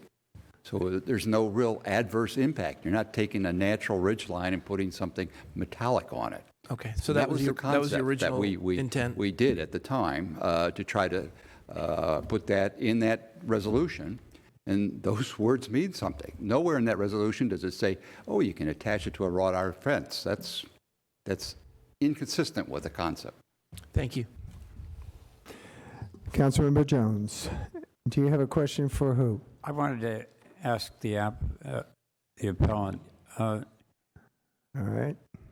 For Dr. Chichayan, correct? Yes, you or someone made the statement that if this were to go through, that your property values would go down 20%?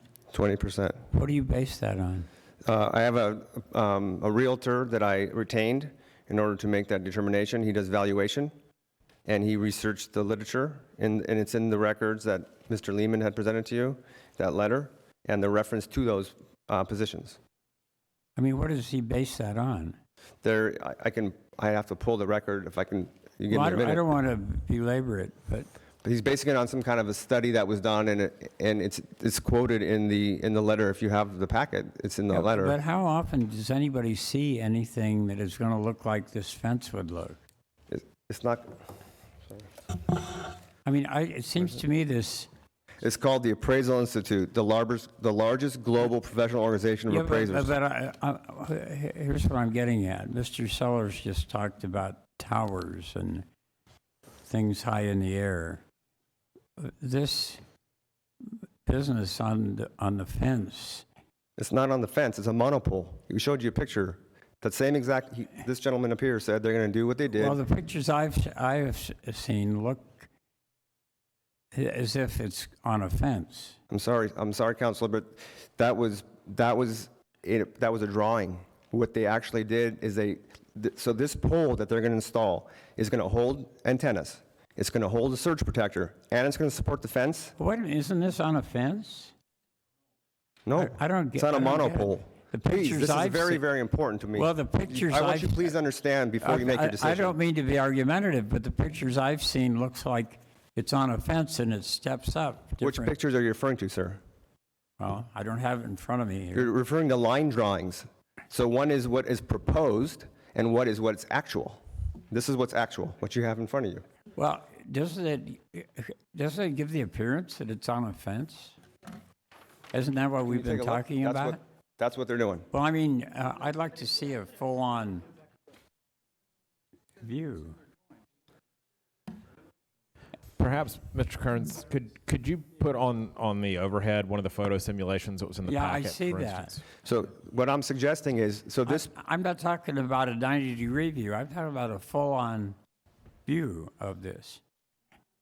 I don't know, I'm not sure which Well, I don't know. This one? You know, I was up there and I walked around with you. Yes.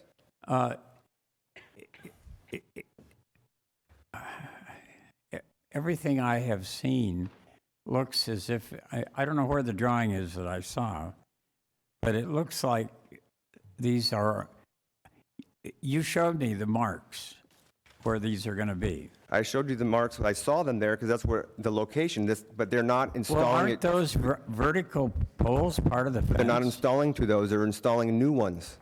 They're not installing where you put the marks or somebody put the marks? Councilmember Jones, there's a photo sim up here on the They're not board. installing to that. We're trying to put it on It your certainly screen as gives, well. I'll, Here we are, here we are. The site plan? I'll drop this, but it certainly gives the impression that it's on the fence. Please, look at the picture. This is the same one. But aren't we concerned with the visual effect? We are. Well, somebody isn't going to run up there if they see this that looks like it's on a fence, Sir. and then look at it at 90 degrees and see that it's actually on a pole a few inches from the fence. I mean, I don't get that. Isn't this the visual effect, what is on there? You're talking about looking up from your street. Right. Your street is what, 15, 20 feet below? Correct. That? Isn't that going to be the visual effect from your street? Which sector is that picture? Well, I don't know. There are three. But this is the direct north sector. This is a picture of the north sector.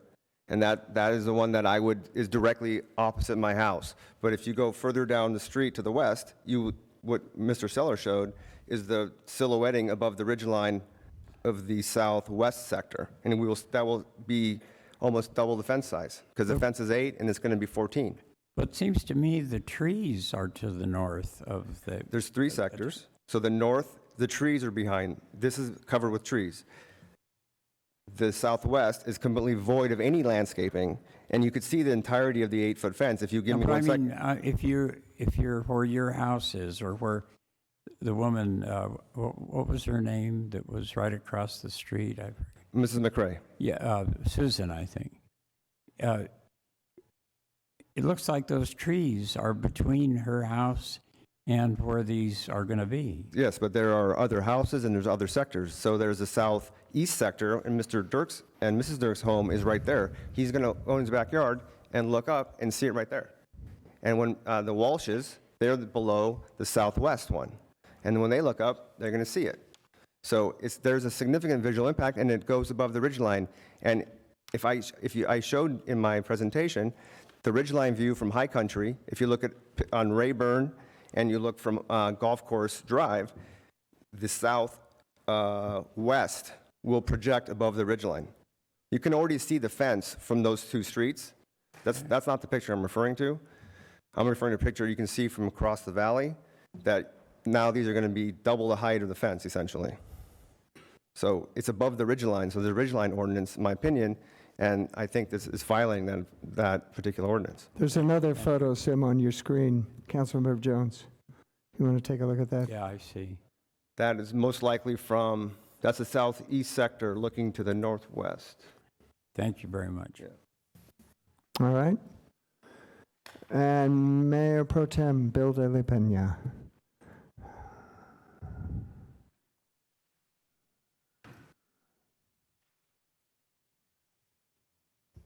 And you would like to speak with? Actually, you know what? I don't think I have any questions. All right. I'm trying to think whether I should have removed my name. Okay. Sorry about that. That's all right. So you're good. All right. We good with our questions, ladies and gentlemen? All right. Very good. Again, I want to thank the applicant and the appellant. I know it's been a difficult evening. Appreciate you both being here. So with that, I am going to close the hearing. And I'm going to look to my fellow council members to start a discussion and/or a motion.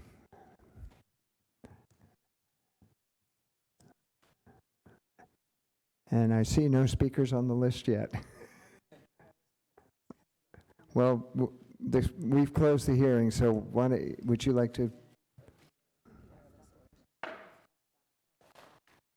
Oh, well, we could do that. Yeah.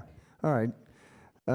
Councilmember, Mayor Pro Tem Bill de la Pena has a question for staff, and then we're going to go to Okay, thank you. Councilmember Engler. The question I had was, have we not updated or amended the wireless ordinance since 1997?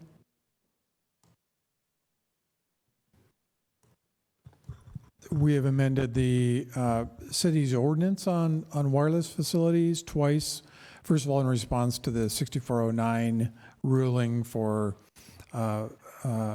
insubstantial changes to existing facilities, and then we recently updated it for small wireless facilities, both in response to FCC rulings. Okay, that's what I thought. Thank you. All right, thank you. Councilmember Engler, did you want to kick it off?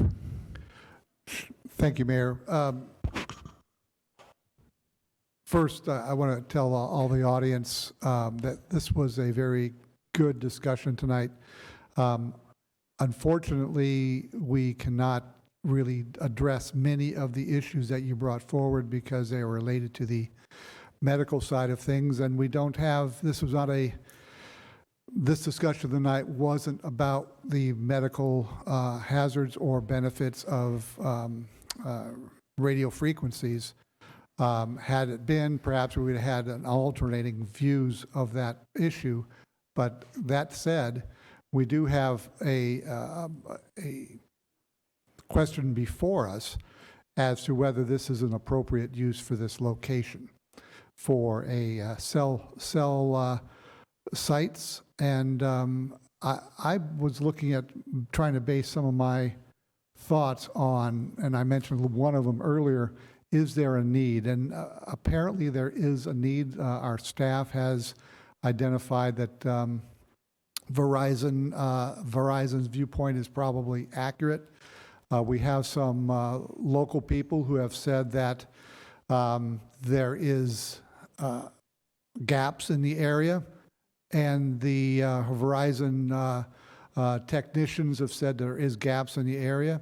The association, the homeowners association, has mentioned that there's gaps in the area. So is there a need in that area for better coverage? Apparently so. With that, were there alternate locations? Although some speakers spoke that there are other alternatives, apparently that our city staff and Verizon both say that this location serves the needs of the Verizon the best. That leaves us with the aesthetics, which is what we really can speak to tonight. Are the aesthetics of this location appropriate for the area?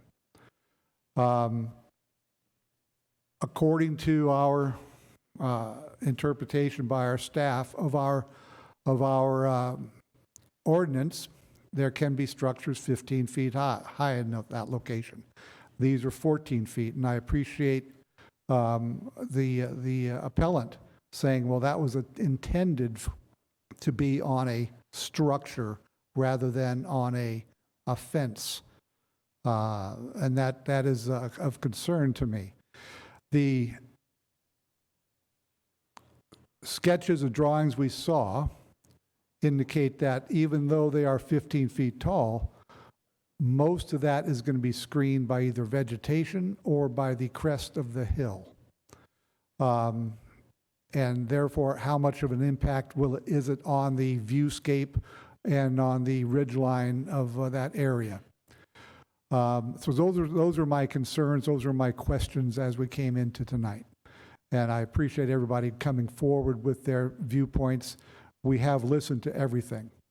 With that said, I'll yield to my fellow council people. All right, thank you, Councilmember Engler.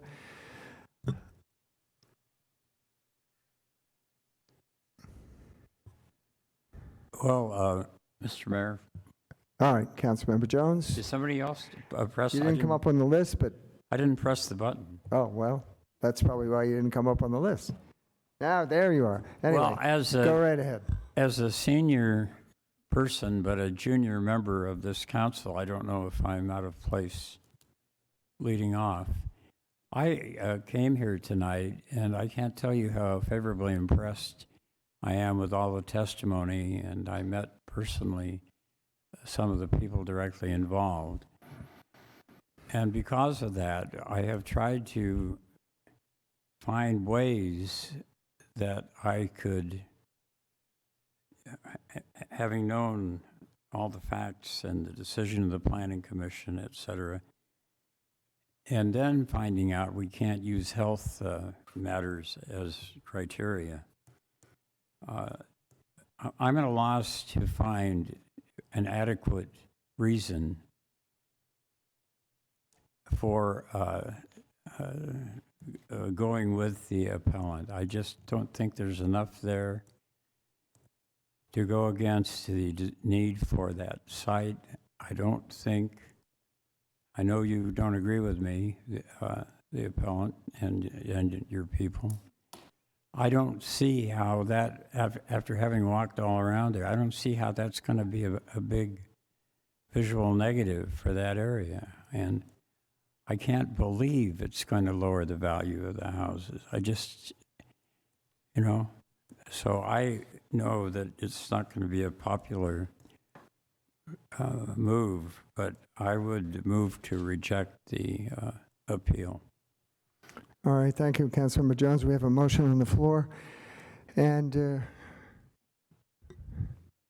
anyone care to speak to it? There we are. Councilmember McCoy. This is a rarity for me, but I believe in original intent. And if Mr. Sellers was the one who formulated 97-197, and it deals with aesthetics, and that is a grounds for denial, and it will affect the ridge line, and it is contrary to what the original intent of that was all about. I think we have a phenomenal planning commission. I'm grateful for them. I appreciate the staff, but I'm voting in favor of the appellant. So, Thank you. Mayor Pro Tem, you're not usually at a loss for words. No, but I wanted to let my colleagues speak Very first. good, very good. Just because I'm the senior member doesn't mean I always have to start off the conversation. The floor is yours. Thank you. I have a couple of things that I would like to discuss. One is, first of all, I'm not sure why Verizon didn't try to reach out to the community again after only one person showed up. I think it would have been important to perhaps reach out again. And I'm also bothered by the fact that nothing happened until 2 weeks before the Planning Commission, when all of a sudden this hoopla happened or opposition happened. Not sure what happened between March and August 26th that caused all of this commotion. Not sure when Verizon became aware of this fierce opposition.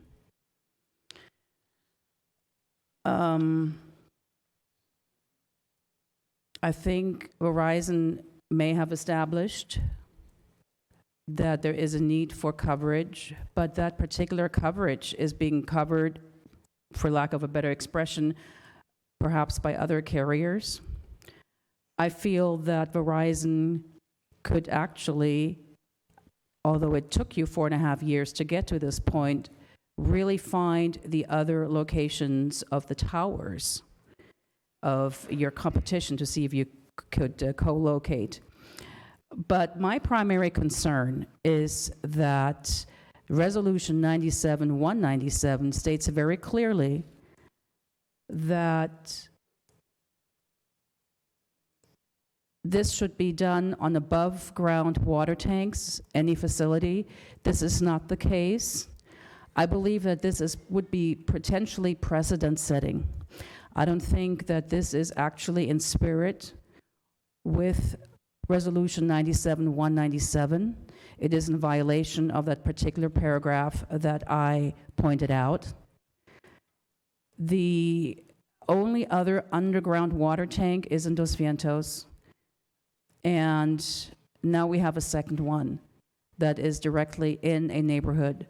The silhouetting of the panel does violate the view shed, and it is in conflict with the ridgeline. If this is approved, it may set a precedent for other applications where this could happen. So I don't think that while the application may be complete, it is in violation of Resolution 97-197.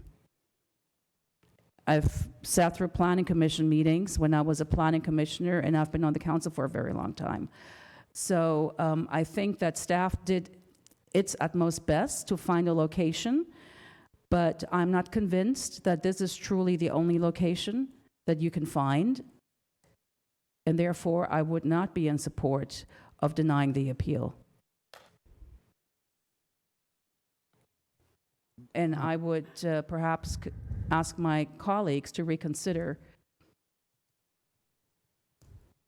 their decision. All right, thank you very much. Guess that leaves me. Well, first of all, if we accept the fact that this is a federal law, it's not the FCC, but it's a federal law that states that we cannot consider health concerns if the RF levels meet a certain minimum standard. If you accept that fact, that rules that out, and I accept that. And we, you know, the Planning Commission and the City Council both have to come up with findings if we're going to, you know, deny something or if we're going to approve it, to come up with legitimate findings. And from what I've heard tonight, I have to tell you, I would be hard-pressed to come up with findings for this appeal. I mean, if you look at all the different things that go into this thing, the guidelines for the installation of wireless communication facilities, it seems to fit the criteria. The alternative sites that Verizon looked at, 6 or 7 different sites, none of them really worked, whether it was topographical or because it was duplication of cell phone installations. It said that, you know, we would put it on a existing utility pole, flagpole, stadium building, church, water tank, or maybe even the fence around the water tank. I think the visual impact is pretty much minimalized. The FCC guidelines are met. The CEQA exemption is legal, in my opinion. We had a third party analyze it, Dr. Kramer.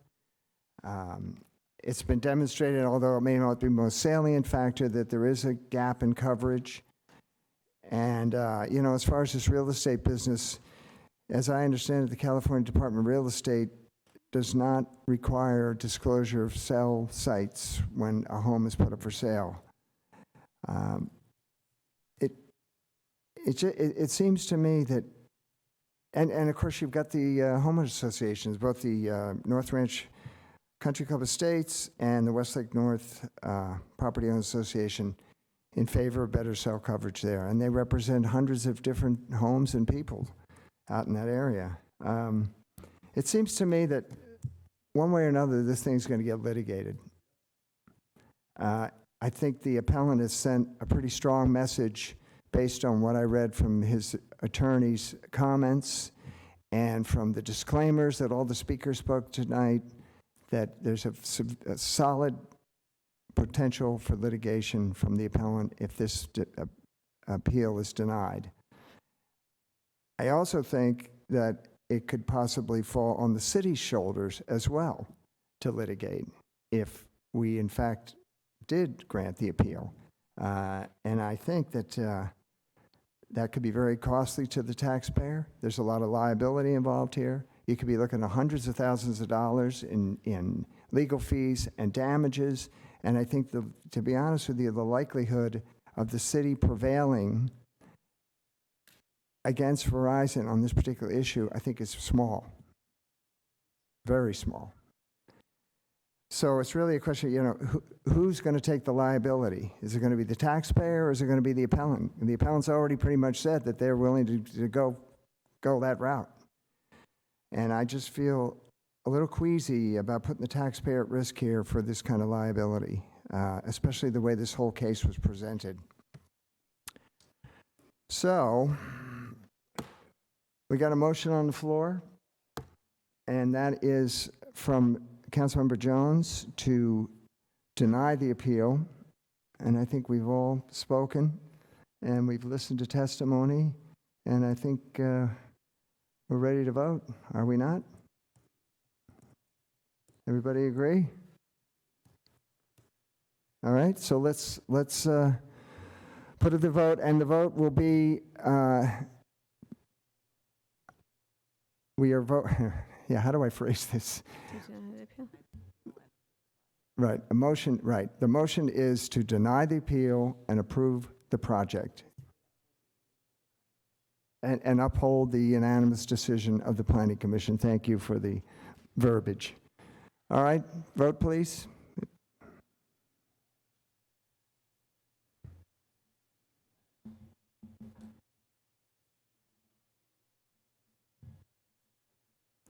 The motion carries 3-2 with Councilmember or Mayor Pro Tem Bill Dela Pena voting no and Councilmember McCoy voting no. All right, thank you very much. And again, it's been a long night. Thank you for coming.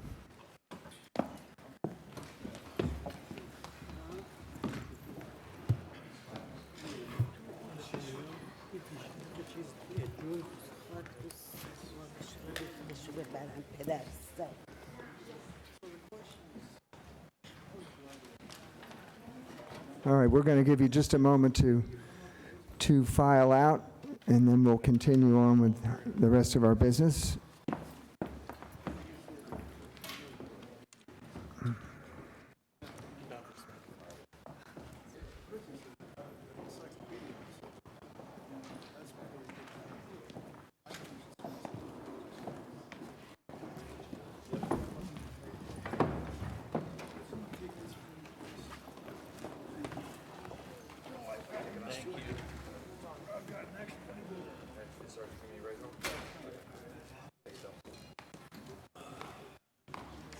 All right, let us resume. 12A, we do this every year, reiterate council committee assignments and the like. I'm assuming everybody's happy with what they've been assigned with. We kept the status quo pretty much in line.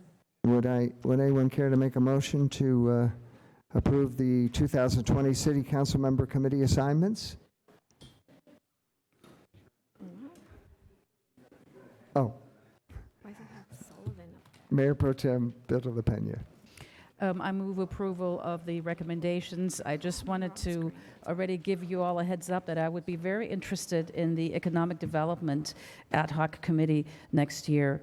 I think that would be really good. I wanted this year, but I forgot about it. And so So noted. But So- that's it. And thank you, Mr. Engler, Councilmember Engler, for taking over representation of the City of Thousand Oaks on the Clean Power Alliance. So noted. And we do have a motion on the floor. Can we vote on that, please? We are voting on the council member assignments for 2020. And if you would vote, please. The motion carries 5-0. All right, very good.